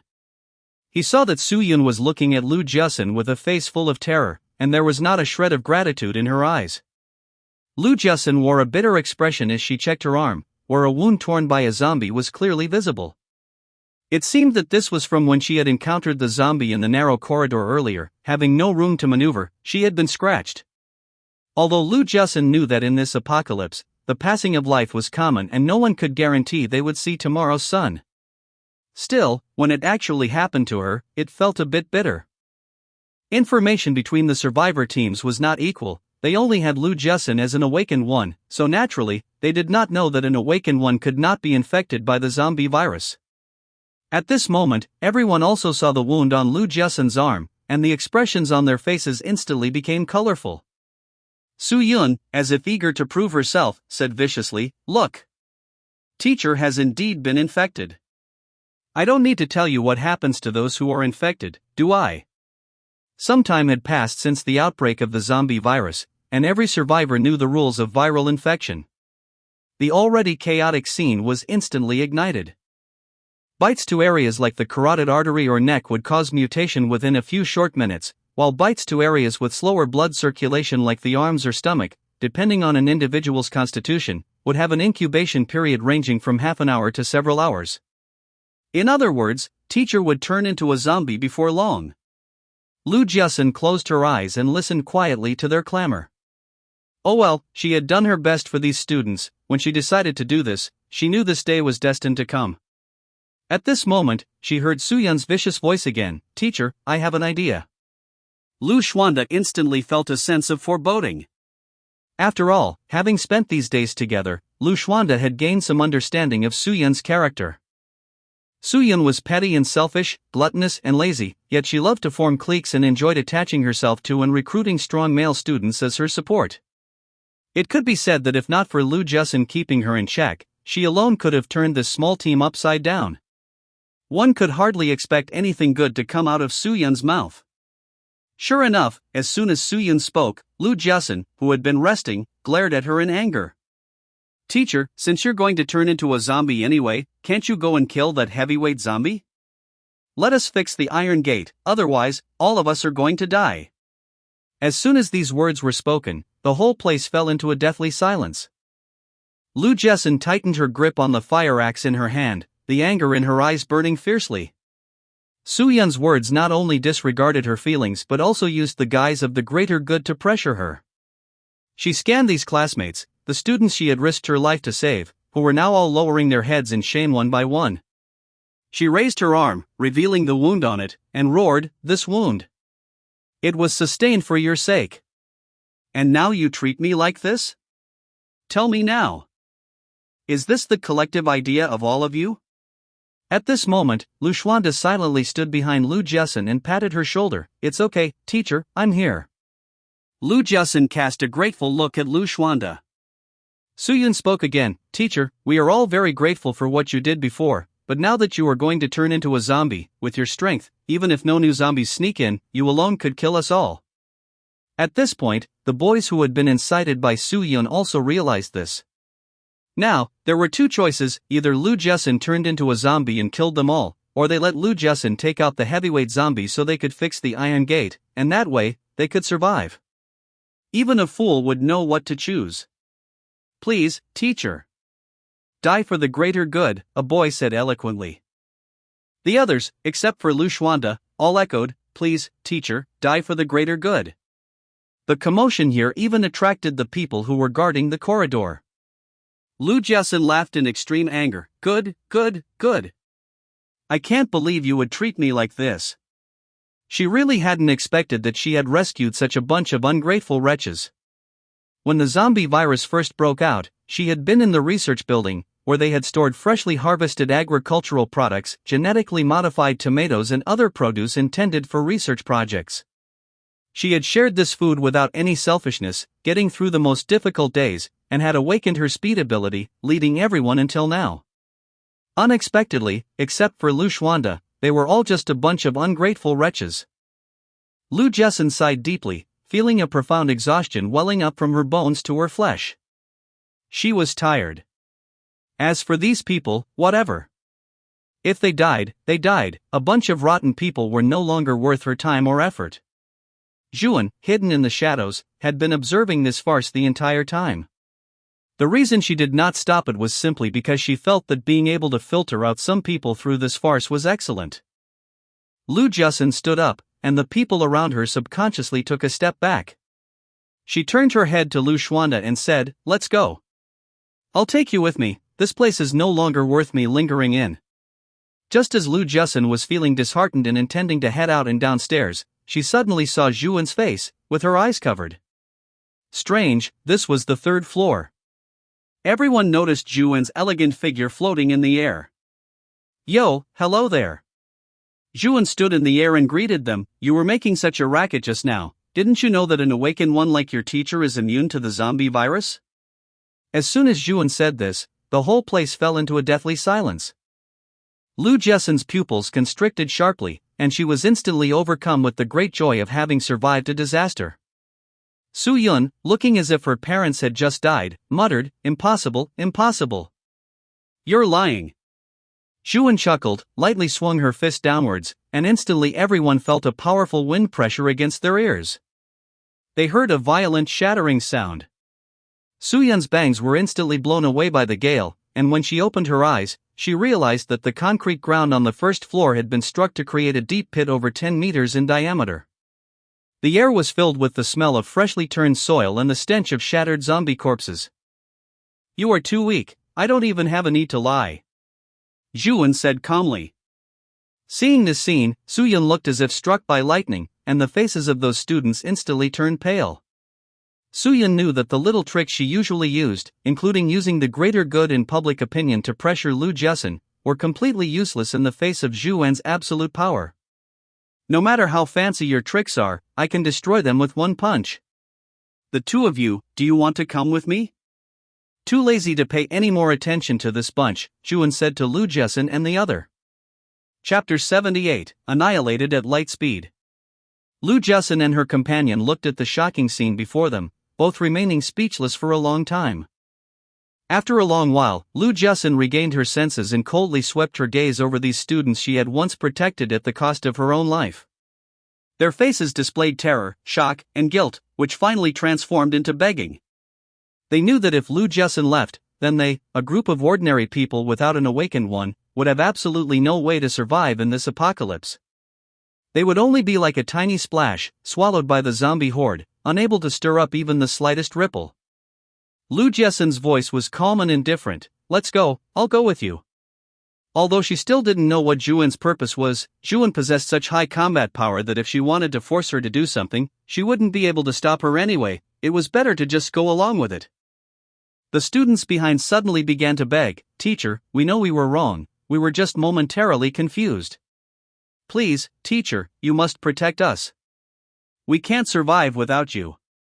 Immediately, sounds of begging rose from all sides, disturbing the mind.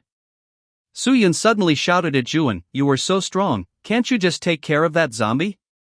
We will all thank you." Zhuan frowned slightly. After all, she had seen Su Yun's behavior from beginning to end and really had no good impression of such a fickle little woman. Zhuan lifted her right hand slightly and said coldly, "I really don't need your thanks." "Shut your mouth." Zhuan manipulated the air, forcibly sealing everyone's mouths. The scene suddenly fell into an eerie silence. What kind of sorcery is this? Tears of humiliation already welled up in Su Yun's eyes. She had never been treated like this before. Lu Jiasun cast a look of gratitude toward Zhuan. "Now, relax your bodies and experience the feeling of being enveloped by the air," Zhuan said softly, lifting Lu Jiasun and her companion. Lu Jiasun and her companion watched in amazement as their bodies slowly floated into the air, feeling the force lifting them up. The method of an immortal? Let's go. Zhuan ignored the zombies and walked away on her own. Su Yun and the others watched the figures of the three people walking away, when suddenly they felt their chins lighten. The restriction Zhuan had imposed was lifted. Who on earth is that person? That person is so strong. Much stronger than teacher. So teacher wouldn't have been infected. If only we had known earlier, someone said with regret. Slap. Suddenly, a male student walked over and heavily slapped Su Yun across the face. It's all your fault. If it weren't for you, teacher wouldn't have left. What are you going to make us do now? Suyun's eyes were wide with rage. The one who had been fawning over her the most aggressively before was this very boy. She hadn't expected that now, he would be the first to hit her. You. Suyun was too angry to speak. The scene fell into a new chaos. Some people vented their confusion about the future and their anger toward Zhuan indiscriminately onto Suyun. Suyun took blow after blow. At first, she could still scream a few times, but later, she slowly began to feel her consciousness fading. Suddenly, a scream pierced through the chaos. There are zombies! The zombies are coming in! Everyone looked down and saw that on the open ground that had just been cleared, due to the huge noise caused by Zhuan's attack, a dozen more zombies had gathered and were entering the corridor through the broken iron door. And inside the corridor, the students who were supposed to be guarding it had long since come to watch the commotion and were not holding their posts at all. The sounds of zombies running and roaring were also coming from inside the corridor. Ah! Everyone panicked and grabbed their weapons, preparing to fight the zombies. The male student who had slapped Suyun earlier didn't hesitate at all. He threw the half-dead Suyun down from the third floor, hoping to use her to delay the number of zombies coming upstairs. Suyun was thrown heavily down the stairs, her consciousness fading into nothingness. In her final moments before passing away, she saw a few zombies pouncing on her soft stomach. Is this my end? Suyun thought as her consciousness sank into darkness. These students had no combat ability and no organization. In their haste, facing the fierce onslaught of the zombies, they were defeated one after another. Student after student was unable to defeat the zombies and was caught and devoured. In the narrow corridors and rooms, there was simply no room to dodge. At this moment, they regretted their previous actions immensely, and they also regretted not standing behind Lu Jiasun. Unfortunately, there is no medicine for regret in life. No! A boy looked at the surging zombies in despair and jumped over the railing toward the first floor. Snap! Two crisp sounds of bones breaking rang out. The boy's knees snapped directly, and he lost the ability to move. And the surrounding zombies began to close in. Don't eat me! Get away from me! The miserable screams finally faded away. After the cruel slaughter, this building turned into a dead, deserted place, with only the corpses of the newly deceased students and the roaming zombies left. Having walked far away, Zhuan shook her head. She had long anticipated what would happen to these students. After all, they had no organizational cohesion at all. It was only by relying on Lu Jiasun, an awakened one, to hold things together that they hadn't fallen apart and collapsed. She just didn't expect retribution to come so quickly. Although, there was a little bit of Zhuan's influence in this, too. Immortal? How should we address you? Lu Xuanda, seeing Zhuan's demeanor, asked boldly. Zhuan smiled. Immortal? There's no need to call me that. I'm just an ordinary person. The two of them were speechless. We are currently floating on clouds in the sky. If this isn't an immortal, what is? My name is Zhuan Zhu, as in blessing, and as in well-being. You can call me Managerin. My name is Lu Xuanda. I'm a university student, studying law, Lu Xuanda said, using his standard response for dealing with relatives during the new year. Facing someone as powerful as Zhuan, Lu Xuanda automatically placed himself in the position of a junior. Studying law? Zhuan thought for a moment. Well, in the apocalypse, the law is just a piece of waste paper. If Lu Xuanda wants to get a job in the shelter, he'll only be able to move corpses or grow vegetables. My name is Lu Jiasun. I'm a university teacher, and I study agriculture. Hearing this, Zhuan's eyes lit up. Agriculture? What do you mainly research? Tomatoes, but I also grow some other crops, Lu Jiasun replied. Zhuan was stunned for a moment, thinking, it couldn't be that much of a coincidence, could it? Ma Ning was a student at this school, and he also researched tomatoes. Teacher Lu, do you have a graduate student named Ma Ning under your supervision? It just so happens that he is also in my shelter. A flash of surprise crossed Lu Jiasun's eyes. I do indeed have such a graduate student, but his specific research direction is different from mine, so we haven't had much interaction. That's a coincidence, Zhuan clapped her hands. Ma Ning is currently the leader of our shelter's agricultural group, responsible for crop cultivation and production. If Teacher Lu joins, it will surely be like adding wings to a tiger. How could Lu Jiasun not understand what Zhuan meant? Since Zhuan was inviting her so enthusiastically, it would be impossible for her to refuse. Moreover, she believed that with her rich reserve of agricultural knowledge, she would be highly valued even in the apocalypse. Okay, we are willing to join manager in shelter and work for the shelter. Zhuan nodded with satisfaction upon hearing Lu Jiasun's words. Coming to the university campus this time had indeed been fruitful. However, in this campus area, there were only these two batches of survivors left, the dormitory area and the faculty building. Everyone else was dead. Firstly, there were few people at the school during this period to begin with, and secondly, the zombie virus had broken out quite a while ago, so the loss of personnel was not surprising. Zhuan checked the sky. Twilight was already appearing on the horizon. The evening glow filled the sky, and the setting sun cast a slanted light, dyeing the faces of the three with a hazy yellow hue. It was almost evening, let's call it a day.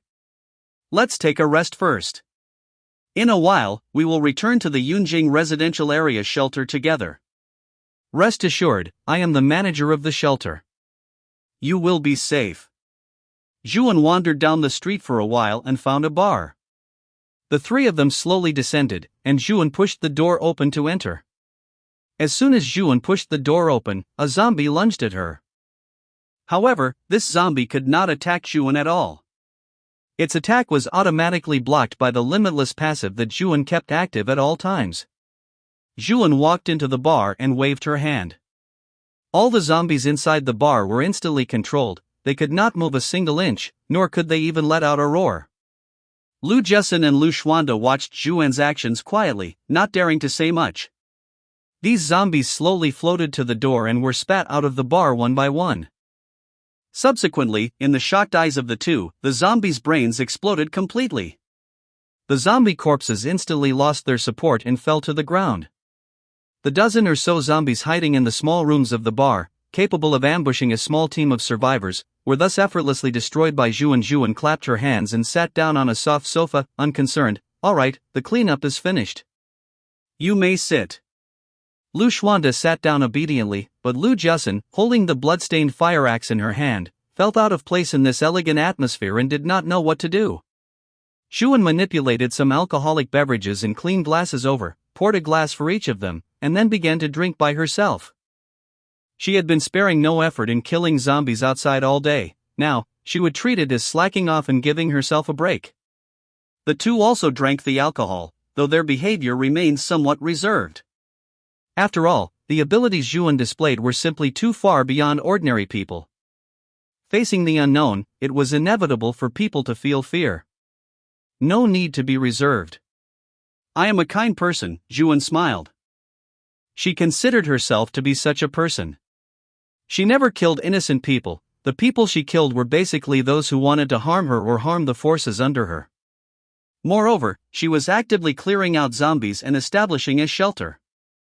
Who wouldn't praise her for having the sense of responsibility of a strong person? Lu Xuanda spoke up, manager in Yunjing residential area. I remember that being a relatively old residential area, right? Why choose that place as a shelter? With Manager N's ability, it shouldn't be difficult to occupy a good place, right? Zhuan shook her head, not necessarily. Before the apocalypse, whether a building was old or where it was located was indeed critical, but now the standard for judging a good shelter is to see if there are zombies and the amount of supplies. And as for these, I can achieve them. Lu Xuanda was convinced. Lu Jiasun also asked, Manager N, if you keep recruiting survivors outside like this, aren't you afraid of encountering defection or internal strife? Generally speaking, betrayal or internal strife was the main theme of apocalyptic shelters. Lu Jiasun did not want to live in such a dangerous shelter. Hearing this, Zhuan smiled confidently. Rest assured, under my command, there is simply no soil for internal strife. Zhuan never hid her abilities. Not only did she have super combat power, but she also had clairvoyance. Everyone in the shelter was clear about this and dared not pull any tricks. Even if someone wanted to make trouble while she was away, Tang Yun and the other awakened ones loyal to her, coupled with the weapons and equipment provided by Xiang Haoran, were enough to suppress any rebellion. Extreme violence was the reason for the peace in Yunjing residential area. It's fine. You will understand once you reach the residential area, Xuan said lightly, looking at the two who were deep in thought. Outside the main gate of Yunjing residential area, Du Fei was moving zombie corpses together with others. There was no help for it, he did not have any special skills and could only do the dirty and tiring work like other ordinary people. Because he was moving zombie corpses and was afraid of getting his clothes dirty, he had specially changed into black clothes to work. As for his sister, Du Xian, considering she was female, she was assigned to plant vegetables, which was at least easier than his task. 1, 2, 3. Listening to the slogan, Du Fei exerted force suddenly and, together with others, lifted a zombie and threw it onto the truck. Du Fei had to sigh, these zombies had died truly miserably. Their brains had exploded completely, leaving not even a complete corpse, and the faces used for identification were also destroyed. With so many zombie corpses, he didn't know when the few people in the residential area would be able to finish moving them. The truck was loaded full of corpses and began to drive towards the corpse pit. The driver stopped at the edge of the corpse pit, not daring to advance even an inch further. Just kidding, with a height of several dozen meters, if he fell down, he would certainly be smashed to pieces, leaving nothing behind. Accompanied by the sound of mechanical transmission, the truck bed slowly tilted. The zombie corpses on top slowly fell into the corpse pit below, producing a continuous series of dull thuds. Before long, a batch of zombie corpses had been dumped, and the truck drove away from the corpse pit. At this moment, in the corpse pit, a large number of zombie corpses had already piled up at the edge. Blood and filth flowed everywhere, and the number of smashed and ruptured internal organs was countless. Just one glance made one feel like they were seeing a living hell, and their spirit was severely polluted. Seeing the truck return, Du Fei continued to move corpses. Working hard was the only way to be worthy of the environment and food provided. This was the simple thought in Du Fei's mind at this moment. Just then, Du Fei saw that familiar figure in the sky again, only this time, there were two more people behind her. Zhuan had returned. Zhuan checked the situation of the zombie corpses in the corpse pit and secretly thought, not bad. Subsequently, Zhuan again summoned Hao Jianwei and Ma Ning, these two familiar faces. Deputy Manager Hao, how many people do we have in our residential area now? Hao Jianwei immediately replied, our residential area currently has an estimated 300 people. Moreover, there are still survivors in some buildings that haven't been notified, so it is estimated there will be more tomorrow. Zhuan nodded. The development of the residential area was so thriving, and she was extremely gratified. As for Lu Jiasun, as soon as she saw Ma Ning, expressions of surprise appeared on both of their faces. Why are you here? I just happened to be rescued by Managerin and came here following Managerin. Seeing their familiar conversation, Zhuan said, Teacher Lu, you are now a member of the agricultural group. I hope you and your students will work together to contribute to the agricultural production of our residential area. All right. Lu Jiasun replied obediently. Zhuan looked up at the sky. Just a moment ago, there was still some twilight, but now it had turned completely dark, and a new moon had risen on the horizon. Tell them to call it a day, Zhuan said to Hao Jianwei. Lu Jiasun asked Ma Ning in confusion, Shama, what are that big dirt pit and that pile of dirt used for? Ma Ning blinked slyly, it's nothing, you will understand very soon. Under Lu Jiasun's gaze, Zhuan walked to the big pile of dirt. With a slight movement of her mind, the corpses in the corpse pit began to move, slowly becoming even and covering the entire plain. Zhuan easily cut a 1-meter-wide slice of dirt and covered these corpses with it, fitting perfectly. The hellish scene in the corpse pit instantly disappeared, turning into a piece of brand new soil, just as if nothing had happened. Lu Jiasun had been shocked by Zhuan several times today, to the point that she was almost numb. Now, she kept telling herself that what she was seeing was normal. Zhuan clapped her hands, although her hands did not have one point of dust. Alright, I am also calling it a day. Chapter 80, Stealth with Critical Hits. Yunzhou City, another district, the floor where Han Rushuang and her companion lived. and Yu was currently working out indoors, sweating profusely. After several days of exercise, although he hadn't slimmed down immediately, his mental state was clearly much brighter. He no longer had the decadence from playing games and drinking cola all day. Ever since Lu Chao led the zombies to knock on their door and Yu, Han Rushuang, and Han Xiaoxiao dealt with it together, Han Rushuang had agreed to let Yu move onto the same floor as them. And Yu was naturally overjoyed. He happily moved his computer, food, and supplies over, finding a room to settle into contentedly. After the crisis with Lu Chao, Han Rushuang had also come to trust Yu completely. As for Yu, he knew that his ability to take down Lu Chao was purely a coincidence because Lu Chao's ability was suppressed by his own. Lu Chao could control zombies, while Yu's ability caused him to be ignored by zombies. Despite both being awakened ones, they had been reduced to a state of brawling like ordinary survivors. Fortunately, Yu won. But next time, when facing other ill-intentioned awakened ones, would he still be so lucky? Yu was skeptical about that. Therefore, he had to start training to enhance his combat strength. It wasn't just to protect Han Rushuang, but also to protect himself. Yu took the towel Han Rushuang handed him and wiped the sweat from his face. He had to admit, the sweat after a workout felt great. He had gotten the equipment from a gym himself, but because the elevator was broken, he couldn't carry anything too large up, so the training effect wasn't ideal. "How do you feel after eating that crystal?" Han Rushuang asked. "After eating that crystal, I feel like my overall strength has increased. If I eat a few more, I can become even stronger." And Yu recalled the moment Han Rushuang pulled that white crystal covered in Kenjaku from a zombie's brain. His heart had initially refused it. But he had read many zombie novels and played many zombie games. He knew that things dropped from a zombie's head were generally good items. In the end, after washing the crystal, he overcame his internal discomfort, closed his eyes, and forced himself to swallow it. After swallowing it, he indeed felt his strength increase. "Would it be better to kill a few more?" Han Rushuang suggested. "Anyway, since your ability makes zombies ignore you, obtaining these crystals should be easy for you." And Yu shook his head, yes and no. "I can indeed kill normal zombies at will, no matter what I do, they can't attack me. But if it's the kind of zombie with a white crystal in its brain, the moment I attack once, it can discover my existence." Next, Yu thought of a strange zombie he had once encountered that moved on all fours, had 2 pairs of hands, and whose arms had evolved into sharp sides. "With higher level zombies, I feel like if I even show killing intent toward them, I'll be killed instantly." Han Rushuang frowned slightly and thought for a moment. "I think your ability should also be able to evolve. Right now, your ability is just too low level. How about we start by killing the zombies with white crystals?" And Yu unscrewed a sports drink and gulped down some water to replenish his fluids and salts. After a moment, he said, "I think that's feasible. My ability definitely needs to evolve." About 20 minutes later, Yu had already headed out alone with his weapon.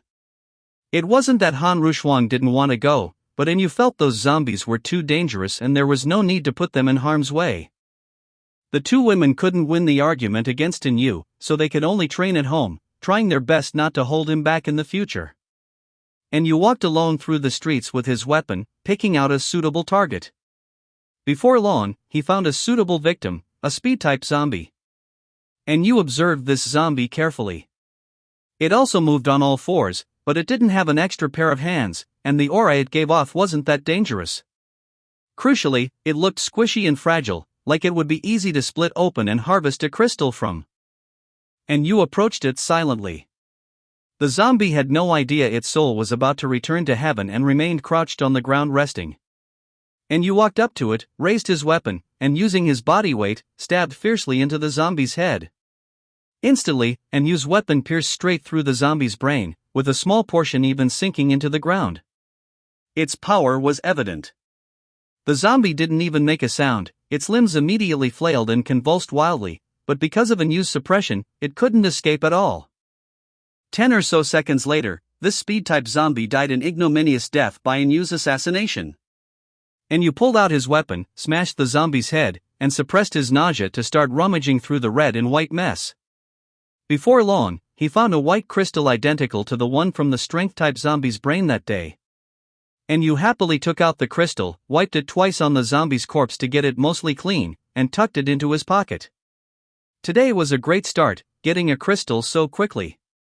However, zombies were also slowly evolving. Especially after the meteor shower, the ratio of evolved zombies had reached 1 for every 60 normal zombies. Looking around, among the zombies roaming the streets, one could see an evolved zombie every 2 or 3 blocks. Though for ordinary survivors, this was certainly not a good thing. And Yu continued searching for his next victim. With his ability to be ignored by zombies, he was like a swimming dragon in a field of zombies. Soon, Yu found another zombie with a rather special aura. This zombie looked dazed and not very bright. Other than that, there was nothing else special about it. That's strange, Yu muttered to himself, what's so special about this zombie? Regardless, he trusted his gut. Even if he was wrong, it would just be killing a normal zombie in passing. Yu walked over slowly, stood in front of the zombie, and slowly dropped into a lunge to build power. Yu suddenly exerted force, releasing his accumulated power, and his weapon pierced directly into the zombie's brain. The next moment, Yu heard an extremely short, sharp scream that almost pierced his eardrums. Damn, why is it so noisy? Yu shouted angrily and suddenly looked up, only to find himself surrounded by dozens of zombies, each staring at him with blood-red eyes. Holy crap!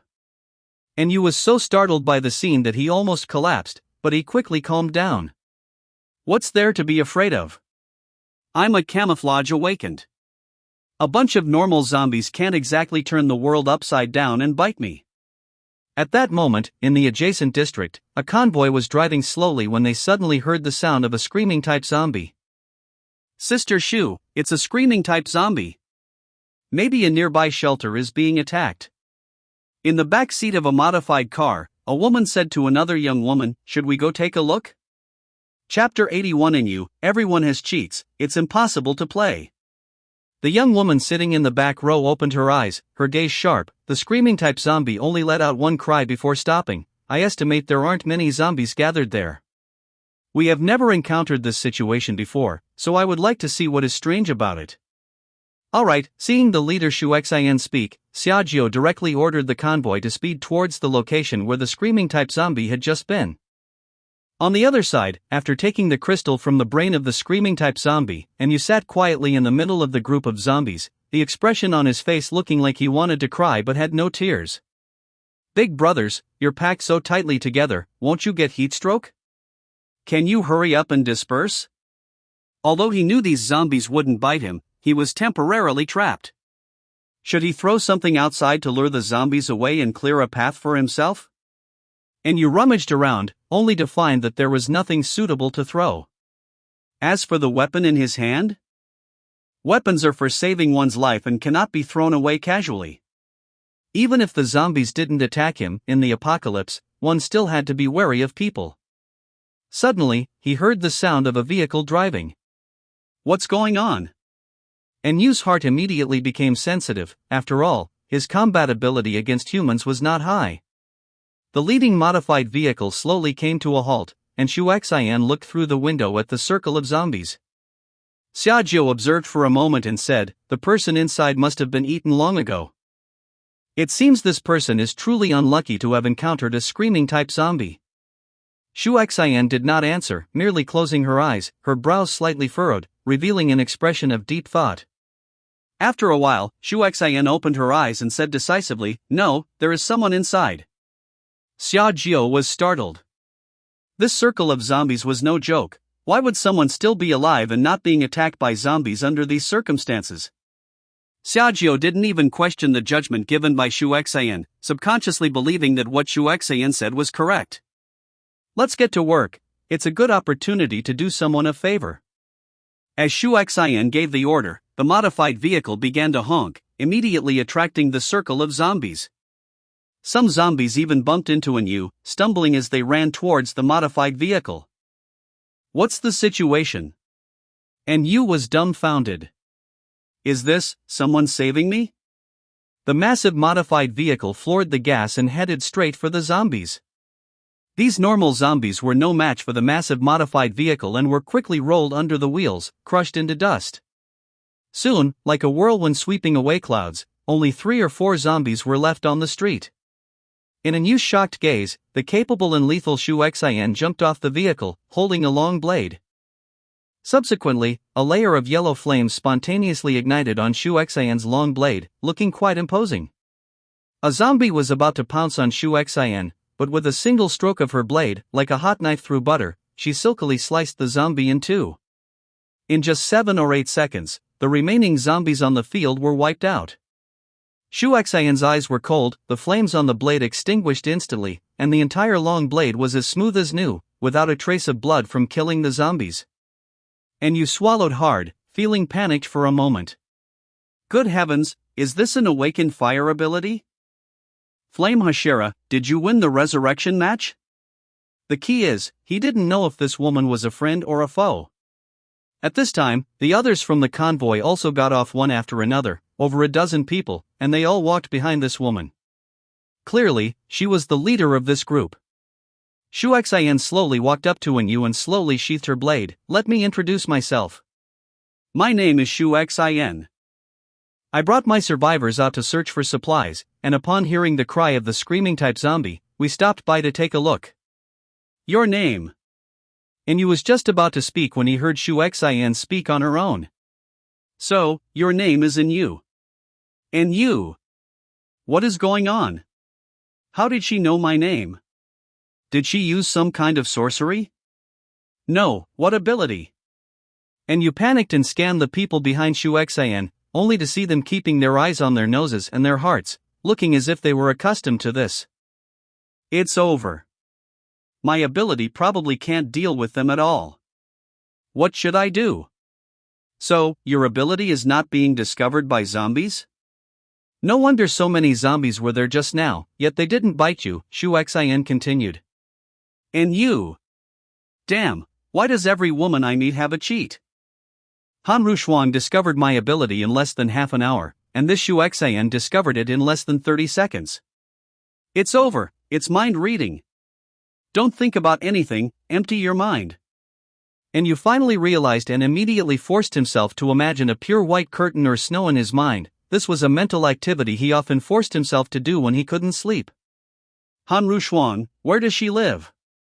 And Yu desperately tried to stop himself from thinking, but how could he control the subconscious activity of the human brain?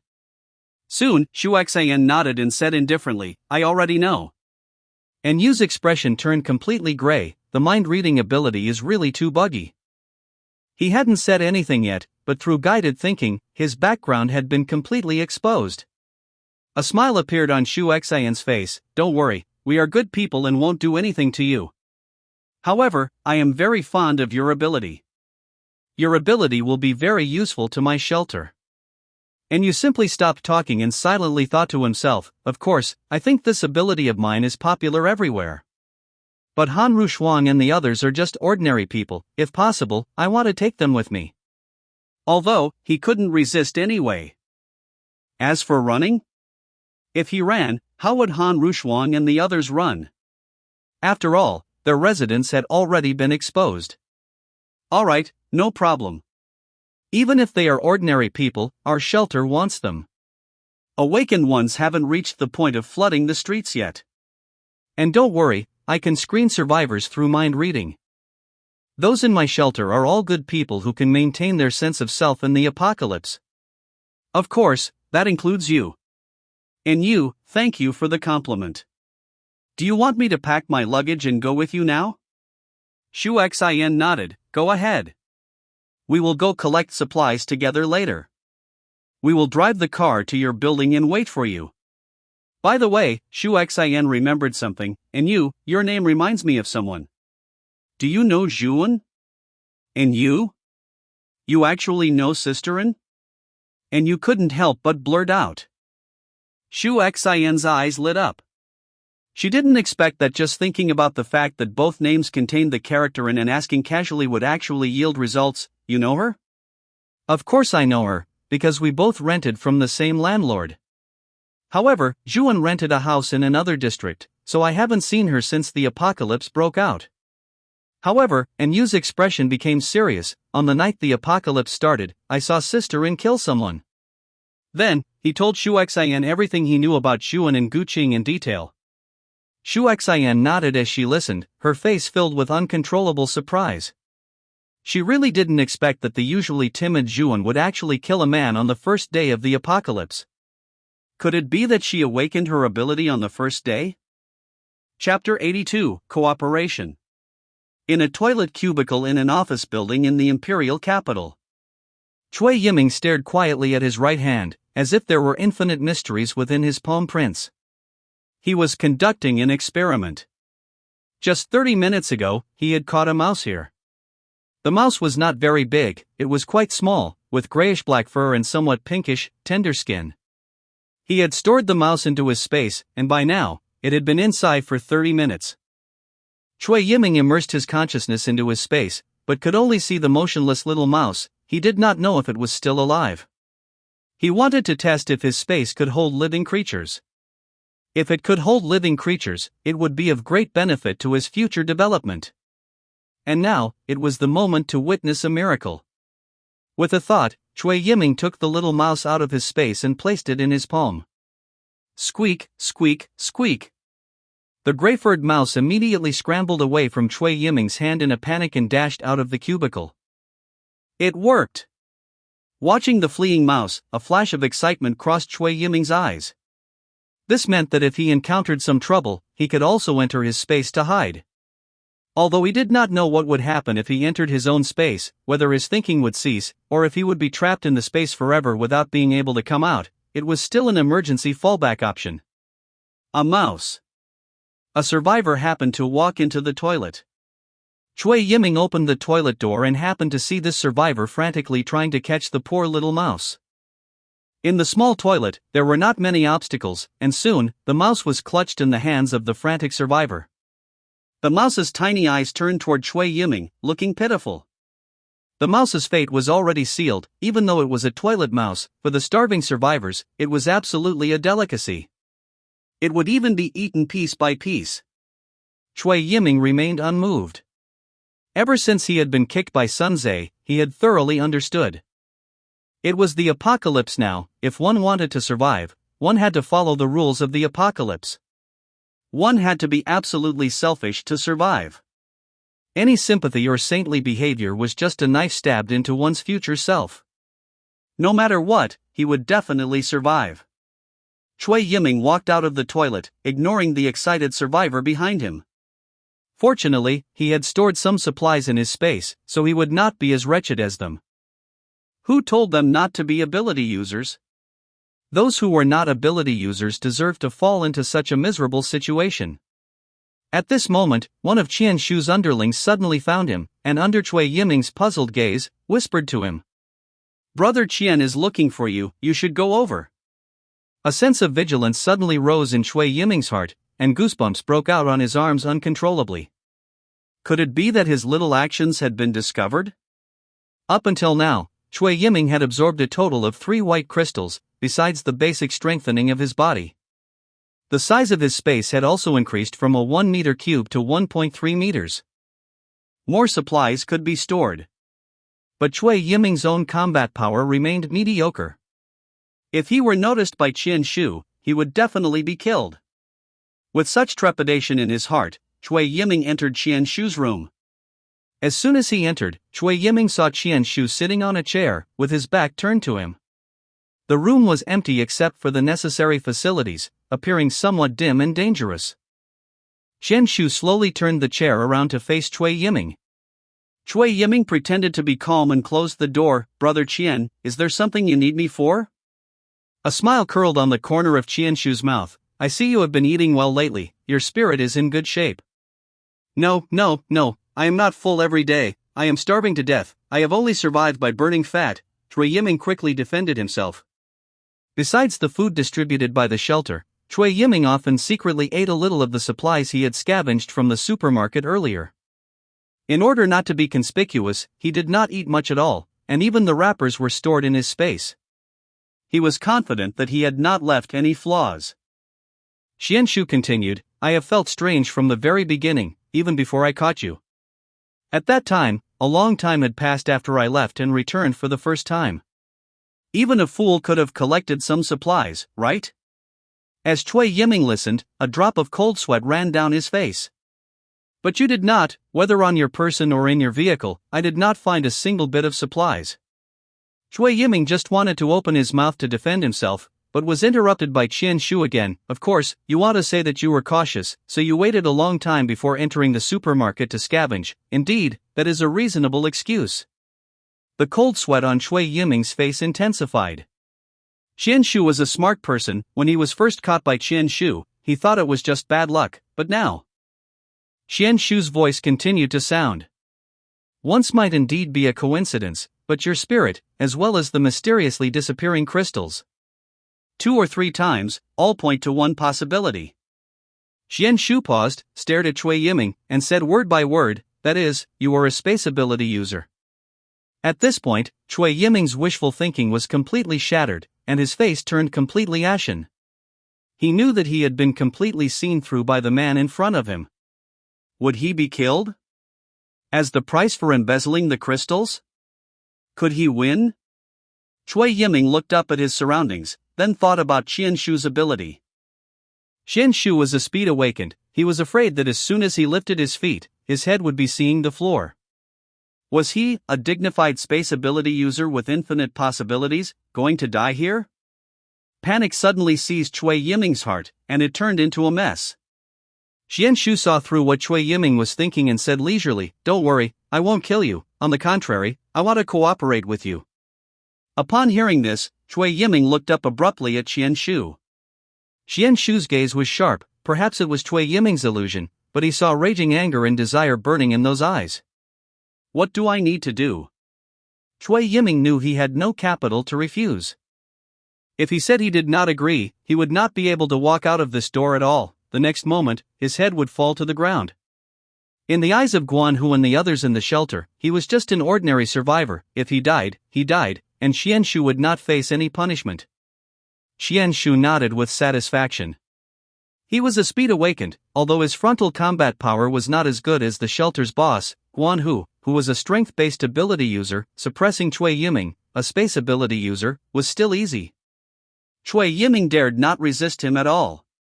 The 3 crystals you embezzled can be considered a gift to you, but those are trivial. What I want you to cooperate with me on next is kill Guan Hu, take the crystals from his safe, and I will be the boss of the shelter. Qian Shu's gaze was fixed firmly on Cui Yiming, quietly waiting for Cui Yiming's answer. Chapter 83, Tang Yin battles the Awakened One. Early in the day, within Yunjing residential area. Zhuan had already gone out early to clear out zombies, and both inside and outside the residential area, everything was bustling with activity. Outside the residential area, many people were busy cleaning up zombie corpses, which were continuously being thrown into a corpse pit. Another group of people was continuously searching for survivors. These scattered survivors outside were slowly being converted into personnel for the Yunjing residential area shelter. Inside the residential area, it was clean and tidy, with a large, well-organized vegetable garden. The new soil, turned over a few days ago, still had a raw scent, and seeds had already been buried early on. Lu Jiasin and Ma Ning's group were inspecting this vegetable garden. The pipes connected to the nebulizers were watering the plants, and the droplets of water refracted the sunlight, shining brilliantly. Lin Zijin and Yang Yutao were studying and attending classes. At the edge of the residential area's perimeter wall, a patrol group armed with guns looked serious as they constantly patrolled, safeguarding the safety of the residential area. Both inside and outside the residential area, everything was full of vitality and developing steadily for the better. At this time, within the streets of Yunzhou City. As usual, after Zhuan finished clearing a batch of zombies and took all the crystals, she suddenly stopped. She heard the sound of a vehicle. Zhuan's 5 senses improved along with her constitution. When her constitution was over 100 points, she could hear the turbid growls of zombies through a security door. Not to mention now, with a constitution of tens of thousands of points. Zhuan frowned at the sound of the vehicle. It sounded a bit like a military vehicle. And judging by this direction, it would probably pass through Yunjing residential area. Better follow it and take a look. Zhuan flew to the vicinity of the vehicle at an extremely fast speed, flying close to the buildings without exposing her figure at all. Inside the armored personnel carrier, several people were shouting and hollering. "Good, hit that one." The driver immediately turned the steering wheel, and the huge armored vehicle crashed directly into the zombie. Under the massive steel giant, this ordinary zombie was immediately smashed into pieces, leaving bloodstains all over the ground. "Awesome! Run them over!" For a moment, they all cheered. Not to mention zombies, even some small household cars were directly crushed. This armored personnel carrier ran rampant on the roads of the apocalypse. Zhuan watched the scene quietly, and she already had a judgment in her heart. These guys were not like soldiers at all. Lu Xiaoyi took out a cigarette and narrowed his eyes. What made him eye-catching was a hideous scar on his right eye. "Brother Lu, where are we going to catch people today?" The person next to him immediately lit the cigarette for Lu Xiaoyi and asked. Lu Xiaoyi quietly puffed away, with a faint excitement in his eyes. "Don't know, depends on luck. Catch as many as we can. Anyway, we have guns. Who dares to disobey?" The vehicle continued to drive and soon arrived near Yunjing residential area. "Strange, how come there isn't a single zombie around here?" The driver muttered, but his words were ignored by the others. Outside Yunjing residential area, Tang Yun, who had just returned with a group of people, felt a slight vibration on the ground and heard a faint sound. "Something's wrong." He immediately called for Song Xiaoqian, Fang Wenzhou, Lu Jiasen, and other members of the patrol group. Just then, a huge armored personnel carrier burst into their field of vision and slowly stopped near them. "This is?" Tang Yun's pupils constricted, and he felt something bad. "Brother Lu, there are survivors everywhere here. I don't think our vehicle can even fit them all." The others on the vehicle widened their eyes when they saw the survivors working and engaging in various activities outside Yunjing residential area. "Damn it, how are there so many people here? There must be something fishy." "So what if it's fishy?" "Brother Lu is an awakened one punch per person," said the person who had just lit the cigarette for Lu Xiaoyi. Lu Xiaoyi put out his cigarette and became serious. Could there be an awakened one here too? Moreover, Lu Xiaoyi looked at the group of people holding guns. They had guns too. "Get down, time to work," Lu Xiaoyi said. The other three picked up their guns and opened the vehicle doors. Under the gaze of Tang Yun and his group, four gun-wielding people slowly walked off the personnel carrier. The patrol group immediately aimed their guns at the four people, and the other survivors, under Tang Yun's instruction, dared not watch the excitement and retreated far away. "Hello, we are scattered personnel from the military," Lu Xiaoyi said. "Let's not resort to weapons." Song Xiaoqian said, "Stop lying, you don't look like military personnel at all." Although the four of them were wearing military uniforms, each person wore them with their own ideas. The same set of uniforms was worn inconsistently, and they looked listless, lacking the spirit of soldiers. Their behavior was crooked, their stance was unstable, they looked just like thugs, like monkeys dressed in clothes. Lu Xiaoyi's gaze turned cold. What good will it do to speak plainly? Tang Yun smiled slightly. "You are not welcome here, leave quickly." "We can trade." Lu Xiaoyi looked at the dark gun barrels around him. "I give you firearms, you give me survivors. How about it? Is it a good deal?" "I don't know how you got military firearms and equipment, but I will emphasize this again, you are not welcome here, and we have the ability to refuse you." Veins popped up on Lu Xiaoyi's face, and a surge of anger rose in his heart, but he quickly suppressed it. Bullets have no eyes. Although he had the ability to survive among gunfire, the other three underlings were all ordinary people. If he didn't catch a single survivor and even lost 3 people, he wouldn't be able to answer to his boss. "How about this? I see you look like the one in charge here." Lu Xiaoyi looked at Tang Yun with deep meaning. "Let's have a fight. If you win, we turn around and leave. If you lose, we take 20 survivors and leave. How about it?" Tang Yun pondered for a moment and said, "I am not the one in charge here, but I can bet with you." Fang Wenzhou secretly tugged at Tang Yun's sleeve. Tang Yun whispered, "It's fine. If I lose, we can just gun them down. Besides, I will win." Zhuan stood on top of a tall building, the strong wind on the high building blowing her long hair. Interesting, this is Tang Yun's first fight against a human. I wonder what the outcome will be. Tang Yun was already a Tier 3 awakened one. The control range of his flying knives had reached 18 meters, and he could also hover. His flight speed was about the same as his sprinting speed on the ground. I wonder what this person has to rely on to be able to fight against Tang Yun. If it really comes to it, I'm here to back him up. Song Xiaoqian and her group slowly retreated, clearing out a circle. Tang Yun and Lu Xiaoyi stood in the circle, glaring at each other. Tang Yun slowly drew his type of Chinese saber, while Lu Xiaoyi didn't take out any weapons at all, just clenched his fists and set up a boxing stance. Tang Yun, come on! Fong Wenzhou shouted. Lu Xiaoyi's underling was not to be outdone. Big brother, punch that kid to death with one hit. Start! As soon as Song Xiaoqian spoke, Lu Xiaoyi rushed towards Tang Yun immediately. A powerful right hook attacked Tang Yun's cheek. If this punch landed, Tang Yun's head might be directly smashed and blown off. Lu Xiaoyi had already imagined this bloody scene, and his heart suddenly became excited. It missed. Lu Xiaoyi punched at empty air, he didn't even see Tang Yun's figure. Damn! Exclamations came from his three underlings. Tang Yun had appeared behind Lu Xiaoyi, who knows when. Tang Yun moved his mind, and 4 flying knives immediately flew towards Lu Xiaoyi's waist and neck. Determined to kill in one move. Clang, clang, clang, clang. In Tang Yun's shocked eyes, Lu Xiaoyi let out a violent shout, and the 4 flying knives didn't pierce his skin at all, instead, they were instantly deflected. Chapter 84, Defensive Awakened 1? Can you withstand my plane crash? Clang, clang, clang, clang. A flash of shock appeared in Tang Yun's eyes. These 4 flying knives had been enhanced by a crystal, and they had been launched by him, a Tier 3 psionic awakened. If it had been an ordinary awakened one, they would have already been riddled with holes.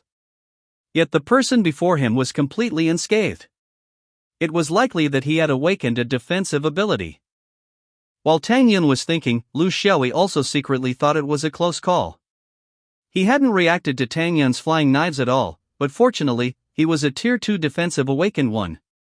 Flying knives enhanced with only 1 white crystal couldn't break his defense at all. If it had been an unenhanced weapon, it would likely have snapped upon impact.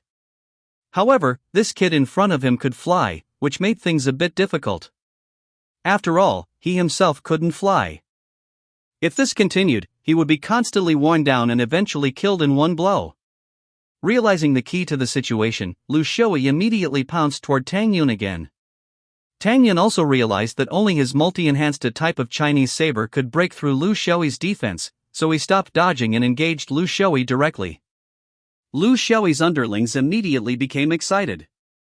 If Tang Yun played a war of attrition, they would be worried for Lu Xiaoyi, but if he decided to engage in close combat, they believed Tang Yun would quickly fall into a disadvantage. He might even be pierced through by a single punch. Many survivors had been brutally killed by Lu Xiaoyi in this way. Song Xiaoqian and Fong Wenzhou watched, but their expressions remained unchanged. Zhuan silently observed the whole scene, ready to step in as GM to ban the account at any time. Clang! A crisp sound of impact rang out. Lu Xiaoyi's fist smashed heavily onto the blade of Tang Yun's a type of Chinese saber, knocking Tang Yun's swing off course and exposing a gap. Then he threw a punch toward Tang Yun's liver. Even though Lu Xiaoyi was a Tier 2 awakened one, facing Tang Yun's main weapon, the type of Chinese saber, which had clearly been enhanced multiple times, he did not dare to be arrogant and choose to take the blow head-on. Instead, he chose a safer method. A vibration immediately traveled through Tang Yun's hands holding the blade, nearly causing him to lose his grip. Facing Lu Xiaoyi's incoming punch, Tang Yun gritted his teeth and controlled his psionic power to perform a mid-air somersault, narrowly dodging the blow. Watching Tang Yun, who defied the laws of physics, Lu Xiaoyi couldn't help but feel a surge of annoyance. This awakening ability. It was pure cheating. It made the martial arts and combat techniques he had previously learned a complete joke. Those were only useful against people who had to exert force and leverage properly in battle, but Tang Yun was a psionic awakened who could generate leverage out of thin air. Tang Yun retreated in the air again, hovering 5 or 6 meters up, looking down at the panting Lu Xiaoyi. Right now, Tang Yun was in a dilemma, not knowing how to deal with Lu Xiaoyi. Ordinary flying knives couldn't break his defense, and in close combat with the type of Chinese saber, he had no opportunity to attack. If he controlled the type of Chinese saber for a long-range attack, it might be snatched away directly. The battle was in a stalemate, and neither Tang Yun nor Lu Xiaoyi knew how to break the deadlock. The people around also saw this awkward situation. How can Tang Yun win? Fang Wenzhou asked Qin Yuan, who was beside him. Qin Yuan pondered slightly and revealed a mysterious smile. Tang Yun can win, but the method is quite peculiar and requires Tang Yun to have a deeper understanding of his own abilities. Fang Wenzhou was confused by Qin Yuan's roundabout way of speaking, so he grabbed Qin Yuan's shoulders and shook him a few times. Speak properly. No. You brat. Tang Yun's brain raced. Since Lu Xiaoyi's defensive ability basically countered his psionic output, what other means of attack did he have? Tang Yun looked down at Lu Xiaoyi, and a sudden one point of realization dawned on him. He remembered what Zhuan said the first time she saw his ability. I think that in time, you will be able to achieve what I just did. In an instant, it clicked for Tang Yun. I understand now. The next moment, Tang Yun shifted his focus, and the target of his control was Lu Xiaoyi himself. Ha! Lu Xiaoyi suddenly felt a force lifting him up out of thin air, and his perspective kept rising. Am I flying? Holy sh**t. Seeing this scene, Fang Wenzhou immediately swore. Little Yuan. Is this the method you were talking about? Song Xiaoqian and Lu Jiasun were also attracted by Fang Wenzhou's words and looked toward Qin Yuan. Qin Yuan nodded with satisfaction. That's right. Tang Yun hadn't realized before that psionic power is a means to control all things. He was previously limited to controlling only himself and his weapons. And for this kind of defensive awakened one, since sharp weapons have difficulty breaking their defense, one should simply choose blunt force. Song Xiaoqian and the other 3 awakened ones were all impressed by Qin Yuan's idea. Unexpectedly, even though Qin Yuan was just an ordinary person, he had his own understanding of battles between awakened ones. Let's move further away now. Lu Xiaoyi's 3 underlings looked at the scene before them, glancing at each other, with fear rising in their hearts. Brother Lu is going to be defeated? Just as everyone was discussing this, Tang Yun had already brought Lu Xiaoyi to an altitude of over 30 meters. This was an altitude Tang Yun had never attempted before. If he made a mistake in control, he might end up falling to his own death. But right now, he felt an unprecedented sense of excitement. Lu Xiaoyi threw punches in vain, but he had nowhere to resist the psionic power from thin air, and no leverage to use. The ground beneath him seemed so precarious and terrifying, like a giant abyssal mouth waiting to swallow someone whole. A panic rose in his heart, the kind one feels when nearing death, and this panic turned into anger. He cursed furiously. F***CKU. Let me down. Tang Yun ignored this trash talk completely, merely feeling the strong winds at high altitude and continuously increasing the height. Before long, Tang Yun had controlled Lu Xiaoyi to rise to a height of over 100 meters. Tang Yun looked at the constantly cursing Lu Xiaoyi with a calm expression. Lu Xiaoyi had unexpectedly calmed down at this moment, speaking with a humble expression. Brother, let's talk this over. Ah! The next moment, Tang Yun released the psionic power controlling Lu Xiaoyi. Lu Xiaoyi screamed and fell straight down from the height of 100 meters. A few seconds later, though to Lu Xiaoyi, it felt like a lifetime, his body slammed heavily onto the ground. Boss! Boss! Don't go! Lu Xiaoyi's 3 underlings screamed and rushed over to check on his condition. Lu Xiaoyi's facial features were displaced from the impact, and all the bones in his body had been shattered, but his flesh remained trapped within his enhanced body. His entire corpse looked like a giant slime. Tang Yun hovered silently in the air for a while, slowly sheathed his blade, and looked around, suddenly catching sight of a familiar black-haired figure standing proudly atop a high building, quietly meditating. Well done, Tang Yun. Zhuan, who had been silently observing the development of all this, smiled and said to Tang Yun, I said that as long as you continue to develop your abilities, one day, you will also become strong. Chapter 85, Reversal, Carrying a Tang Sword, Healing While Fighting. Zhuan had long noticed that Lu Xiaoyi and his three companions were not normal, but she did not intercept and kill them in advance, instead letting them develop. Zhuan wanted to see the combat effectiveness of the shelter against outsiders and what the results would be. After all, the shelter's influence was constantly expanding, and contact with outside survivors, even malicious ones, was inevitable. Therefore, the shelter also needed the ability to confront malicious external forces. And Tang Yun's performance made Zhuan very satisfied. Tang Yun's psionic power was still a very broken ability. Zhuan currently tentatively classified awakened ones into regular awakened ones and strong awakened ones. Those like strength awakened, speed awakened, and information awakened, who had average or even relatively weak combat power, were regular awakened ones. While those like psionic awakened and time awakened, who had extremely strong late-game combat power and could suppress regular awakened ones, were called strong awakened ones. Zhuan looked down and said softly, let's go down together. Tang Yun smiled in relief, knowing that with Zhuan backing him up, the stone hanging in his heart had finally fallen. All right. The two flew rapidly toward the ground. Accompanied by a gust of wind pressure, the two landed slowly on the ground. Sisterin, you're back. Song Xiaoqian shouted excitedly. Zhuan nodded silently, as a response. Lu Xiaoyi's three lackeys were instantly dumbfounded. How did this kid fly up, drop one, and then bring another one down? Creating people out of thin air? Now, get lost. Tang Yun said to the three, the bet has already taken effect. There was no time to think, Lu Xiaoyi was dead, and they had lost their backbone. There was no need to stay any longer. The three scrambled into the armored vehicle, wishing their parents had given them 2 more legs.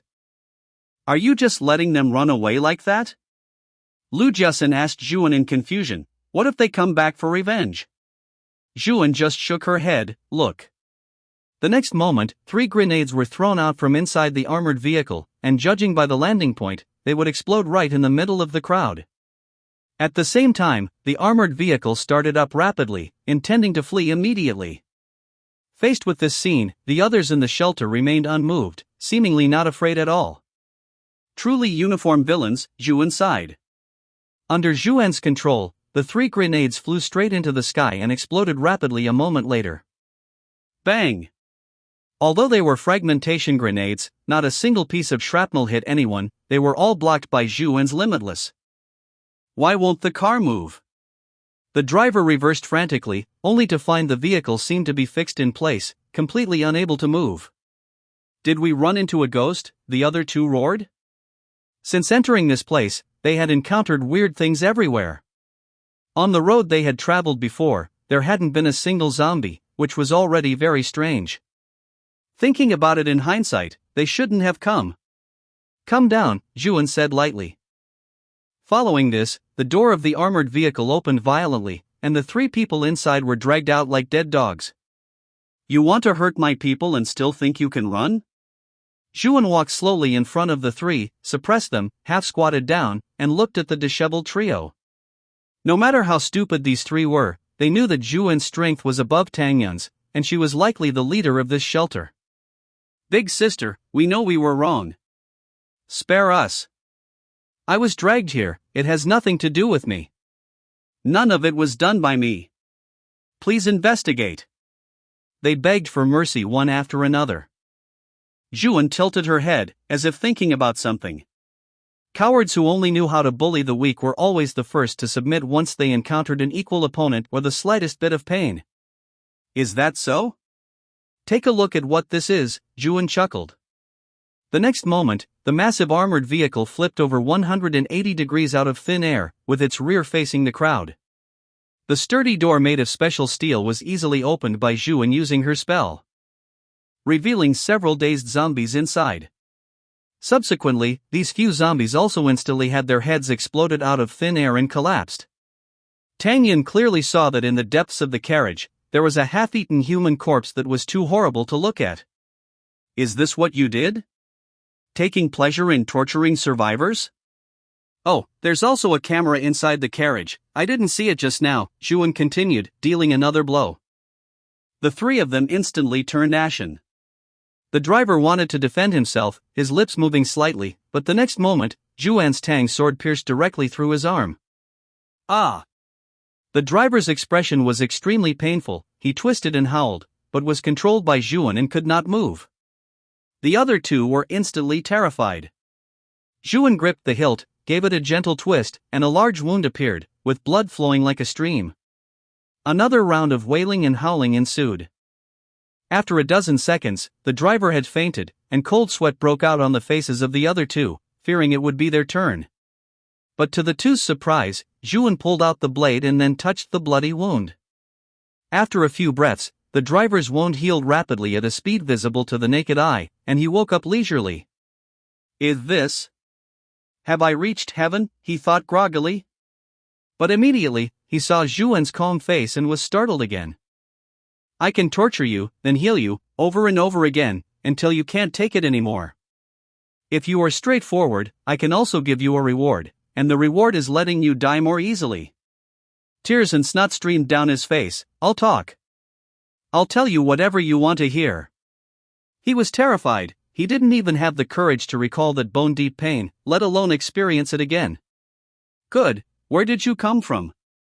We came from a military base outside Yunzhou City. What about the soldiers in the base? Most of them died when the outbreak started, a few were trapped, and then we killed them, and since then, we've been occupying it. He felt the pressure Zhuan was exerting on him intangibly increase by another notch. Where did you come from? We came out of prison and roamed all the way there. Zhuan nodded. So they were people from prison, no wonder their viciousness was so heavy. What kind of awakened one is your boss? After all, someone capable of suppressing this bunch of crazy prisoners definitely had one point of strength. He was stunned for a moment. I don't know, I've never seen the boss make a move. The other two also shook their heads frantically. Fine, anyway, whatever awakened one they were, they wouldn't be a match for her in a single move, Zhuan continued. You lead the way and take me there. If the location is wrong, you know what will happen, Zhuan threatened. Understood. Understood. He cowed out like pounding garlic, afraid that if he hesitated for a second, he would be killed by Zhuan. Zhuan stood up and said to Song Xiaoqian, take the patrol team and come with me to receive the equipment at the base. As for this armored vehicle, leave it here for now. Song Xiaoqian responded and immediately went to gather the personnel. Soon, a convoy arrived behind Zhuan. Zhuan grabbed the driver, and the other two didn't escape either. They were all stuffed into the vehicle. Zhuan reflected for a while and realized she hadn't left a satellite phone for the people in the shelter. This time, it was a coincidence that she ran into this bunch of relatively weak prisoner survivors. But what if the shelter encountered powerful survivors next time and couldn't contact her? It seems she would have to make Xiang Haoran cough up some loot, Zhuan thought leisurely. The convoy started up and headed in the direction of the base they had mentioned. Chapter 86, No Shooting. Under the apocalypse, the landscape was a desolate wasteland. On the wide highways from before the end of the world, cars were parked for various reasons, mixed with corpses and zombies, making the road appear crowded and dangerous. Yet, on such a highway, one convoy moved along completely unimpeded. One could see that the vehicles and zombies on the road were cleared away and sent flying through the air before they could even touch the convoy. The armored vehicle driver watched this scene, feeling a constant chill in his heart. Just what kind of awakened one was this mysterious, blindfolded woman before him? She was monstrously powerful. Evolving so quickly, with such high combat power, could their boss even win? However, he still kept his wits about him and didn't reveal what exactly their boss had awakened. After all, he still had to hold a sliver of hope for his boss. If the boss won, at least he wouldn't die. If the boss lost just because of this tiny bit of intelligence, then they would definitely not survive. What comforted the driver was that, although he and the other two hadn't discussed it beforehand, they had all coincidentally chosen the same story. Those who could survive until now all knew how to look out for their own survival. Zhuan leaned back in her chair, killing zombies while resting her mind. She was quietly waiting. After about half an hour, the convoy had arrived near the base. Looking at the familiar scene before him, the driver actually had the illusion that he had become a road bandit himself. Zhuan sensed the area. She indeed saw a military base and quite a few people, along with atrocities that made her feel furious. "Can you let us go?" the driver asked, trembling. Zhuan simply got out of the car and instructed Song Xiaoqian, "Do not take any action for now. Wait about 20 minutes for me to return. Handle these 3 people yourselves, I have something to take care of." Song Xiaoqian nodded silently, casting a glance at the 3 people, as if looking at dead men. After saying this, Zhuan immediately flew away, looking as if she were afraid of not making it in time. "Holy crap! Milady, don't go." The 3 of them watched Zhuan's retreating figure as she flew away, immediately sensing that something was wrong. The next moment, they were pulled out of the vehicle by the patrol team. Before the team members could even pin them down, they spontaneously knelt. Before the 3 could even open their mouths, they were ruthlessly interrupted by Song Xiaoqian. Sisterin said to give them a quick end. "Do not use guns, guns are too noisy." The faces of the 3 immediately turned ashen, revealing their attachment to life. Just as they tried to struggle, they were suppressed and unable to move. The next moment, 3 blades pierced their respective throats. They let out a muffled groan, and as the blades were withdrawn, blood gushed out. They slowly collapsed, their vitality weakening along with the loss of blood, their pupils becoming increasingly unfocused, and their bodies growing stiffer and harder. 3 survivors who had done whatever they pleased in the apocalypse thus turned into nothing more than a ripple in the end times. Song Xiaoqian waved her hand, signaling others to throw away these 3 corpses so they wouldn't block the path. Afterward, she quietly watched the direction in which Zhuan had left, waiting for her return. Inside a building at the military base, there were dozens of people, basically all gathered on the 2nd floor. Nearly every man was equipped with firearms, and they all looked quite vicious, their faces currently brimming with madness and frenzy. The scene beneath their feet, however, was something no one would want to look at.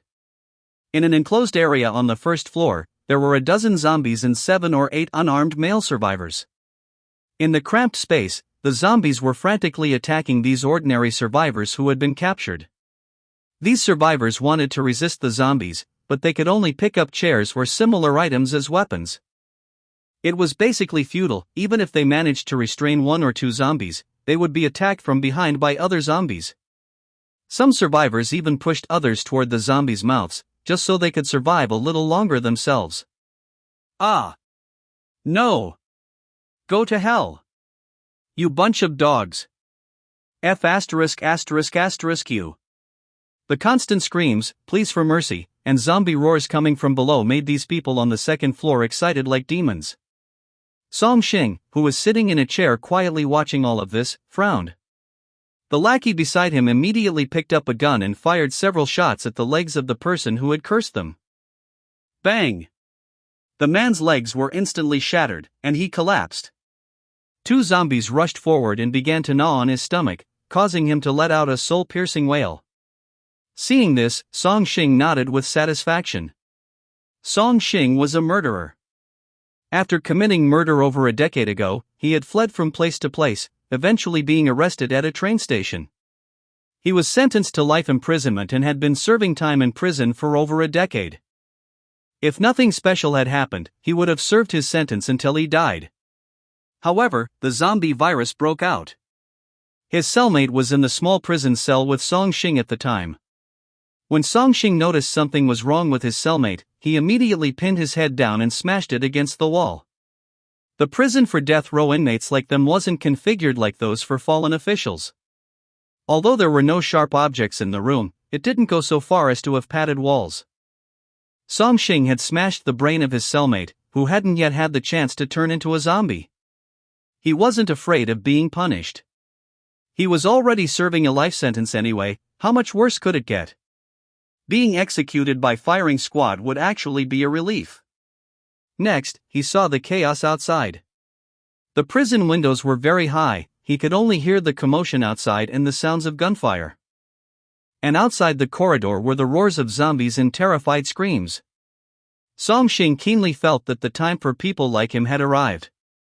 The time to wantonly commit crimes and trample on others had arrived. Thinking of this, his heart, which had been silent and dead for over a decade, reignited. And what helped him were the cellmates who were active outside at the time. They had seized firearms, rushed to the control center, and released the prisoners who were still alive. The surviving prison guards were then frantically tortured to death by them, who were filled with hatred. Later, Song Shing became an awakened one. After easily killing a few people to establish his authority, he naturally became the boss of this prison. Later on, they roamed to this military base, disguised themselves as survivors seeking help, killed the remaining soldiers during the chaos, and occupied this military base. Afterward, it was a gang of inhumane prisoners crazily tormenting their own kind for fun in the apocalypse. Male survivors were captured and tortured, or fed to zombies for entertainment, or even eaten alive. Female survivors who were good-looking were kept to serve them well, while women who weren't good-looking were persecuted to death and then thrown to the zombies. Song Shing reminisced for a while, then thought of Lu Xiaoyi, who had been sent out today. How many survivors could that kid catch today? There were no more male survivors left now. Once this batch was played out, there would be none left. It would be best if he could catch a few fresh, good-looking ones for me to enjoy first. As Song Shing was thinking this, the next moment, he suddenly felt as if his whole body was under immense pressure, or rather, an extremely strong overload, and he was instantly unable to move. Song Shing's face immediately turned terrified. It was the fear of the unknown. He tried his best to shift his eyes, seeing that the zombies and other people downstairs were also unable to move. The look of madness on their faces had completely dissipated, leaving only terror. Who is it? Chapter 87. One must know how to put oneself in another's shoes. Who is it? In the instant he was distracted, a thunderous explosion rang in Song Shing's ears. The wall Song Shing was facing suddenly burst apart for no reason. Flying debris, like cannonballs, instantly blasted 7 or 8 people to pieces. A piece of rubble the size of a fist slammed directly into the thug who had just fired his gun. His facial features caved in like a deflating balloon, and then his entire head exploded violently. Song Shing's face was splattered with one point of red and white matter, adding even more fear to his heart. Who exactly is it, and what kind of method is this? The next moment, Song Shing saw a young woman's figure rush out from the breach at high speed, descending onto the open ground of the first floor. Only then did Song Shing see clearly that this was a woman with a white cloth covering her eyes, possessing a beautiful appearance. How could she be here? At this moment, the gazes of all the surviving prisoners collectively turned toward Zhu and looked around, still not releasing her control over this group of people. Their entire bodies were unable to move an inch, and they couldn't even speak. They could only barely move their eyes. This even included the zombies. Zhuan gave a light wave of her hand, and the zombies on the first floor let out a few muffled groans as their brains exploded into mush within their skulls, silently collapsing to the ground. The first floor was truly a hellish scene. Everywhere were only fallen zombie corpses, human remains that had been crazily gnawed upon, blood, organs, and even eyeballs that had popped out, scattered on the ground like children's toys. Now, the only one left with 1 point of breath remaining was a survivor on the ground. It was the same survivor who had had his legs broken earlier for cursing in anger. Zhuan walked up to him and couldn't help but shake her head. This person's legs had been broken, and the white bone shards and marrow, unable to be covered by flesh and blood, were exposed to the outside. His entire stomach had been ripped open by the zombies, and his tangled intestines, like a messy ball of yarn, had been pulled out of his abdominal cavity by the zombies, with quite a bit even eaten. With Zhuan's current reverse curse technique, there was simply no way to save him. This person was truly injured too severely. Zhuan half squatted down, looking at the person before her. The survivor's lips kept opening and closing, blood flowing from the corners of his mouth, as if he wanted to say something. Although Zhuan's hearing was already very keen, she still leaned close to his face, afraid of not hearing clearly. The dying murmurs of a man. "Help me, save Schwerer, kill me, thank." This survivor said painfully, his breath growing increasingly weak. Zhuan knew who he was talking about. Zhuan had seen that, besides the prisoners here, there were other prisoners in other rooms forcing some women to engage in illicit acts. "It's okay, I have also controlled the others who are not here." Zhuan nodded silently and gently placed her hand on his forehead. Granting relief to those in pain is the greatest kindness. This survivor felt a warmth spread from his forehead. In his consciousness, it was as if he had arrived in a gentle whiteness, making him feel as if he had returned to his mother's embrace, or perhaps back to the source sea of life. The next moment, his consciousness plunged into boundless darkness. Zhuan quickly killed him. So fast that his brain didn't even have time to feel pain before it had completely turned to dust. Zhuan gently closed his eyes and silently mourned for a moment. "I'm sorry, I cannot save everyone." Song Xing watched Zhuan's actions, his heart growing increasingly confused. What exactly was this person in front of him doing? The next moment, he felt his body suddenly grow light, and the force that had been controlling him disappeared for no reason. The others also felt this and quickly reacted, springing into action. Several people immediately picked up the assault rifles in their hands, aimed their barrels at Zhuan downstairs, pulled the triggers, and cursed angrily. "Playing God, watch me kill you. Die for me." The gun barrels quickly spat out tongues of fire, and amidst their crazed howling, dozens of bullets rapidly shot toward Zhuan. They had already imagined what Zhuan would look like, riddled with bullet holes. However, to their surprise, Zhuan showed not a trace of panic, nor did she dodge in the slightest. Not good. Zhuan's performance made Song Xing, who had killed countless people, secretly think that something was wrong. Zhuan's demeanor clearly showed she was confident and had everything under control. Song Xing was astonished to see that these bullets, traveling at hundreds of meters per second, could not attack Zhuan at all. Instead, they hovered around her, unable to advance even an inch. Song Xing was a middle-aged man, and having been out of touch with society for a long time, he didn't have much concept of superpowers, but at this moment, a vague concept of telekinesis had formed in his mind. The next moment, these bullets immediately shot back the way they came, the heads of the shooters burst into blood and gore, and they collapsed with a crash. Ah! The prisoners who saw this scene immediately fell into a frenzy, trying to run in a panic. But when one person tried to open a window to jump to the first floor, he slammed into it as if hitting a wall, crying out in pain. "We can't get out at all. This is an air wall?" This young prisoner, who hadn't been in prison for long, was stunned for a moment. Damn it! Others also discovered this point one after another. This building had been sealed off out of thin air. Just like the strange power that had controlled them all earlier, they simply couldn't escape. At this moment, Zhuan's dangerous and penetrating voice rang out, as if an evil spirit emerging from hell were whispering in their ears. "Weren't you having a lot of fun just now? This time, the hunter has become the hunted. You are the prey, and I am the hunter. Let's see if you can survive." The next moment, Zhuan's figure appeared in front of a person, holding a tang dao, and directly slashed diagonally with one stroke. The blade, as if cutting through tofu, easily sliced from the left shoulder to the right ribcage, and a large amount of internal organs, like a broken candy jar or scattered spring flowers, fell to the ground. A large amount of blood gushed out, splattering onto the walls, the ground, and the bodies of others. Yet not a single drop of blood stained Zhuan monster. Someone lost their mind, forgetting what had just happened, and fired directly in Zhuan's direction, completely disregarding that there were other people around her. Bang! Gunshots rang out. The few people around Zhuan immediately let out muffled groans, their entire bodies riddled like a sieve, and they collapsed to the ground. And the remaining bullets were sent back by Zhuan along their original path, directly blowing up the heads of those people. Zhuan paused for a moment, then slowly walked toward another prisoner. Seeing Zhuan walking over, the prisoner couldn't stop his body from shaking violently. That was the desire for life and the fear of death. He couldn't help but weep and wail, crying out, "Don't kill me, I beg you."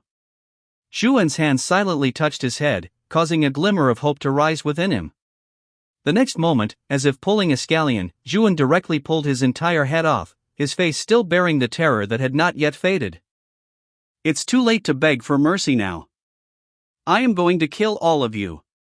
Chapter 88, Space-Type Awakened 1? Zhuan was slaughtering, and she was well aware that she was slaughtering.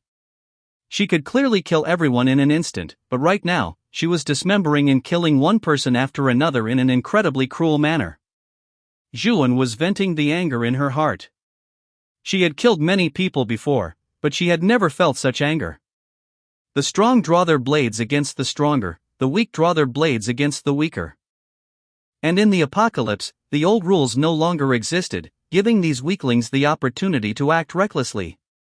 Although these people, these awakened ones, were seen as powerful and irresistible by ordinary survivors, in Zhuan's eyes, they were just lowly weaklings, and far, far weaker than those ordinary survivors. Zhuan hated the weak, so she would follow their own logic and slaughter them all.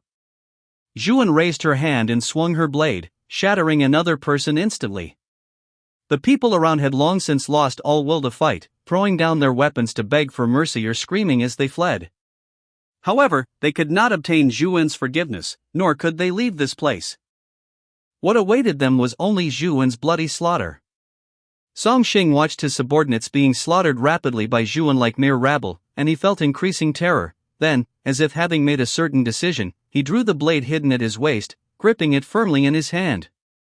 The woman before him was a lunatic, and moreover, a lunatic powerful beyond reason. He would first try to see if he could kill her. If he couldn't, he would then try to see if he could escape. As for these subordinates, it didn't matter anymore. Anyway, he had his ability, he could gather another group of lackeys at any time. It was time for a desperate fight. Song Xing secretly activated his ability. The next moment, he suddenly appeared beside Zhuan, the blade in his hand striking fiercely toward her fragile throat. Back in the day, among the prison inmates, two people had become awakened ones, and Lu Xiaoyi was the other one. And the reason Song Xing was able to be the boss was because, in a duel between the two, he had used his teleportation ability to slash Lu Xiaoyi's right eye. Therefore, after this battle, Lu Xiaoyi also feared Song Xing's ability and willingly submitted. And now, not knowing if this blind woman's eyes were a vital point, he decided to choose the throat instead. Zhuan sensed the fluctuation in the air. With her agility stat, she had long since seen Song Xing's movements clearly. To her, Song Xing's speed was as ridiculous as playing red light, green light with her. Out of some playful intention, Zhuan partially released her limitless, exposing her neck and allowing him to attack. Got you! Seeing the calm Zhuan, Song Xing felt wild joy, assuming she hadn't managed to react in time. Song Xing exerted force with his wrist, stabbing fiercely toward Zhuan's neck. Die! Song Xing roared. Snap! The next moment, the blade slammed into Zhuan's neck, but there was no gushing blood as Song Xing had imagined. Instead, the blade, which had been strengthened by crystals, shattered into pieces instantly. Conversely, not even a single white mark was left on Zhuan's neck, which remained as delicate and fresh as before. Song Xing looked up and only saw Zhuan's playful expression. Impossible. Song Xing muttered in disbelief. Could she also be a defensive type awakened one? What kind of monster was she exactly? The next moment, Song Xing felt a wave of numbness from his right hand.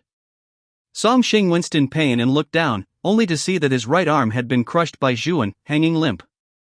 Interesting, you are a space-type awakened one. Zhuan looked at Song Xing. This person should be the strongest combatant among this group, the one they called the boss.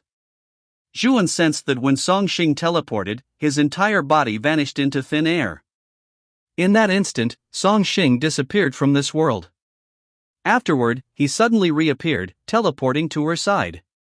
If he were fighting other awakened ones, Song Xing's ability would indeed be very powerful, but he was facing Zhuan.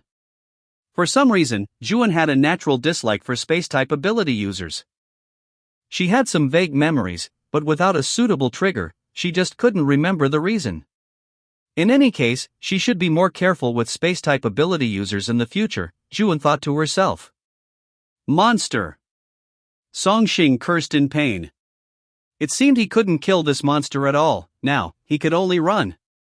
The next moment, he drew another blade with his left hand and used teleportation again.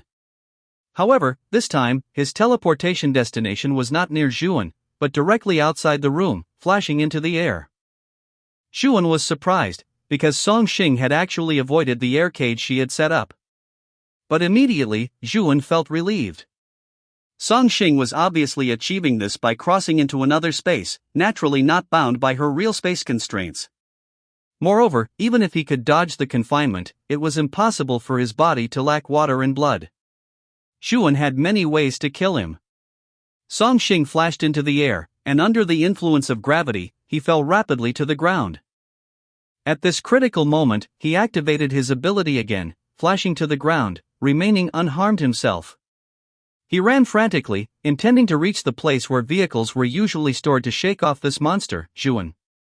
However, because Zhuan had just crushed one of his arms, his body was off balance, and he couldn't run fast at all. A fun ability. Watching Song Xing's desperate attempts, Zhuan moved her thoughts slightly. Immediately, all the survivors present felt a massive stress rising within their bodies, their entire bodies uncontrollably stretched and expanded, as if trying to break free from their physical constraints. In an instant, everyone's bodies, whether heads, torsos, or limbs, burst apart.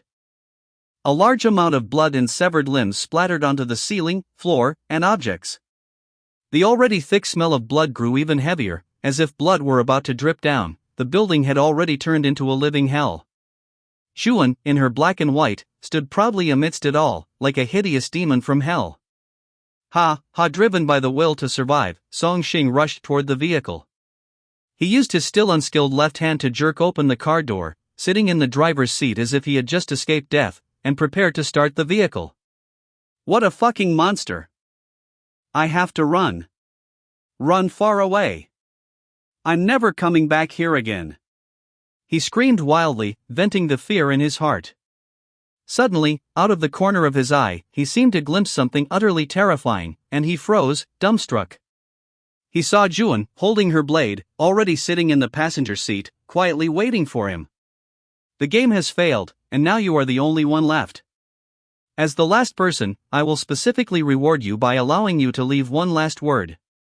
Zombies wouldn't be this lenient, you should thank me. Zhuan said leisurely, as if a familiar friend cracking a joke. Chapter 89, You really give me such a hard time. Song Xing gazed at Zhuan, who was dressed in black and white and looked perfectly at ease. He knew in his heart that there was absolutely no way he would survive. He could only use teleportation at most 2 more times, and at most, he could teleport over 30 meters away before being caught up by Zhuan immediately. Then, he would be swiftly executed by Zhuan. Song Xing closed his eyes. Rather than dying in a pathetic state, it would be better to keep some dignity. At this moment, thousands of images flashed through his mind, memories of playing with his companions in childhood, his parents' eager expectations during the college entrance examination, and the bulging black and white eyes of the deceased he encountered after his first murder. Finally, his memories froze on one image, a woman in front of a glass window holding up a photo for him. The photo was newly printed, showing a delicate, doll-like little girl. The woman's voice came through the hole, devoid of joy or sorrow. This is our child. Song Xing suddenly opened his eyes and pleaded with Zhuan, My name is Song Xing. I have a daughter. If you ever meet her, please, you must tell her. I am not a good father. I have failed her. Zhuan felt slightly puzzled. She hadn't expected that such a heinous villain would actually think of his own kin at the very end of his life. However, she still asked, What is your daughter's name, and are there any distinguishing features? Song Xing sighed. This sigh seemed to expel all the malice and ferocity he had carried since birth, and his eyes were filled with endless regret and remorse. Her name is Song Xiaoqian. This was chosen by the child's mother. Zhuan? Damn! Zhuan was greatly shocked. Excitedly, she pulled down her blindfold, deactivated her limitless, and stared fiercely at Song Xing, saying every word clearly. You are Song Xiaoqian's father? It was the first time Zhuan had lost her composure like this, even unable to help swearing. After all, this was truly too coincidental. One must know that Song Xiaoqian was currently outside, waiting for Zhuan to finish her work. Seeing Zhuan like this, Song Xing was also taken aback. The blind woman before him, who had previously maintained a calm and playful attitude toward her prey, had unexpectedly lost her composure over his daughter's name. He tentatively asked, Could it be that you know my daughter? Is my daughter safe now? Zhuan was both angry and amused, more than just knowing her. Your daughter is also an awakened one now, working under me. In fact, she is waiting for me outside the base right now.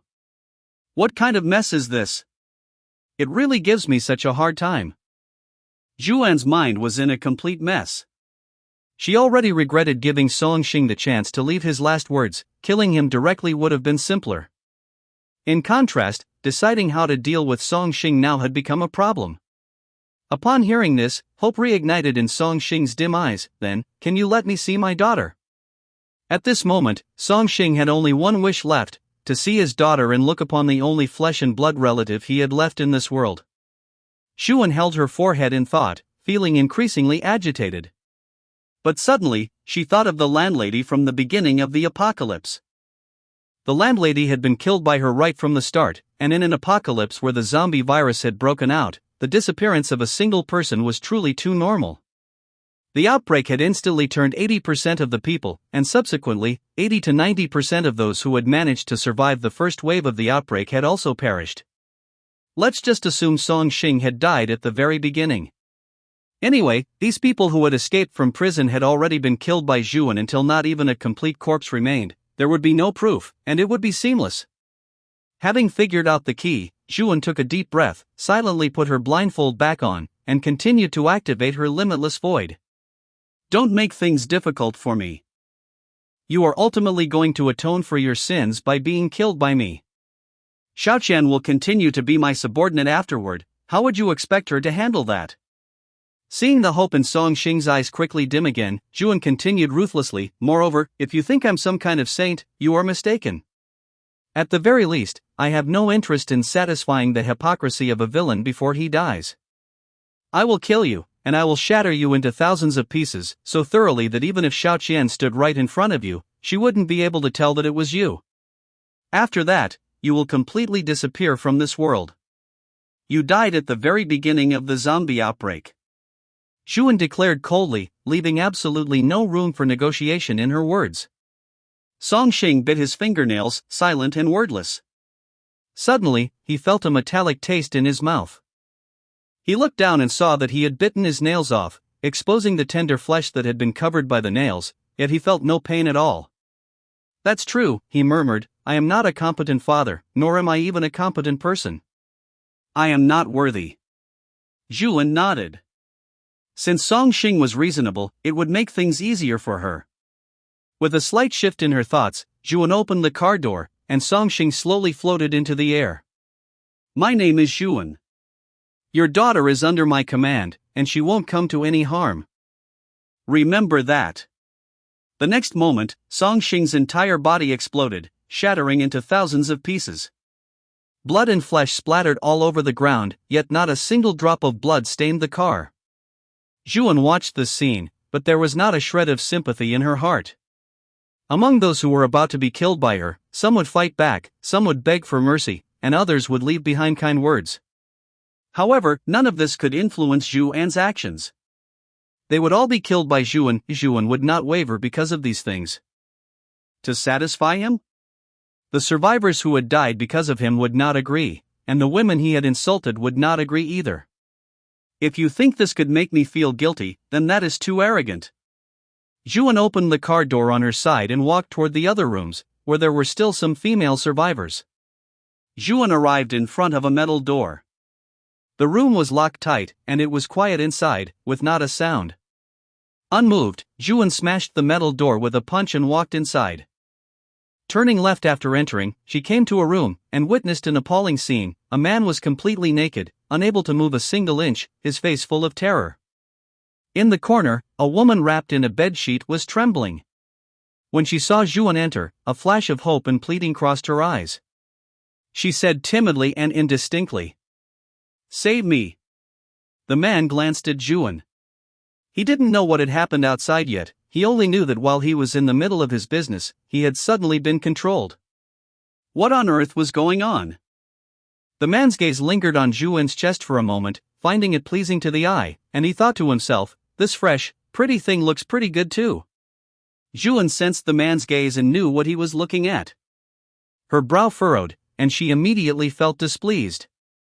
Close your eyes. The woman immediately obeyed and closed her eyes. Then, she heard a miserable scream that the man, who usually acted so domineering, had never emitted before. Arg! Zhuan directly gouged out the man's eyes and threw them out the window like trash. Immediately after, she threw the man out the window as well. Bang!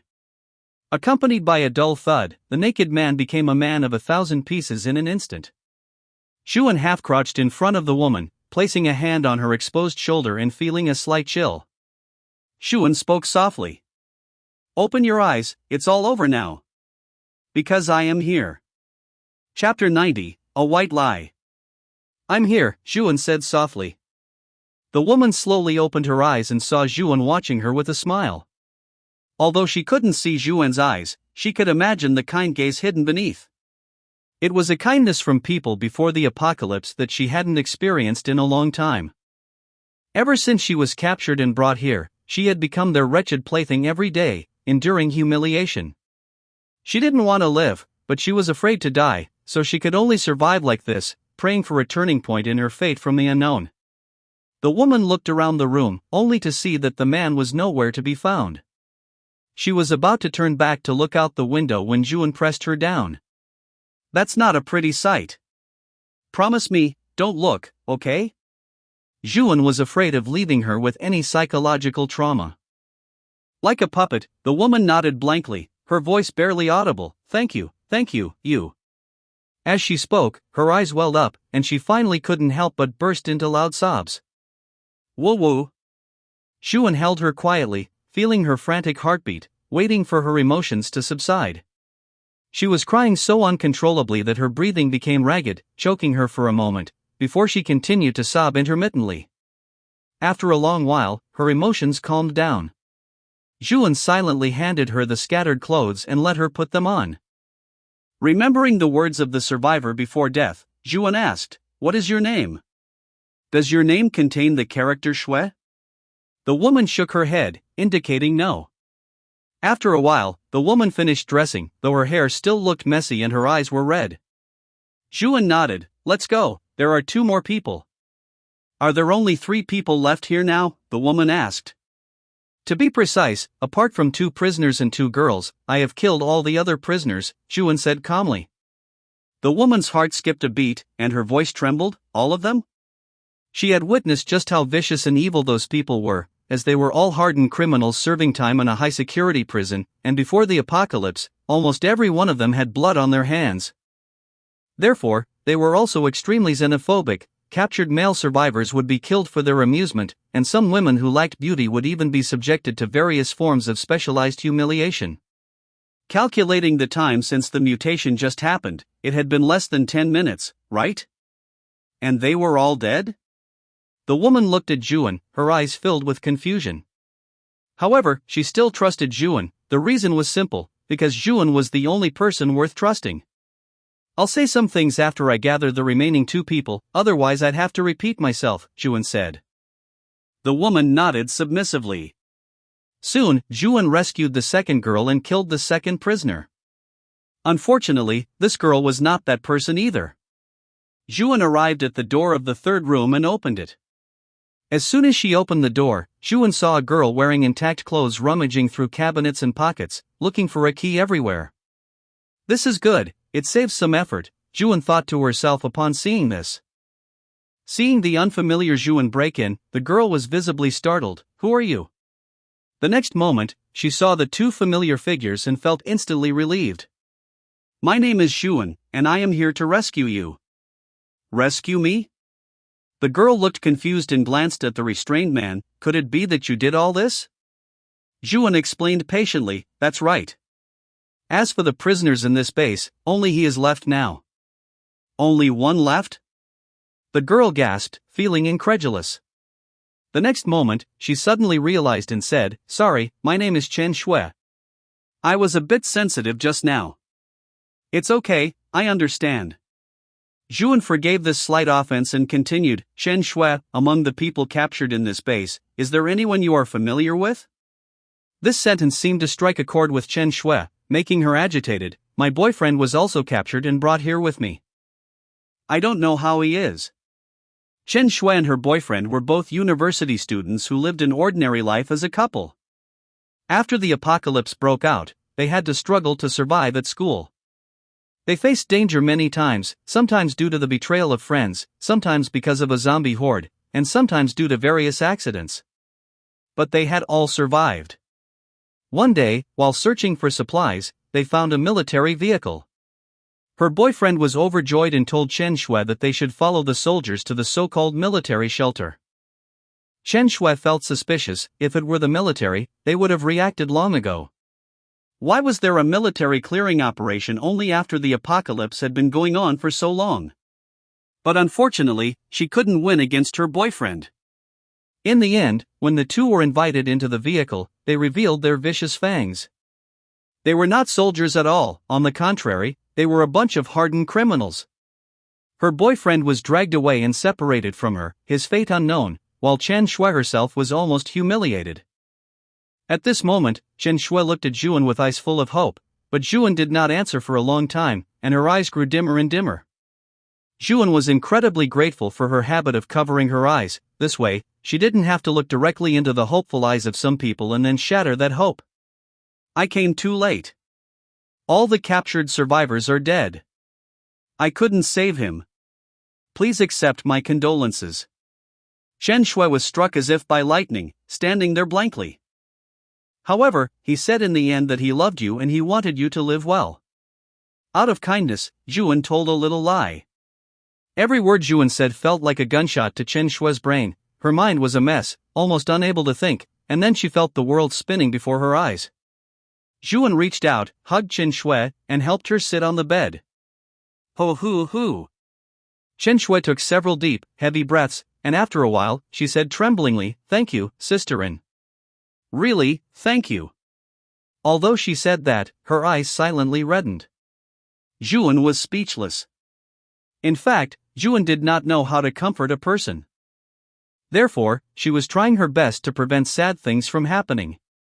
Sisterin, Chen Shui calmed her emotions, is this the last person left in this base? Zhuan nodded, that's right. Besides that, all the prisoners have been killed by me. Rest assured, you are all safe now. If you are willing, you can come to my shelter. There, the order from before the apocalypse still remains. Then, can you let me kill this person? Chen Shui asked. Zhuan was a bit puzzled, but still nodded, okay. The last remaining person had been listening to their conversation, and his heart was already terrified. Indeed, he was going to be liquidated after all. Furthermore, he couldn't even speak, he couldn't even open his mouth.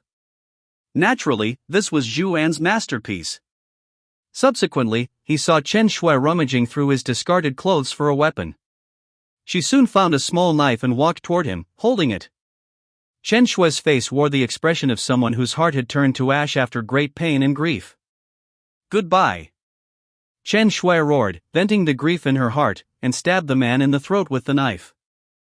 The man's pupils constricted violently. The next moment, Chen Shui slashed violently, and blood gushed out. Chapter 91, if you can't see it, it's teleportation. Goodness, that was ruthless. Even Zhuan was taken aback by Chen Shui's actions, immediately manipulating the spurting blood so it wouldn't splash onto Chen Shui.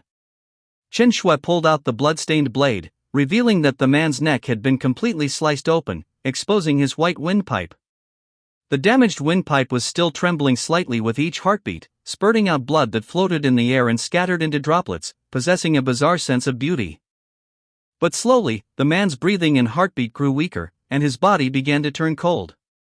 He died just like that, died with ease, because Zhuan did not want to hear any screams, he couldn't even let out a single cry. Chen Shui stared at the corpse, speechless for a long time, before finally dropping the knife onto the bed. She had killed someone. Was this what it felt like to kill, the feeling of killing one's own kind? The anger in her heart gradually faded, replaced by fear and confusion. Anyone who wants to survive in the apocalypse must eventually go through this step, killing their own kind.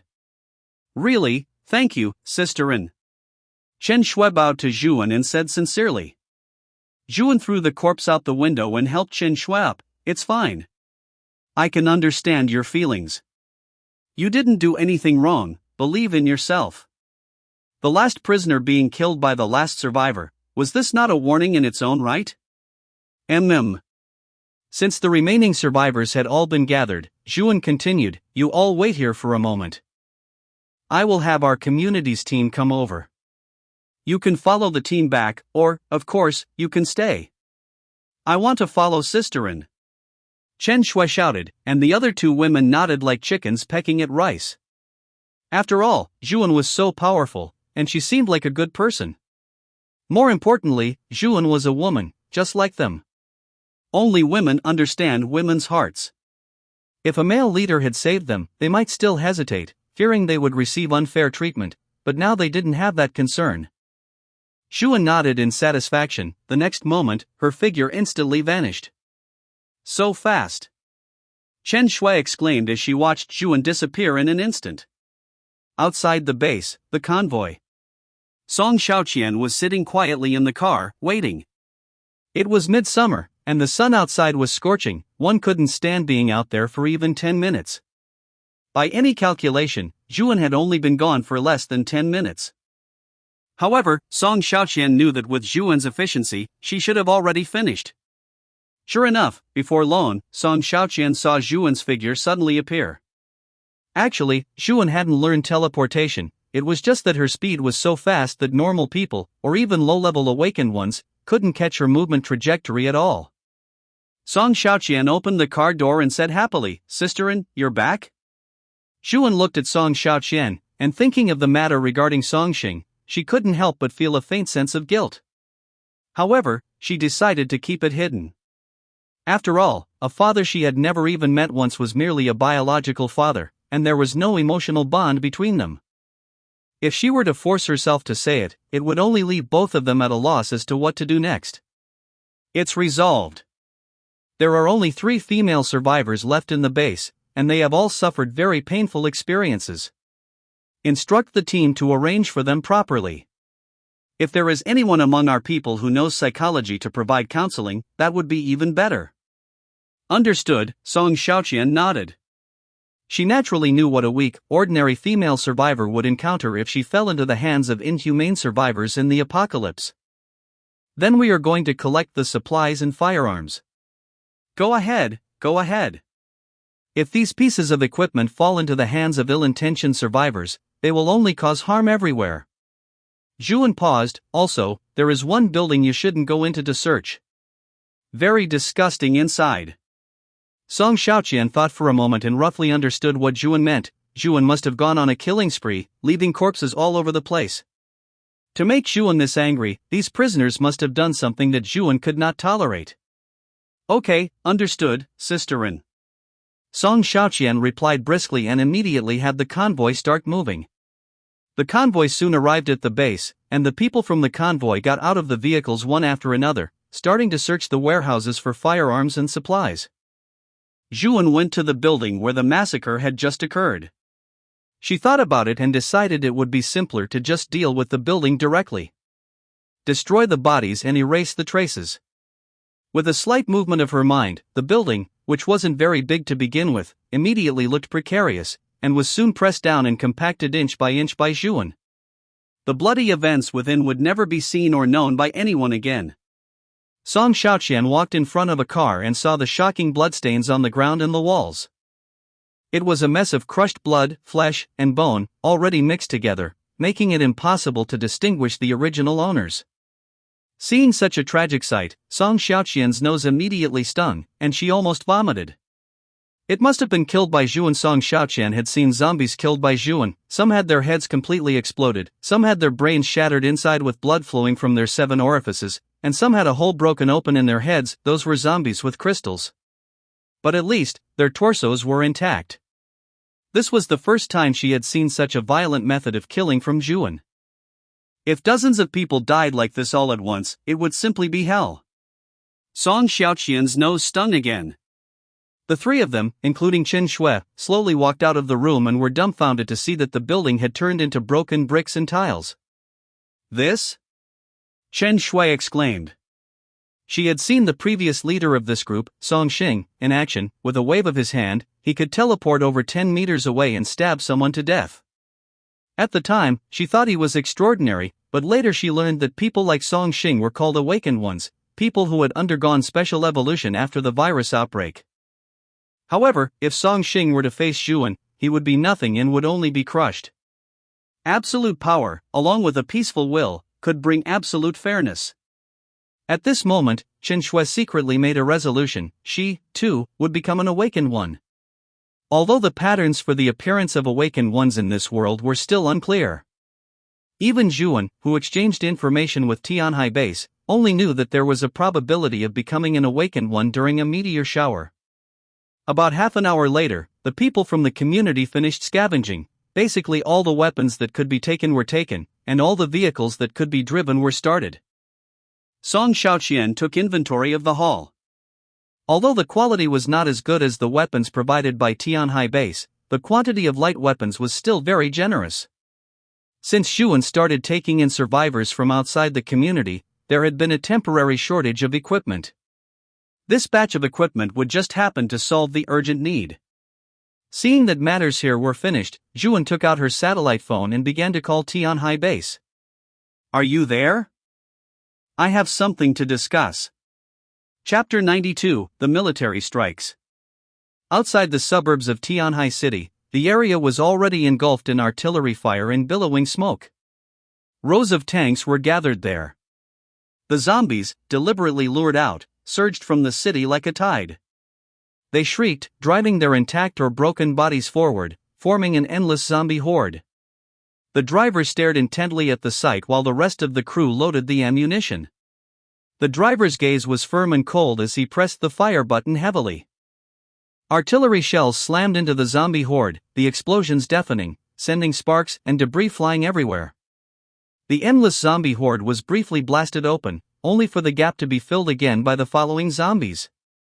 The tank group continued to fire round after round.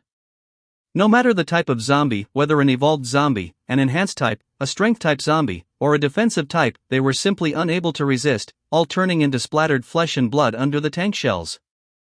Inside the command vehicle, Zhou Jiang and Xiao Qing watched the screen, unable to help but sigh. This wave of the zombie horde was estimated to be in the tens of thousands, which was considered small, having only drawn out a tiny bit from the outer source. After all, Tianhai City was a super-tier city. It would be no exaggeration to say the number of zombies inside exceeded 10 million. However, the military did not have much heavy firepower, and dealing with this many at once was the limit. After the battle armor was successfully developed, Tianhai Base and the gathered military forces began to act spontaneously, successively recovering supplies from various bases and warehouses, the most important of which were some undamaged heavy firepower components. In this way, previously abandoned heavy weaponry like tanks and armored vehicles could finally be repaired and brought out to face the zombie horde. Zhou Jiang watched the zombies dying shell by shell, a sense of satisfaction rising in his heart. "Within range, there is truth, kid." Subsequently, Zhou Jiang thought of Zhuan, that super-powerful awakened one. The base was also continuously establishing shelters and recruiting survivors. Especially after the development of the battle armor, even in indoor areas where heavy firepower could not enter, the soldiers protected by the battle armor had greatly increased safety. As long as they did not encounter an enhanced type, these soldiers could retreat unscathed. Naturally, among the recruited survivors, there would be awakened ones. The base would pay special attention to these awakened ones, recruiting them whenever possible, but not forcing those who were unwilling. However, among these awakened ones, none had yet been able to easily insta-kill an enhanced type like Zhuan could. Moreover, Zhuan didn't seem to have used her full strength at the time, and as for now, who knew what level Zhuan had evolved to? Outside, the artillery continued to roar, relentlessly pounding the zombie horde. The horde's numbers were rapidly depleting, but they still used their sheer quantity to gain the opportunity to approach the tank group. The zombies and the tanks immediately engaged in close-quarters combat. The massive zombie horde was continuously crushed by the hulking tanks. The tanks, weighing at least tens of tons, drove at full throttle, crushing them rapidly. The machine guns on the tanks also began to fire. With a single burst of bullets, they could easily tear a normal zombie in two or kill a strength-type zombie or defensive type. Even the immensely powerful heavyweight zombie could not stop the tank's advance and was directly crushed into fragments. After the baptism of artillery fire, the surfaces of the tanks were covered in the blood and remains of zombies, yet the tanks remained standing, like indestructible steel fortresses. The battle continued, and finally, the dense sound of artillery gradually weakened, like the last few drops of rain after a storm, before the clouds parted to reveal the sun. Zhou Jiang saw that the surging, massive zombie horde had been completely annihilated. The astonishing number of tens of thousands of zombies was now reduced to just a few scattered ones. The rat-tat-tat of machine guns occasionally rang out, cleaning up the final remnants. The drivers and machine gunners on the tanks looked at this scene, exhausted but satisfied. They knew they had completed their mission. The chance for human survival had increased by another fraction. Although 80% of humans globally had mutated randomly, although high-frequency pulses had damaged military communications and sophisticated equipment like aircraft, tanks, and missiles, although the army was scattered, with soldiers not knowing their commanders and commanders not knowing their soldiers. But as long as the military was given a chance to breathe, humanity would have a chance of victory. One could only hope that the zombies would not evolve too quickly. In the research lab at Tianhai Base, Qi Fengyao sat in a chair facing a computer, and behind that was a sealed glass room containing a normal zombie. Qi Fengyao continuously checked the data on the computer, appearing completely baffled. Truly strange. Chen Zhengxian, who was nearby, asked in confusion, "What's wrong? These zombies don't seem to need air, water, or food at all. They don't need anything. It's like they are perpetual motion machines." Qi Fengyao pointed his finger at the various data points on the screen that were fluctuating slightly. This is the real-time detection of various gas concentrations. The oxygen and carbon dioxide concentrations haven't changed from the beginning. Qi Fengyao operated the controls a few more times, displaying the data from the previous days. The concentrations of the two gases were almost a straight line. But the strange thing is, after dissecting the zombies, we found that the zombies' cellular physiological activities are still normal. It's truly bizarre. Does this oxygen appear out of thin air? Research on the basic zombies was still very necessary. After all, now that zombies had truly appeared in reality, if they relied on impressions and knowledge from movies and TV shows to deal with them, they would surely suffer a great loss. To kill a zombie, one must first understand it, study its energy source, its habits, and so on. Ever since Xiang Haoren began researching the zombie vaccine, a large portion of the research work had been handed over to Qi Fengyao. Such as whether zombies were affected by cold or heat, whether they would decompose on their own, and so on. If zombies could decompose on their own and slowly turn into a pile of rotten flesh, then in a few months, the zombie disaster would resolve itself. But now it seemed the situation was not optimistic. That's not right. Qi Fengyao seemed to have discovered something and immediately launched the data inspection program. This action quickly caught Chen Jingxuan's attention. Soon, the results of the inspection program came out. The total mass of gas in the glass room had increased. The concentrations of gases like oxygen and carbon dioxide had not changed. The only anomaly was hydrogen. And it was slowly rising. It's truly strange. Why hydrogen? Hydrogen is the simplest substance, consisting of only one proton. Qi Fengyao was puzzled, but he still thought of a new method. He wanted to put the zombie in a vacuum to eliminate the influence of other gases. He hoped not to verify his own guess, otherwise, it would be too terrifying. But if it was the masterpiece of microfactors that humans could not fully detect, it was also possible. At this moment, the satellite phone on Chen Jingxian suddenly rang. The only person who could call this satellite phone was one and only one. Chen Jingxian walked out of the research lab and answered the phone. The familiar voice of Zhuan came from the other end. Chapter 93, Sports Student Zhuan. Hello? What is it? Chen Jingxian asked. Well, it's like this. Zhuan gave Chen Jingxian a rough account of her contact with the prisoner survivor today, and finally put forward her request. I want a few satellite phones, as well as battle armor to arm our people. Of course, I can also do some things in return. Battle armor? Chen Jingxian was stunned for a moment. Before the apocalypse, the military's battle armor was still in the trial stage, and the reserves were not large to begin with.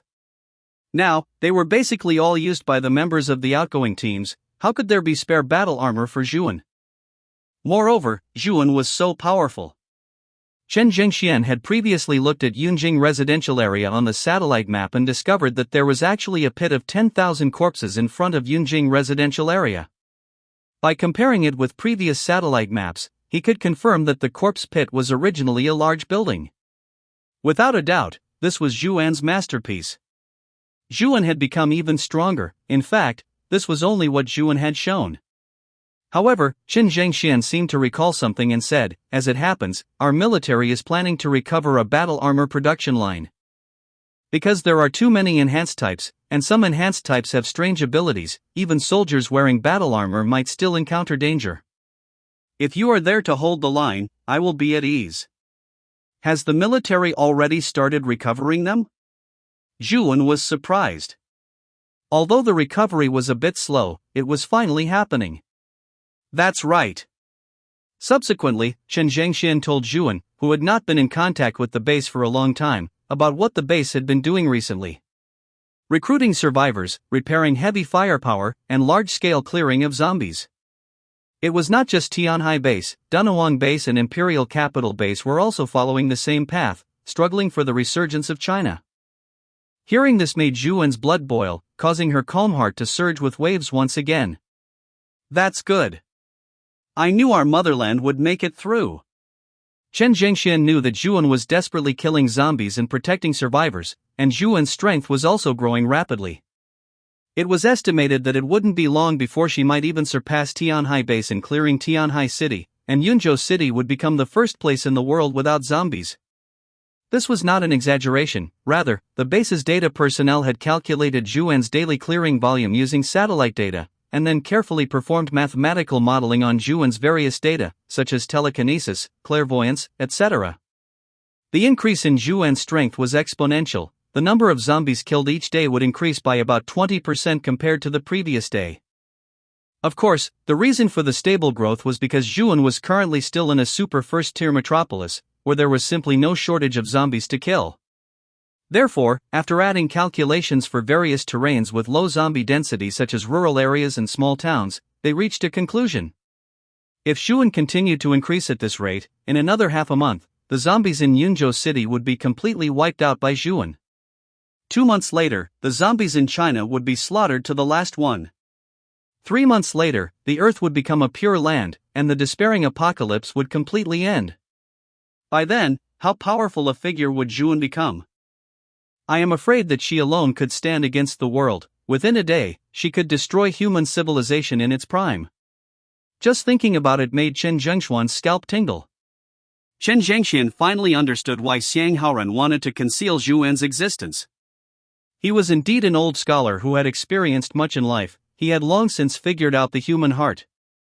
If it were those surviving old fogies from the other two bases, seeing the rising and infinitely potential Zhu An, they would probably be unable to resist opening the nuclear briefcase, even at the cost of sacrificing a super first-tier metropolis, to completely eliminate Zhu An. If Zhu An saw Tianhai Base's research on her, she would probably have goosebumps all over. She was still inexperienced and had exposed herself to the official view too early. Tianhai Base's research on her was very accurate. Under the system's mindless point allocation, Zhu An's enhancement was indeed exponential. Even Zhu An herself was very confident. She had the ability to end the apocalypse within a few months. However, Zhu An was not sure if a nuclear bomb could destroy her.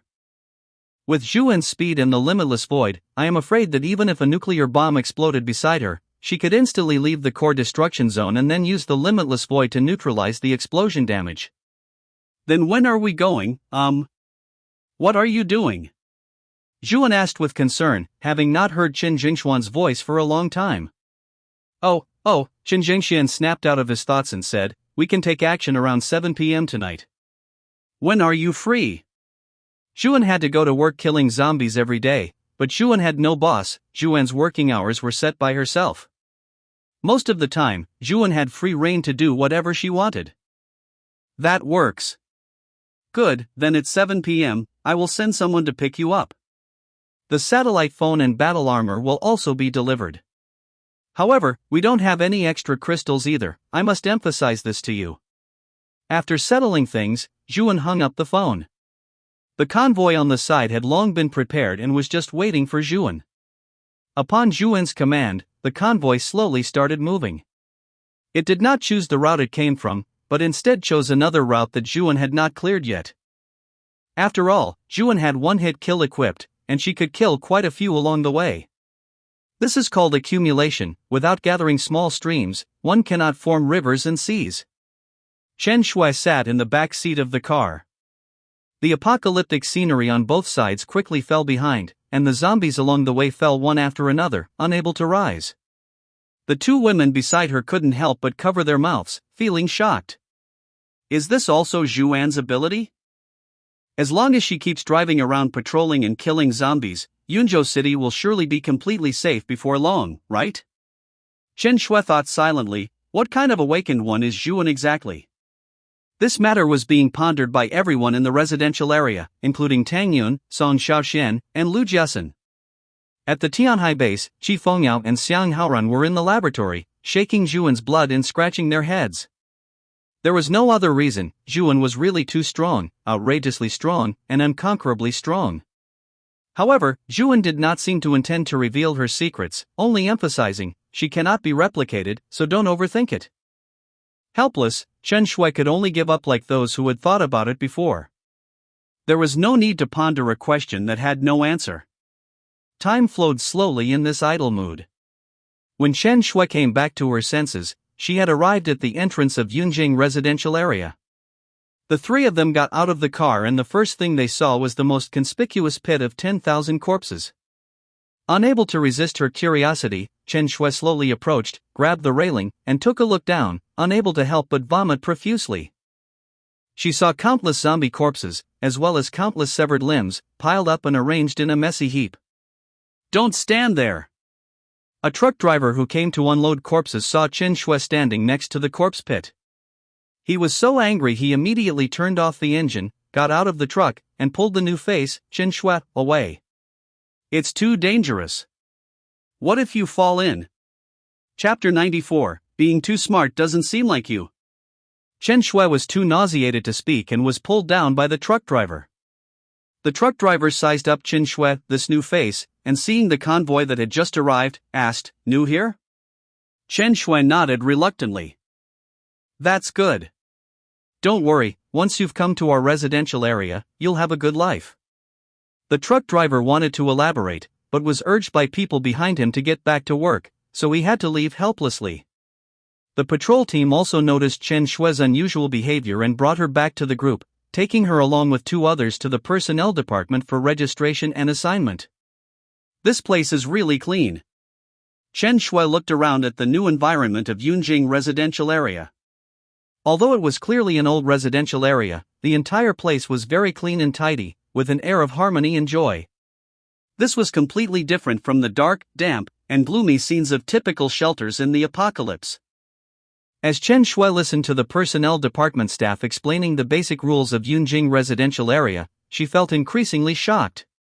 Could someone really manage to build such a utopia, a shelter like something out of a fairy tale, in the apocalypse? No, if it was that person, with the help of that incredibly powerful person, it was possible. Zhuan's figure appeared in Chen Shui's mind. Compared to the relatively calm Chen Shui, the other two women already had tears in their eyes, revealing smiles of those who had survived a disaster. The departments in the residential area have been introduced. Which department are you interested in? The personnel department member asked Chen Shui, then continued on their own. Actually, you don't have to decide so early. You have one day to con. The next moment, their words were interrupted by Chen Shui. I want to join the security team. The security team? The personnel department member was stunned. This was the team that protected the safety of residential area members when they went out. Why would a girl who wasn't an awakened one choose this? Could she really handle it? He had wanted to persuade her a bit more, but seeing Chen Shui's determined gaze, he ultimately swallowed what he wanted to say, wrote something on paper, and handed it to Chen Shui. All right, then go and report. At this moment, Song Xiaoxian, who had been following the three of them, sensed something wrong. She felt the process for new survivor registration was sluggish. Too much talking, just introducing the residential area's rules and departments wasted too much time. It wasn't efficient at all. Afterwards, Song Xiaoqian found Zhuan, who was strolling around the residential area, watching everyone working busily. Seeing Song Xiaoqian, who had just left, come to find her again, Zhuan was also taken aback. "What do you need me for?" Song Xiaoqian explained her recent thoughts to Zhuan and finally proposed her optimization plan. "Sisterin, I want to compile a Yunjing residential area basic knowledge manual. Every time we receive new survivors, we can save a lot of effort in introducing things." After hearing this, Zhuan rested her chin on her hand and thought for a while, staring at Song Xiaoqian, making Song Xiaoqian feel a bit uneasy. "Why are you looking at me like that? Sisterin?" No, it just doesn't feel like a suggestion you would make." "Ah. Doesn't seem like me?" Song Xiaoqian gasped and said a bit indignantly, "Sisterin, what exactly do you take me for? Just a violent sports student who only knows how to box?" How did you know?" Zhuan teased. "Damn it." Zhuan stopped joking and said seriously, All right, I do think your plan is feasible.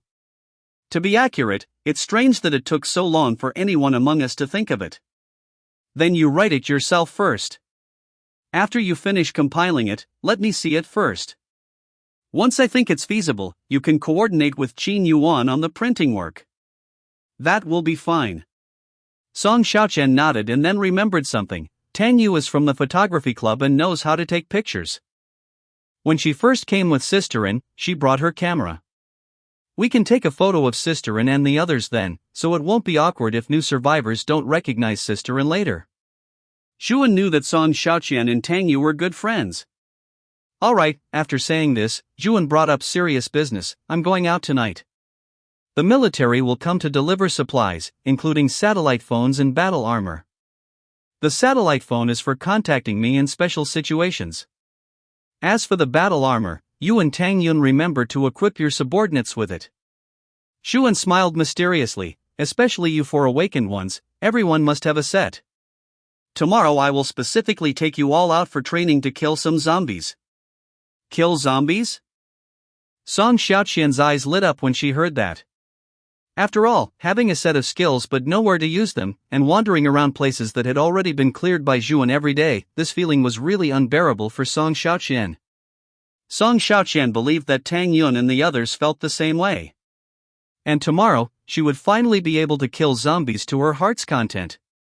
Thinking of this, Song Xiaoqian's fists were already itching. After finishing with Zhuan, Song Xiaoqian gathered everyone familiar in the residential area: Hao Jianwei, Tang Yun, Qin Yuan, Lu Jessen, and other department heads, team leaders, and awakened ones. These were all important figures in the residential area. Tang Yu took a photo of everyone individually. When it was Fang Wenzhou's turn, she ran into trouble. "Fang Wenzhou, don't cover your eyes with your hand." Tang Yu put down the camera and said sternly. Fang Wenzhou was seen covering his left eye with his left hand, striking an over-the-top, cool pose. Zhuan covered her mouth and chuckled. Tang Yun helplessly put his hand to his forehead. Qin Yuan directly flicked Fang Wenzhou on the forehead. "You're bullying me again, Xiao Yuanzi." Fang Wenzhou shouted angrily. But he had to put away that energy and finish taking the photo normally.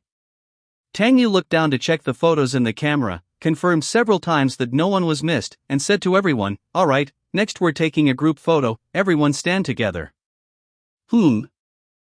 You're all too spread out, the camera can't fit everyone in. Brother, change your position, you're blocking the people behind you. No.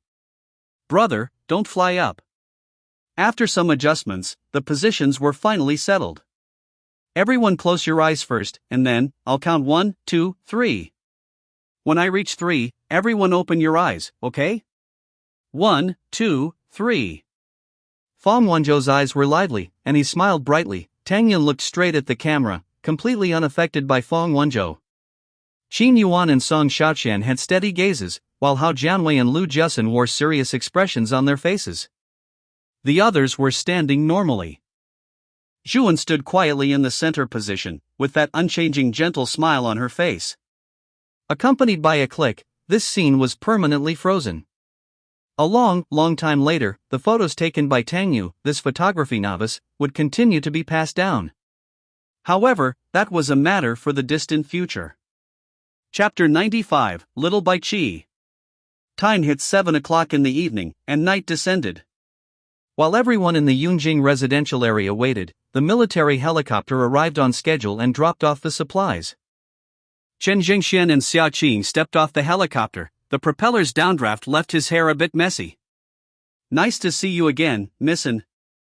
Actually, Chen Jingxian did not need to come this time, but he was very curious about Zhuan's current true combat power level. Zhuan nodded, turned back to Song Xiaoqian and Tang Yun, and said, "You two try wearing the battle armor first. I'm looking forward to tomorrow too." Song Xiaoqian and Tang Yun agreed, and at this moment, with the assistance of the military personnel, they began to study and put them on. So cool. Fong Wenzhou looked at his hands, which were flashing with the unique luster and beauty of metal. Although there were no mirrors, Fong Wenzhou could feel that he was like a future soldier from science fiction. Coupled with his own abilities, imagining himself going on a rampage among the zombies, Fong Wenzhou was already feeling delighted. Soon, Zhuan boarded the helicopter. One helicopter remained behind. The personnel on board were responsible for assisting the people in the residential area, and after the instruction ended, they would return to the base on their own. Chen Jingxian looked at the residential area below. Although it was unclear under the cover of night, it was still more real than looking at satellite images on a computer screen. He saw how fast the Yunjing residential area, under the leadership of Zhuan, was expanding. Missin, is your goal to clear all the zombies in Yunzhou City? Chen Zhengxian asked, pretending to be casual. No, my goal is to clear all the zombies in the world and end this apocalypse. Hearing this, the stone hanging in Chen Jingxuan's heart finally fell to the ground. After all, the military did not have the ability to coerce Zhuan into action. If Zhuan was willing to use her power to restore the human world, that was humanity's own good fortune. Do you think I'm ridiculous? Zhuan asked, puzzled. Chen Zhengxian shook his head repeatedly. No.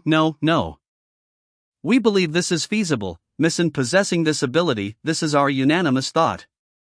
It's just that, sometimes, one may not be able to stay out of trouble. Chen Jingxuan's words were profound. Missin, promise me that before clearing all the zombies in Yunzhou City, do not expose your whereabouts to other military forces again. Your existence is too dazzling. After hearing this, Zhuan paused for a moment. What do you mean? Your strength, in the future, might have the potential to surpass the entire human civilization. This is the judgment of Tianhai Base regarding you. Fortunately, it is old Xiang who is in charge of Tianhai Base, otherwise, Yunzhou City might have long since been reduced to scorched earth under a nuclear explosion. Zhuan was shocked for a moment. After a long while, she let out a breath and said slowly, I was indeed inconsiderate in my actions back then. Thank you, old Xiang.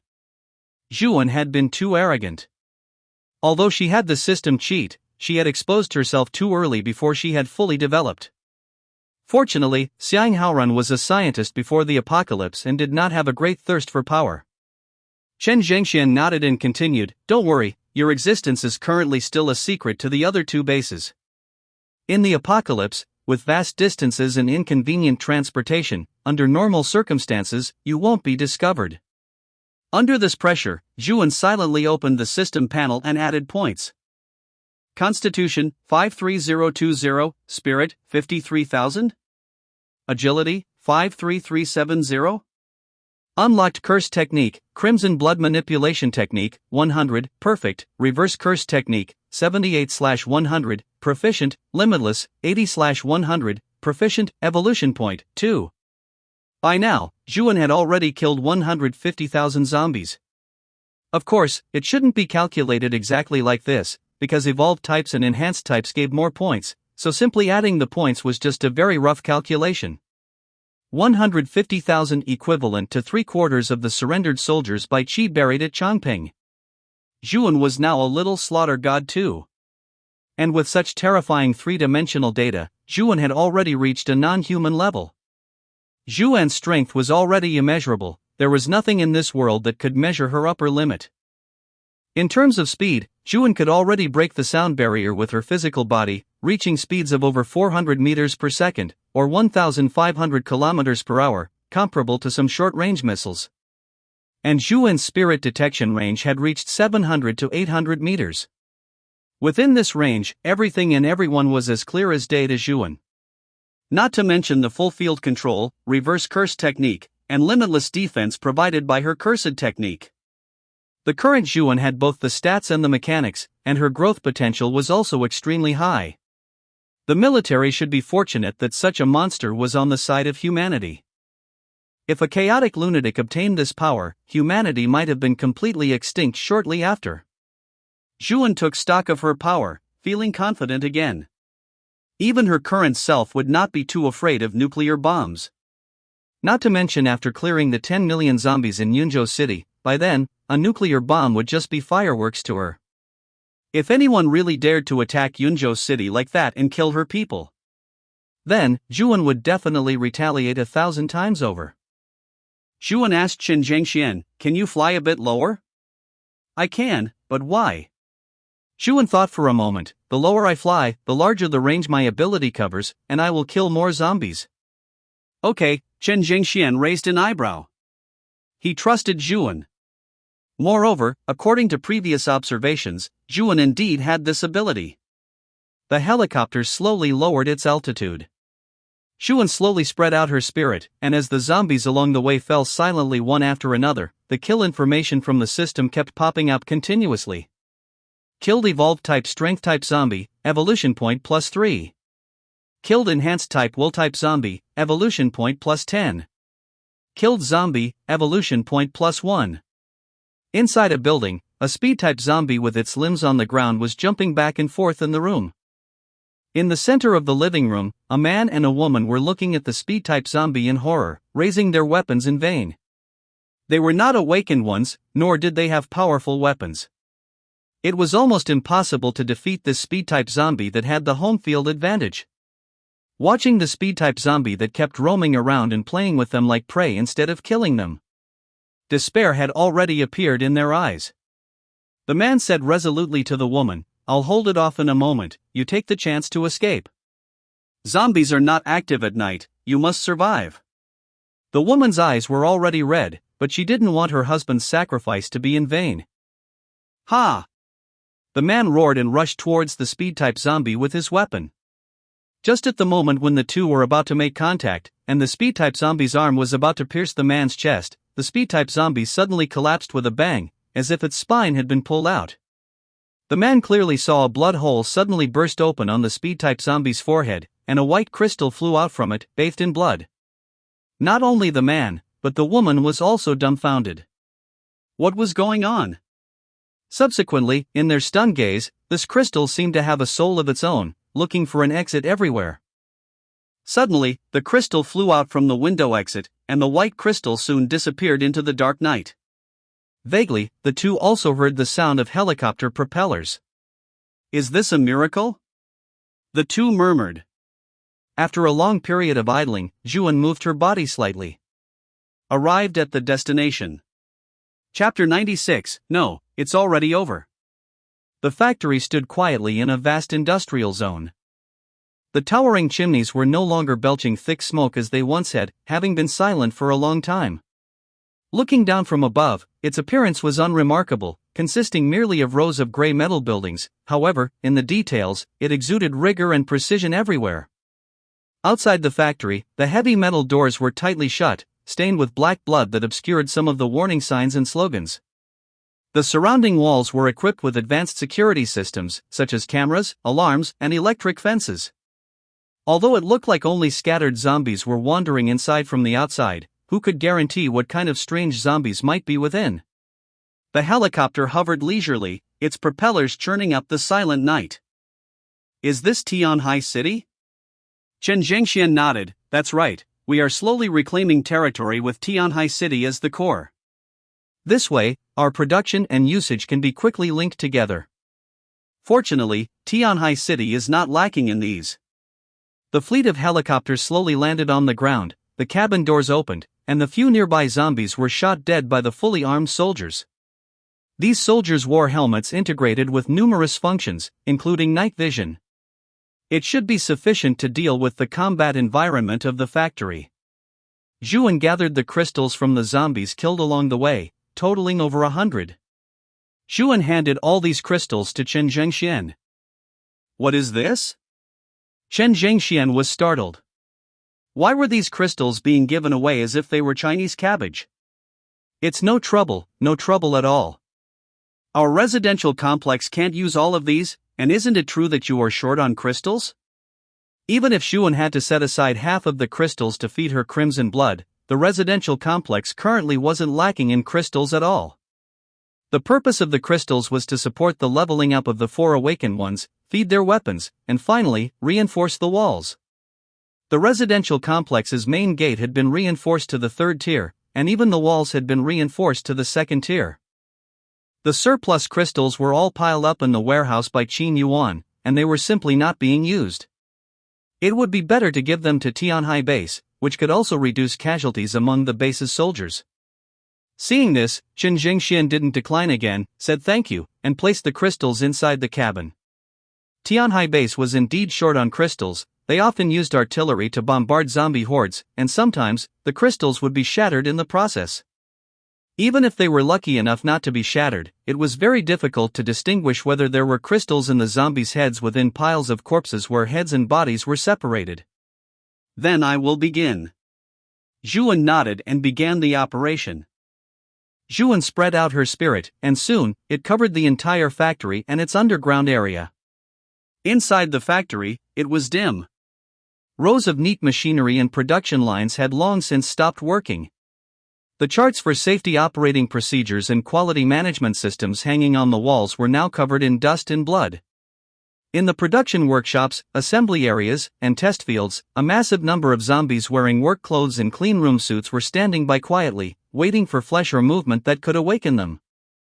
Among them, there were even some troublesome enhanced-type zombies. "There isn't a single living person left," Zhuan muttered to herself. It was reasonable, after all. The factory was a place specifically for production. Even if someone could have initially survived in the factory, no one would have remained here. There would be no resources here for survival. Zhuan moved her thoughts slightly and crossed her hands, looking as if she were praying. And in the places where Chen Zhengxian and the others couldn't see, the zombies fell one after another. Zhuan controlled her strength well, nearly shattering the brains of these zombies without letting their heads explode entirely. Cleaning up the splattered blood would have taken a lot of effort otherwise. Under Chen Zhengxuan's expectant gaze, in less than half a minute, Zhuan released her hand gesture. "Has it begun, Nissan?" Xia Qing saw Zhuan shake her head, and a sense of foreboding immediately arose in his heart, but Zhuan's next sentence shocked him. "No, it's already over." Xia Chang? A factory that had caused the base such a headache, even resulting in a specific quota for expected casualties, had been cleared by Zhuan in half a minute? It was alright. The number of zombies wasn't very large, and most were trapped. Zhuan pondered for a moment. There were some speed types and self-detonating zombies inside. If your people had gone to clear it, it would indeed have been a bit tricky, but I have already taken care of them all. Xia Qing was too shocked to speak. The first time he met Zhuan, she seemed like a slightly higher level awakened one. The second time he saw Zhuan, she was already like a sword immortal. And now, what Zhuan displayed was the ability to kill enemies from 1,000 meters away, invisibly. Chen Zhengxian was not as surprised. After all, data does not lie. Moreover, based on the performance at Qinghai Base that time, it could be confirmed that Zhuan had the ability to kill from a distance and see through things. It was just that it had become more exaggerated now. He just silently recorded everything from beginning to end. "You can go in and check just in case. If it's convenient, I can also help you collect the crystals." Chen Zhengxian said thank you, and out of caution, he still took people to check the factory once. The heavy factory doors were quickly opened by the soldiers, and what met their eyes were the zombie corpses all uniformly collapsed on the ground. To give an inappropriate example, it was as if they had all been poisoned by gas. Is this really something a human can do? A small squad of soldiers opened one workshop after another, seeing the same uniform scene. Although I know that awakened ones exist now, I have seen their video footage, and none of them were this exaggerated. Because there was no danger from zombies, these soldiers also began to chat. Suddenly, the squad leader stopped in his tracks. He saw a self-detonating zombie. He had once encountered one such zombie indoors. A teammate, not understanding the special nature of this zombie, shot it directly, which resulted in him being the only survivor. And now, whether it was a normal zombie, an evolved zombie, or an enhanced type zombie, they were all uniformly lying dead. Report, there are indeed no omissions, the factory has been completely cleared. Someone reported to Chen Zhengxian. Chen Zhengxian nodded. In that case, the progress for tonight could be accelerated. Xuan, for her part, gathered the zombie corpses by herself. Under the thick night, in the silent apocalypse, one zombie corpse after another filed out from the heavy factory doors. Looking from afar, it was quite eerie, making one's hair stand on end. If this scene had been filmed before the apocalypse, it would certainly have been thought to be some big-budget special effects zombie movie. Very quickly, the zombie corpses were gathered by Xuan into a small hill. Chapter 97, Endless Energy. Xuan gathered the corpses together, and soon the brains of the zombies were destroyed, with the crystals flying into Xuan's hands like meteors. These crystals had already been cleansed by Xuan's spellcraft. They were completely free of blood and as clean as new. Here, these are for you. I really don't know how to thank you, Missin. Chen Zhengxian sighed helplessly and placed the crystals inside the cabin. Not only did Xuan help the base kill zombies, but she even helped clean up the zombie corpses and retrieve the zombie crystals. Although it looked like a mutual transaction where both sides got what they needed, Chen Zhengxian still felt that he had gotten the better end of the deal. It's nothing, we are just helping each other out normally, Xuan said with a faint smile, seeing the hesitation in Chen Zhengxuan's heart. Besides, I will need the help of Tianhai Base later to restore basic order in Yunzhou City. Chen Zhengxian nodded, accepting this explanation. This area is finished. Are there any others? Xuan knew that material production in modern society often required the participation of multiple locations and companies. Every single one was indispensable. Perhaps one factory provided a certain raw material, while another provided a different one, and only after final assembly could they manufacture products that people had long taken for granted. This was why, after the apocalypse broke out, supplies became increasingly scarce. Because the collapsed social order could no longer support such complex material transportation and production, nor could it provide the necessary labor force.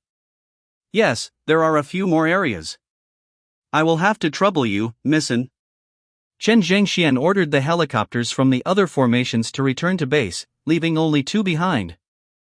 After all, with Xuan there, these soldiers were useless. They were just there to tag along and waste fuel, so it was better not to waste the manpower and resources.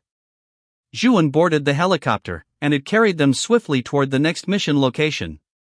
Xuan followed the same procedure, and one by one, the zombies were wiped out before they could even see her face. By midnight, Xuan had completed the mission and cleared out all these factories. Subsequently, Tianhai Base would rearrange for people to enter these factories. These people might be soldiers, or they might be ordinary survivors taken in by Tianhai Base. Under the organized production of Tianhai Base, brand new battle armor would be successfully produced, protecting the warriors fighting on the front lines against the zombies. Thinking of this, a sense of pride and satisfaction welled up in Xuan's heart. Missin, this is the end of it. Thank you. Do you want us to take you back? Xuan shook her head and smiled. It's faster if I fly back myself. If it weren't for the fact that Xuan didn't know exactly where to go for the cleanup, she would have completed the task on her own long ago. All right. Chen Zhengxian didn't insist further. He said goodbye and asked the pilot to open the cabin door. The wind outside the cabin immediately rushed in violently, blowing Xuan's long hair. Goodbye. Facing the void beneath her feet, Xuan stepped out directly. Xuan's figure plummeted suddenly, like a butterfly with broken wings falling. The rushing wind caused her ink-black hair to dance wildly like black snakes. A few seconds later, just as Xuan was about to hit the ground, her figure soared upward, streaking off toward the horizon. And the zombies along the way were naturally destined for a rough time. I wonder how much stronger Missin will be next time. Xia Qing exclaimed. Nissen is truly a divine being. Old Xiang said she is the future of humanity, and that is truly not a lie. Chen Zhengxian sighed with emotion as he watched Zhuan's receding figure. Afterward, Chen Zhengxian closed the cabin door, and the helicopter flew toward Tianhai Base. Now, it was time to go back and report. The new data about Zhuan could also be shown to Old Xiang. He would surely be very pleased. At Tianhai Base, in front of Xiang Haoran's laboratory, Chen Zhengxian straightened his slightly disheveled attire, held the data in his hand, and knocked on the door. Then, the door opened. Chen Zhengxian was surprised to see that it was Qi Fengyao who opened the door. After all, Qi Fengyao had been tinkering with some basic experiments on zombies recently and rarely went to Xiang Haoran's laboratory. Chen Zhengxian scanned the laboratory again and noticed that Xiang Haoran's complexion was not very good. There was an undisguisable look of worry on his already aged face. Ah, Xiao Chen, you're here. Perfect, Xiao Qi has researched something new, Xiang Haoran said slowly. However, it's not good news. Qi Fengyao nodded. Holding some newly printed data, the three gathered in front of the computer, looking at the data and information on the screen. Qi Fengyao said concisely, through my scientific research, I have discovered that zombies are almost an endless source of energy. Chen Zhengxian? Can the word science and endless energy really be put together? I am, after all, a doctor trained by Old Xiang. Even though our fields are different, you can't just fool me like this. Chen Zhengxian glanced at Xiang Haoran out of the corner of his eye, but Xiang Haoran had a serious expression, not looking like he was joking at all. Thump, thump, thump. Chen Jingxuan's heart suddenly skipped a beat. Could it be true? Qi Fengyao handed the data in his hand to Chen Zhengxian. Look, in the initial data, it was discovered that zombies do not need oxygen to survive. Of course, this was an early fallacy that would later be overturned.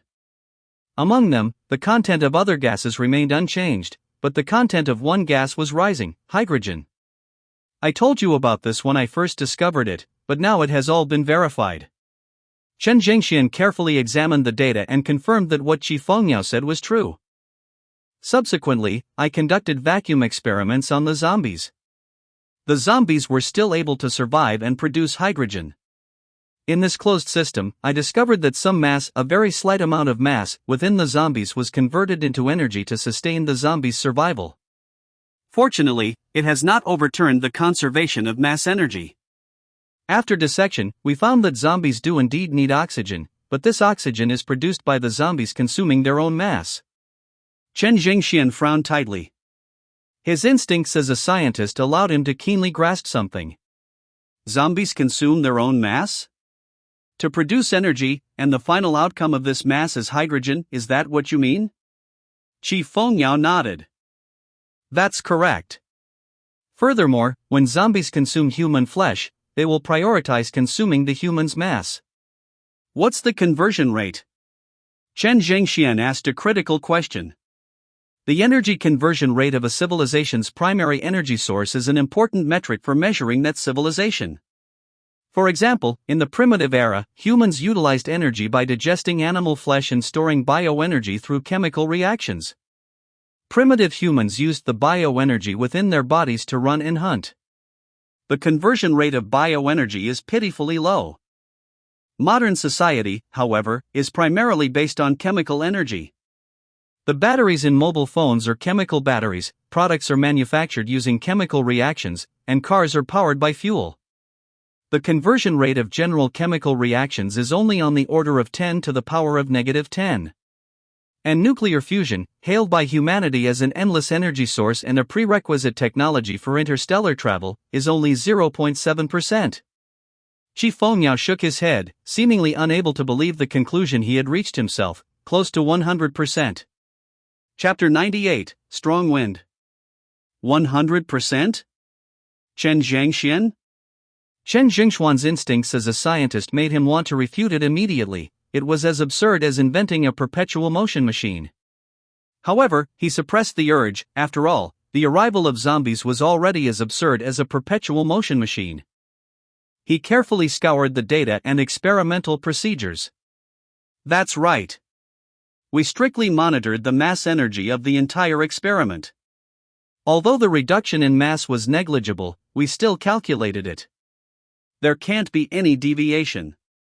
Chen Zhengxian exhaled a breath of stale air and continued to ask, "What energy mechanism do you suspect this is? Based on what principle?" Qi Fengyao said uncertainly, "It should be the microfactors?" Nowadays, the microfactors inside zombies were like a universal trash can. Any problem that couldn't be explained could be dumped on them. In any case, they couldn't be detected, and they were the only unobserved, unclear existence within normal zombies. You just said that mass would turn into hydrogen. Chen Zhengxian keenly sensed something. Hydrogen is the simplest substance in the universe, consisting only of a proton and an electron. After the Big Bang and the formation of leptons and baryons, protons were created.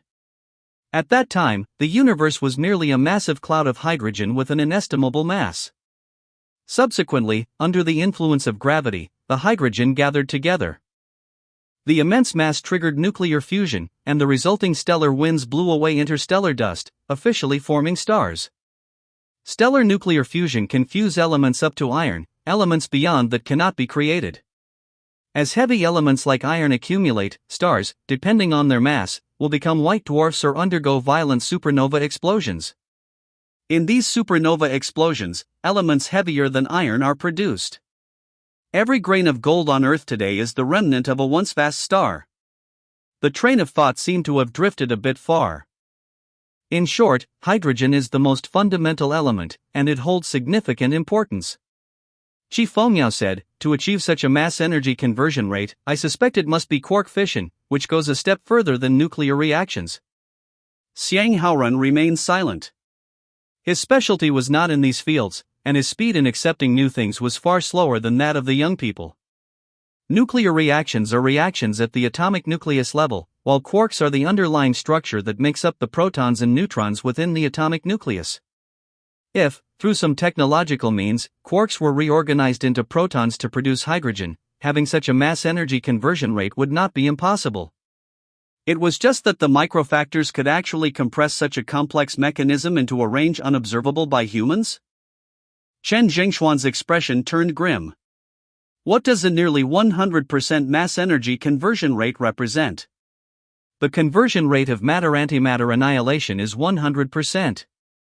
When 1 gram of matter and 1 gram of antimatter meet, the energy released by the 2 grams of matter is equivalent to a 43,000-ton TNT explosion, equivalent to several Hiroshima atomic bombs. This not only meant that zombies were almost perpetual motion machines, they could consume a few grams of fat to maintain their body functions for over 100 years. Furthermore, behind this zombie crisis, there must be an unknown civilization that humanity cannot resist. Even if they could truly clear all zombies and survive the apocalypse, then what? Xiang Haoran saw the gloom in both of them and patted their shoulders. Don't worry too much about things that haven't happened yet. For now, let's focus on the tasks at hand. When we reach the mountain, there will be a road. If there's no road, we'll crash our way through to make one. At worst, all of humanity dies out and ends up in coffins. Put. Both of them were amused by Xiang Haoran's words. It was the first time they had heard Xiang Haoran, known for his rigor, make such jokes like an old man in a park. Right. Qi Fengyao responded forcefully.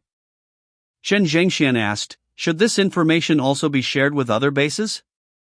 Will it cause panic?" Xiang Haoran shook his head. It won't. Just share it exactly as it is.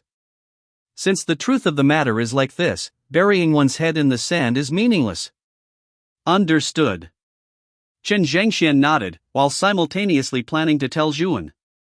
He would pressure Zhuan a bit and turn up the intensity for her. The next morning, in Yunzhou City, on a certain street. The zombie horde here was far denser than in other places, with a significant number of evolved zombies and enhanced-type zombies mixed in, evidently having been deliberately lured and gathered. More than 10 meters above the ground, 5 figures stood in midair. The figure in the center was blindfolded, appearing somewhat mysterious. The other 4 were wearing silver-white battle armor, outlining sleek mechanical curves, like sci-fi soldiers.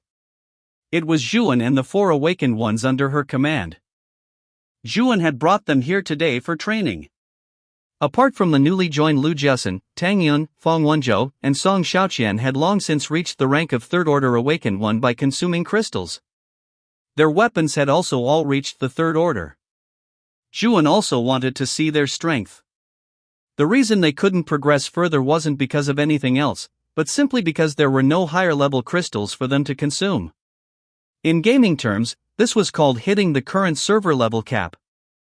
You are Third Order because you just happened to reach the Third Order. I am Third Order because the server is capped. We are not the same. Sisterin, I imagine this scene, it needs wind, a strong wind. Fang Wenzhou said in a rambling manner. Although their faceplates blocked their expressions, the others could tell at a glance that the person who would say such things must be Fang Wenzhou. Sure, Zhuan said with a smile, then you go down first. In an instant, a gust of violent wind erupted in front of Fang Wenzhou, knocking him straight down. The others remained unharmed, not even a single hair moved. Song Xiaoqian used all her strength to hold back her laughter, fearing she would become the next victim. Fang Wenzhou landed on the ground unscathed. As soon as he landed, he immediately drew his weapon, Collapse. At this moment, the four people above were quietly watching his performance. As a Third Order time awakened, Fang Wenzhou was already able to slow down time by nearly 2 times, and the number of accelerations had also increased. 10 seconds for a normal awakened one was equivalent to 18 seconds for him. This meant a huge gap in combat. And the body that could support his physical stamina and thinking speed while accelerating like this would not be too bad either. Now, when Fang Wenzhou sparred with Song Xiaoqian, he could easily defeat her. Time Awakened, classified by Zhuan as a type of strong awakened one, was undoubtedly a late-game type of awakened one. By the Fifth Order, when battling against ordinary strength or speed awakened ones, the opponent might not even react before their head quietly hit the ground. Fang Wenzhou put away the smile on his face and became calm. This was a sign of quickly entering a combat state. The zombie horde soon picked up the scent of Fang Wenzhou's flesh and blood, and their starving gazes shifted to him. The next moment, the horde rioted, rushing toward Fang Wenzhou like a tidal wave. Chapter 99, Who is next? Facing the surging horde of zombies, Fang Wenzhou's heart remained calm, and he secretly activated his ability. The zombies' movements slowed down instantly in his eyes, as if this world were a massive virtual online game and he had pulled up the GM console to slow down the flow of time. Fang Wenzhou charged forward, stabbing his blade, Collapse, into the brain of a normal zombie. Before the expression on the zombie's face could even change, it still wore a ferocious and hideous look. The next moment, with a slight flick of his wrist and a turn, the reinforced Collapse sliced through the zombie's brain as if it were tofu, cutting it in two. In an instant, all the zombies in front of Fang Wenzhou were decapitated simultaneously. For a moment, heads rolled and blood sprayed into the sky. Fang Wenzhou had a wild streak in his bones. Even before he was an awakened one, he dared to drive alone to lure zombies. Although this wildness was usually buried under his carefree jokes, once released, it was not to be trifled with. Fang Wenzhou charged directly into the zombie horde. Seeing this, Zhuan silently split the zombie horde, ensuring Fang Wenzhou only faced about 100 at a time. Relying on his ability and the protection of his battle armor, Fang Wenzhou went on a rampage among the zombie horde. The normal zombies were no match for him at all, being harvested as quickly as wild grass. The other three were also shocked by Fang Wenzhou's stunning way of killing. Xiaoqian, did you abuse Fang Wenzhou too harshly at the beginning? I feel like he's even more reckless than you when he fights now, Tang Yun said. Song Xiaoqian's eyes darted away, and she whistled, pretending it had nothing to do with her. At this moment, a tentacle-type enhanced-type zombie spotted an opening in Fang Wenzhou's defense and lunged forward. As an enhanced-type speed-oriented zombie, the tentacle zombie could reach speeds of 100 meters in 6 seconds. However, to Fang Wenzhou, who had activated his ability, this speed was nothing more than a snail's pace. Fang Wenzhou dodged to the side, holding Collapse horizontally. The lunging tentacle zombie couldn't dodge in time and was sliced in two by the blade, collapsing onto the ground and even crushing a normal zombie. The next moment, a strength-type zombie swung its fist, smashing toward Fang Wenzhou. Fang Wenzhou swung his blade fiercely, and the huge, muscular arm was severed instantly. The strength-type zombie immediately lost its balance and fell to the ground. Fong Wenzhou thrust collapse into the strength-type zombie's brain like a dragonfly touching water, and the strength-type zombie died instantly. About half a minute after the battle began, it was over. The scene was left a mess of flesh and blood, with the remains of over 100 zombies scattered across the ground. Fong Wenzhou slowly sheathed his blade. Because of Zhuan's care, neither Fong Wenzhou's short blade nor his battle armor was stained with a single drop of blood, they remained clean as new. "Sister-in, I'm done." "How was that?" Zhuan slowly lifted Fong Wenzhou back up, making no effort to hide her praise. "Well done." Now Zhuan could understand the feeling of relatives chatting during the new year, bragging about their children getting into top universities like Tsinghua, Peking, or Zhejiang. "The awakened one I worked so hard to train is now this strong. What's wrong with me being proud? If you aren't convinced, fight me." "Who's going next?" Zhuan asked. "Me, sister-in," Song Xiaoqian volunteered. Zhuan silently separated another 100 or so zombies from the horde, while gathering the zombie corpses on the ground so they wouldn't interfere with Song Xiaoqian's upcoming battle. If these zombies had intelligence, they would surely curse Zhuan. "Are you treating us like respawning mobs to test character damage?"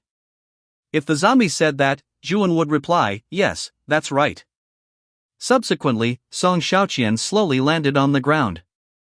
The two gauntlets in Song Xiaoqian's hands had also been reinforced to Tier 3, exuding a hint of ruggedness and dominance.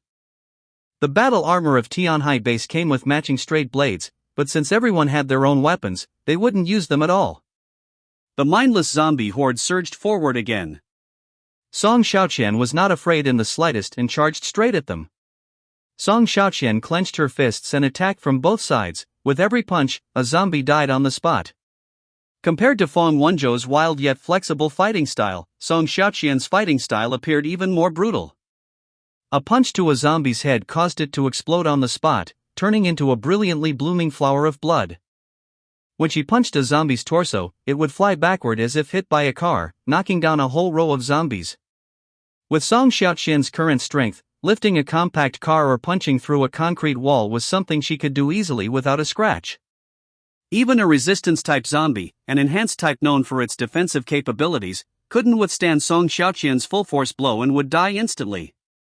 Even if she was occasionally attacked by the zombies, it was all negated by her reinforced battle armor, which couldn't hurt Song Xiaoqian in the slightest. Song Xiaoqian stood her ground, like a crazy meat grinder, shredding the zombies that rushed up to her. About a minute later, the battlefield fell silent again. Song Xiaoqian had killed over 100 zombies without a scratch, though she was panting slightly, looking like she had expended quite a bit of stamina. Zhuan nodded with satisfaction, repeated the cleanup process, and Song Xiaoqian was slowly lifted up. Next, Lu Jiasun. The weapon in Lu Jiasun's hands was no longer the fire axe from the school, but had been replaced with a long sword. Lu Jiasun jumped down, stepping on a zombie's head, crushing it flat. From a height of over 10 meters, Lu Jiasun was surprisingly unscathed. Over 100 zombies were still quite a challenge for Lu Jiasun, who was only at the mid-stage of Tier 2. The four of them watched with interest to see how Lu Jiasun would handle it. She didn't choose to fight head-on like Fong Wenzhou and the others. Instead, she chose to jump to a second-floor balcony on the street to rest. The jumping ability of a speed-type awakened one was naturally not to be underestimated. Lu Jiasun's long sword moved slightly, and the next moment, she appeared beside a zombie, its head instantly falling to the ground. Subsequently, a few more zombies were nimbly harvested by Lu Jiasun, and just as the angry horde wanted to pounce on her, they discovered that her figure had already leaped back to the second floor. Lu Jiasun kept leaping between the street and balconies like this. Every time she landed, she would inevitably take out a few zombies. Zhuan didn't throw any enhanced-type zombies at her, as dealing with those zombies now would exceed Lu Jiasun's ability limit. 2 minutes later, this group of zombies was also slaughtered by Lu Jiasun. Lu Jiasun's face was already covered in sweat. Clearly, frequently activating her ability like this was a huge burden for her. Zhuan continued to repeat the previous process, releasing a new batch of zombies. Now, over 2,000 zombies had gathered. What Fong Wenzhou and the others had killed was just a drizzle. The next to reach the battlefield was the Tier 3 Psionic Awakened, Tang Yun. Tang Yun's figure did not move, and the next moment, 8 flying knives shot out from behind him. In an instant, the heads of 8 zombies were completely penetrated. Chapter 100, Surveillance-Type Zombie. Tang Yun moved his right hand slightly, dived down several meters, and landed at a height of 4 or 5 meters above the ground. With a wave of his hand, 8 flying knives suddenly rose up. Killing zombies was like piercing through thin paper. These flying knives had all been upgraded to the second tier by Zhuan, who spent crystals as if they were worthless, and their sharpness was evident. Tang Yun stood with his hands behind his back. Every gesture he made already possessed the demeanor of an expert.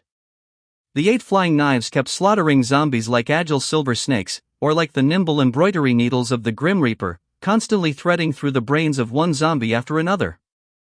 Whether it was a normal zombie, an evolved zombie, or an enhanced type zombie, none could withstand a single blow from Tang Yun, and they all fell to the ground one after another.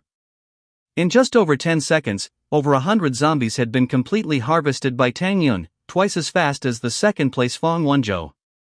This is the power of a psionic awakened. Whether fighting zombies or awakened ones, they are almost invincible. Being able to fly represents infinite attack priority, and being able to manipulate matter represents powerful long-range attacks. I can hit you, but you can't hit me. If you don't die, who will?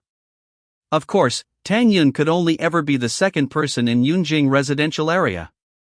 The first person would always be Zhuan, because Zhuan was too monstrous. By comparison, their scenes of killing zombies were like child's play. After witnessing the performance of the 4, Zhuan nodded. She was very satisfied with their combat power. At the very least, they could easily defeat the awakened ones outside. After all, the awakened ones outside did not have a powerhouse like Zhuan, who killed zombies as easily as drinking water and plucked crystals like picking flowers, to support them. Every crystal of theirs had to be obtained through careful slaughter and calculation. Therefore, the awakened ones outside were generally only at the first or second tier, and the quality of their weapons was pitifully low. They might shatter into pieces if they so much as touched Tang Yun and the others' weapons. Even if they encountered a zombie horde, the 4 of them, equipped with the weapons provided by Tianhai Base, could hold out for a while and use the satellite phone to contact Zhuan to wait for support. This is why Zhuan continued to cultivate them. It was meaningless for only Zhuan to be strong, because there was only one Zhuan. What one person can do is limited. Zhuan's mind was clear as she swept a glance at the zombie horde of over 2,000 in front of her. These stupid zombies did not yet know that they were merely playthings for Zhuan. They continued to roar incessantly, which was irritating. Tang Yun, are there any new types of zombies? If not, I'll kill them all. Tang Yun used his other information ability to scan the zombie horde. They were basically zombies that had already been discovered. After a while, his gaze suddenly swept over a zombie that looked unremarkable, and his eyes immediately lit up. I found one, Tang Yun pointed. That zombie there, the one that is motionless, looking silly, under the XX shop. It's called a surveillance-type zombie. It shows that it evolved from a screaming-type zombie. There is no evolution information for the next tier, so it should have stopped evolving. Zhuan probed it and indeed discovered this zombie that looked different from the others. As a zombie that evolved from a screaming-type zombie, it was even more withdrawn than a screaming-type zombie. At least a screaming-type zombie would move a few times to prove its existence. But the surveillance-type zombie remained completely motionless, the expression on its face frozen, just like a blood-stained puppet. Zhuan waved her hand gently, and the next moment, blood explosions occurred inside the brains of the 2,000-plus zombies present, and they all bled from their 7 orifices and fell down. Subsequently, numerous white crystals and yellow crystals slowly gathered in Zhuan's hands. Lu Jiasun, Fong Wenzhou, and the others who had never seen Zhuan use her full power were stunned for a moment. Is this how Zhuan usually kills zombies and gets crystals? This was such an unreasonable level of power. In under a second, over 2,000 zombies died instantly. Compared to Zhuan's light and overwhelming blood explosions, their rough and slow way of killing zombies was like that of primitive people. Tang Yun smiled and shook his head, meaning that Zhuan had not even used her full strength yet. You 4 should go back first. I want to take a look at this new zombie. Zhuan released her restraints. The 4 of them responded and, feeling Zhuan's lifting force gradually disappear, landed on the ground. Subsequently, the 4 of them drove the armored vehicle back, they still had their own matters to attend to within the residential area. That was so satisfying. Fong Wenzhou said on the vehicle, taking off his battle armor. He was still savoring the process of fighting hand-to-hand with the zombies just now. He knew that as Zhuan became stronger and stronger, their opportunities to fight zombies in the future would become fewer and fewer. Clang! Fong Wenzhou, who was taking off his battle armor, elbowed Song Xiaoqian. A small red mark immediately appeared on Song Xiaoqian's head. She tried her best to suppress her anger and whispered, "Fong Wenzhou. Ah, I was wrong, Yamit." On the street, Zhuan stared fixedly at the new zombie. Even though nearly 2,000 zombies had died right in front of the surveillance-type zombie, it remained like a piece of wood, motionless, without the slightest bit of fear. "Surveillance-type zombie," Zhuan murmured to herself, "who exactly are you serving, and who are you monitoring for?" Unfortunately, the surveillance-type zombie would not respond to her. Looking at the zombie corpses all over the ground, Zhuan felt bored and flew away from this area. After a long time, this surveillance-type zombie moved and slowly retreated to the rear. The expression on the surveillance-type zombie's face remained unchanged, as if it had no will of its own. At this moment, Zhuan's figure was outside a building. She was separated from the surveillance-type zombie by several buildings. It was impossible for the surveillance-type zombie to see her. Zhuan had not gone far at all, it was just a feint. She did not believe that the surveillance-type zombie could learn clairvoyance and see through her actions. The surveillance-type zombie's speed became faster and faster, and in the end, it was almost running, sprinting all the way. Zhuan followed unhurriedly, keeping track of it. The surveillance-type zombie ran into the underground parking lot of a residential building. Although it was daytime and the sun was shining brightly, looking at the dark entrance of the parking lot, one could still feel a bone-chilling cold. It was as if something terrifying was inside. The surveillance-type zombie ran inside, and as soon as it entered the parking lot, it was greeted by an endless expanse of red and black. In the hidden darkness, one could see rows of zombies standing silently. Among them were strength-type zombies with infinite strength, and high-speed-type zombies with unparalleled speed. In addition, there were countless normal zombies gathered, and an almost suffocating pressure rushed towards them. Although there were many zombies, at this moment, the horde of zombies was incredibly silent. One could hear a pin drop. The surveillance-type zombie slowed down as it walked into the depths of the parking lot. And on the wall at the end of the parking lot, a massive mass of blood-red flesh was attached to the wall, with derived red blood vessels deeply embedded into the wall, forming a bulge that, like a heart, kept trembling slightly. The surveillance-type zombie slowly knelt down, its expression becoming respectful. The scene suddenly appeared extremely eerie. Don't forget to like and subscribe to Sally Fox Audiobook.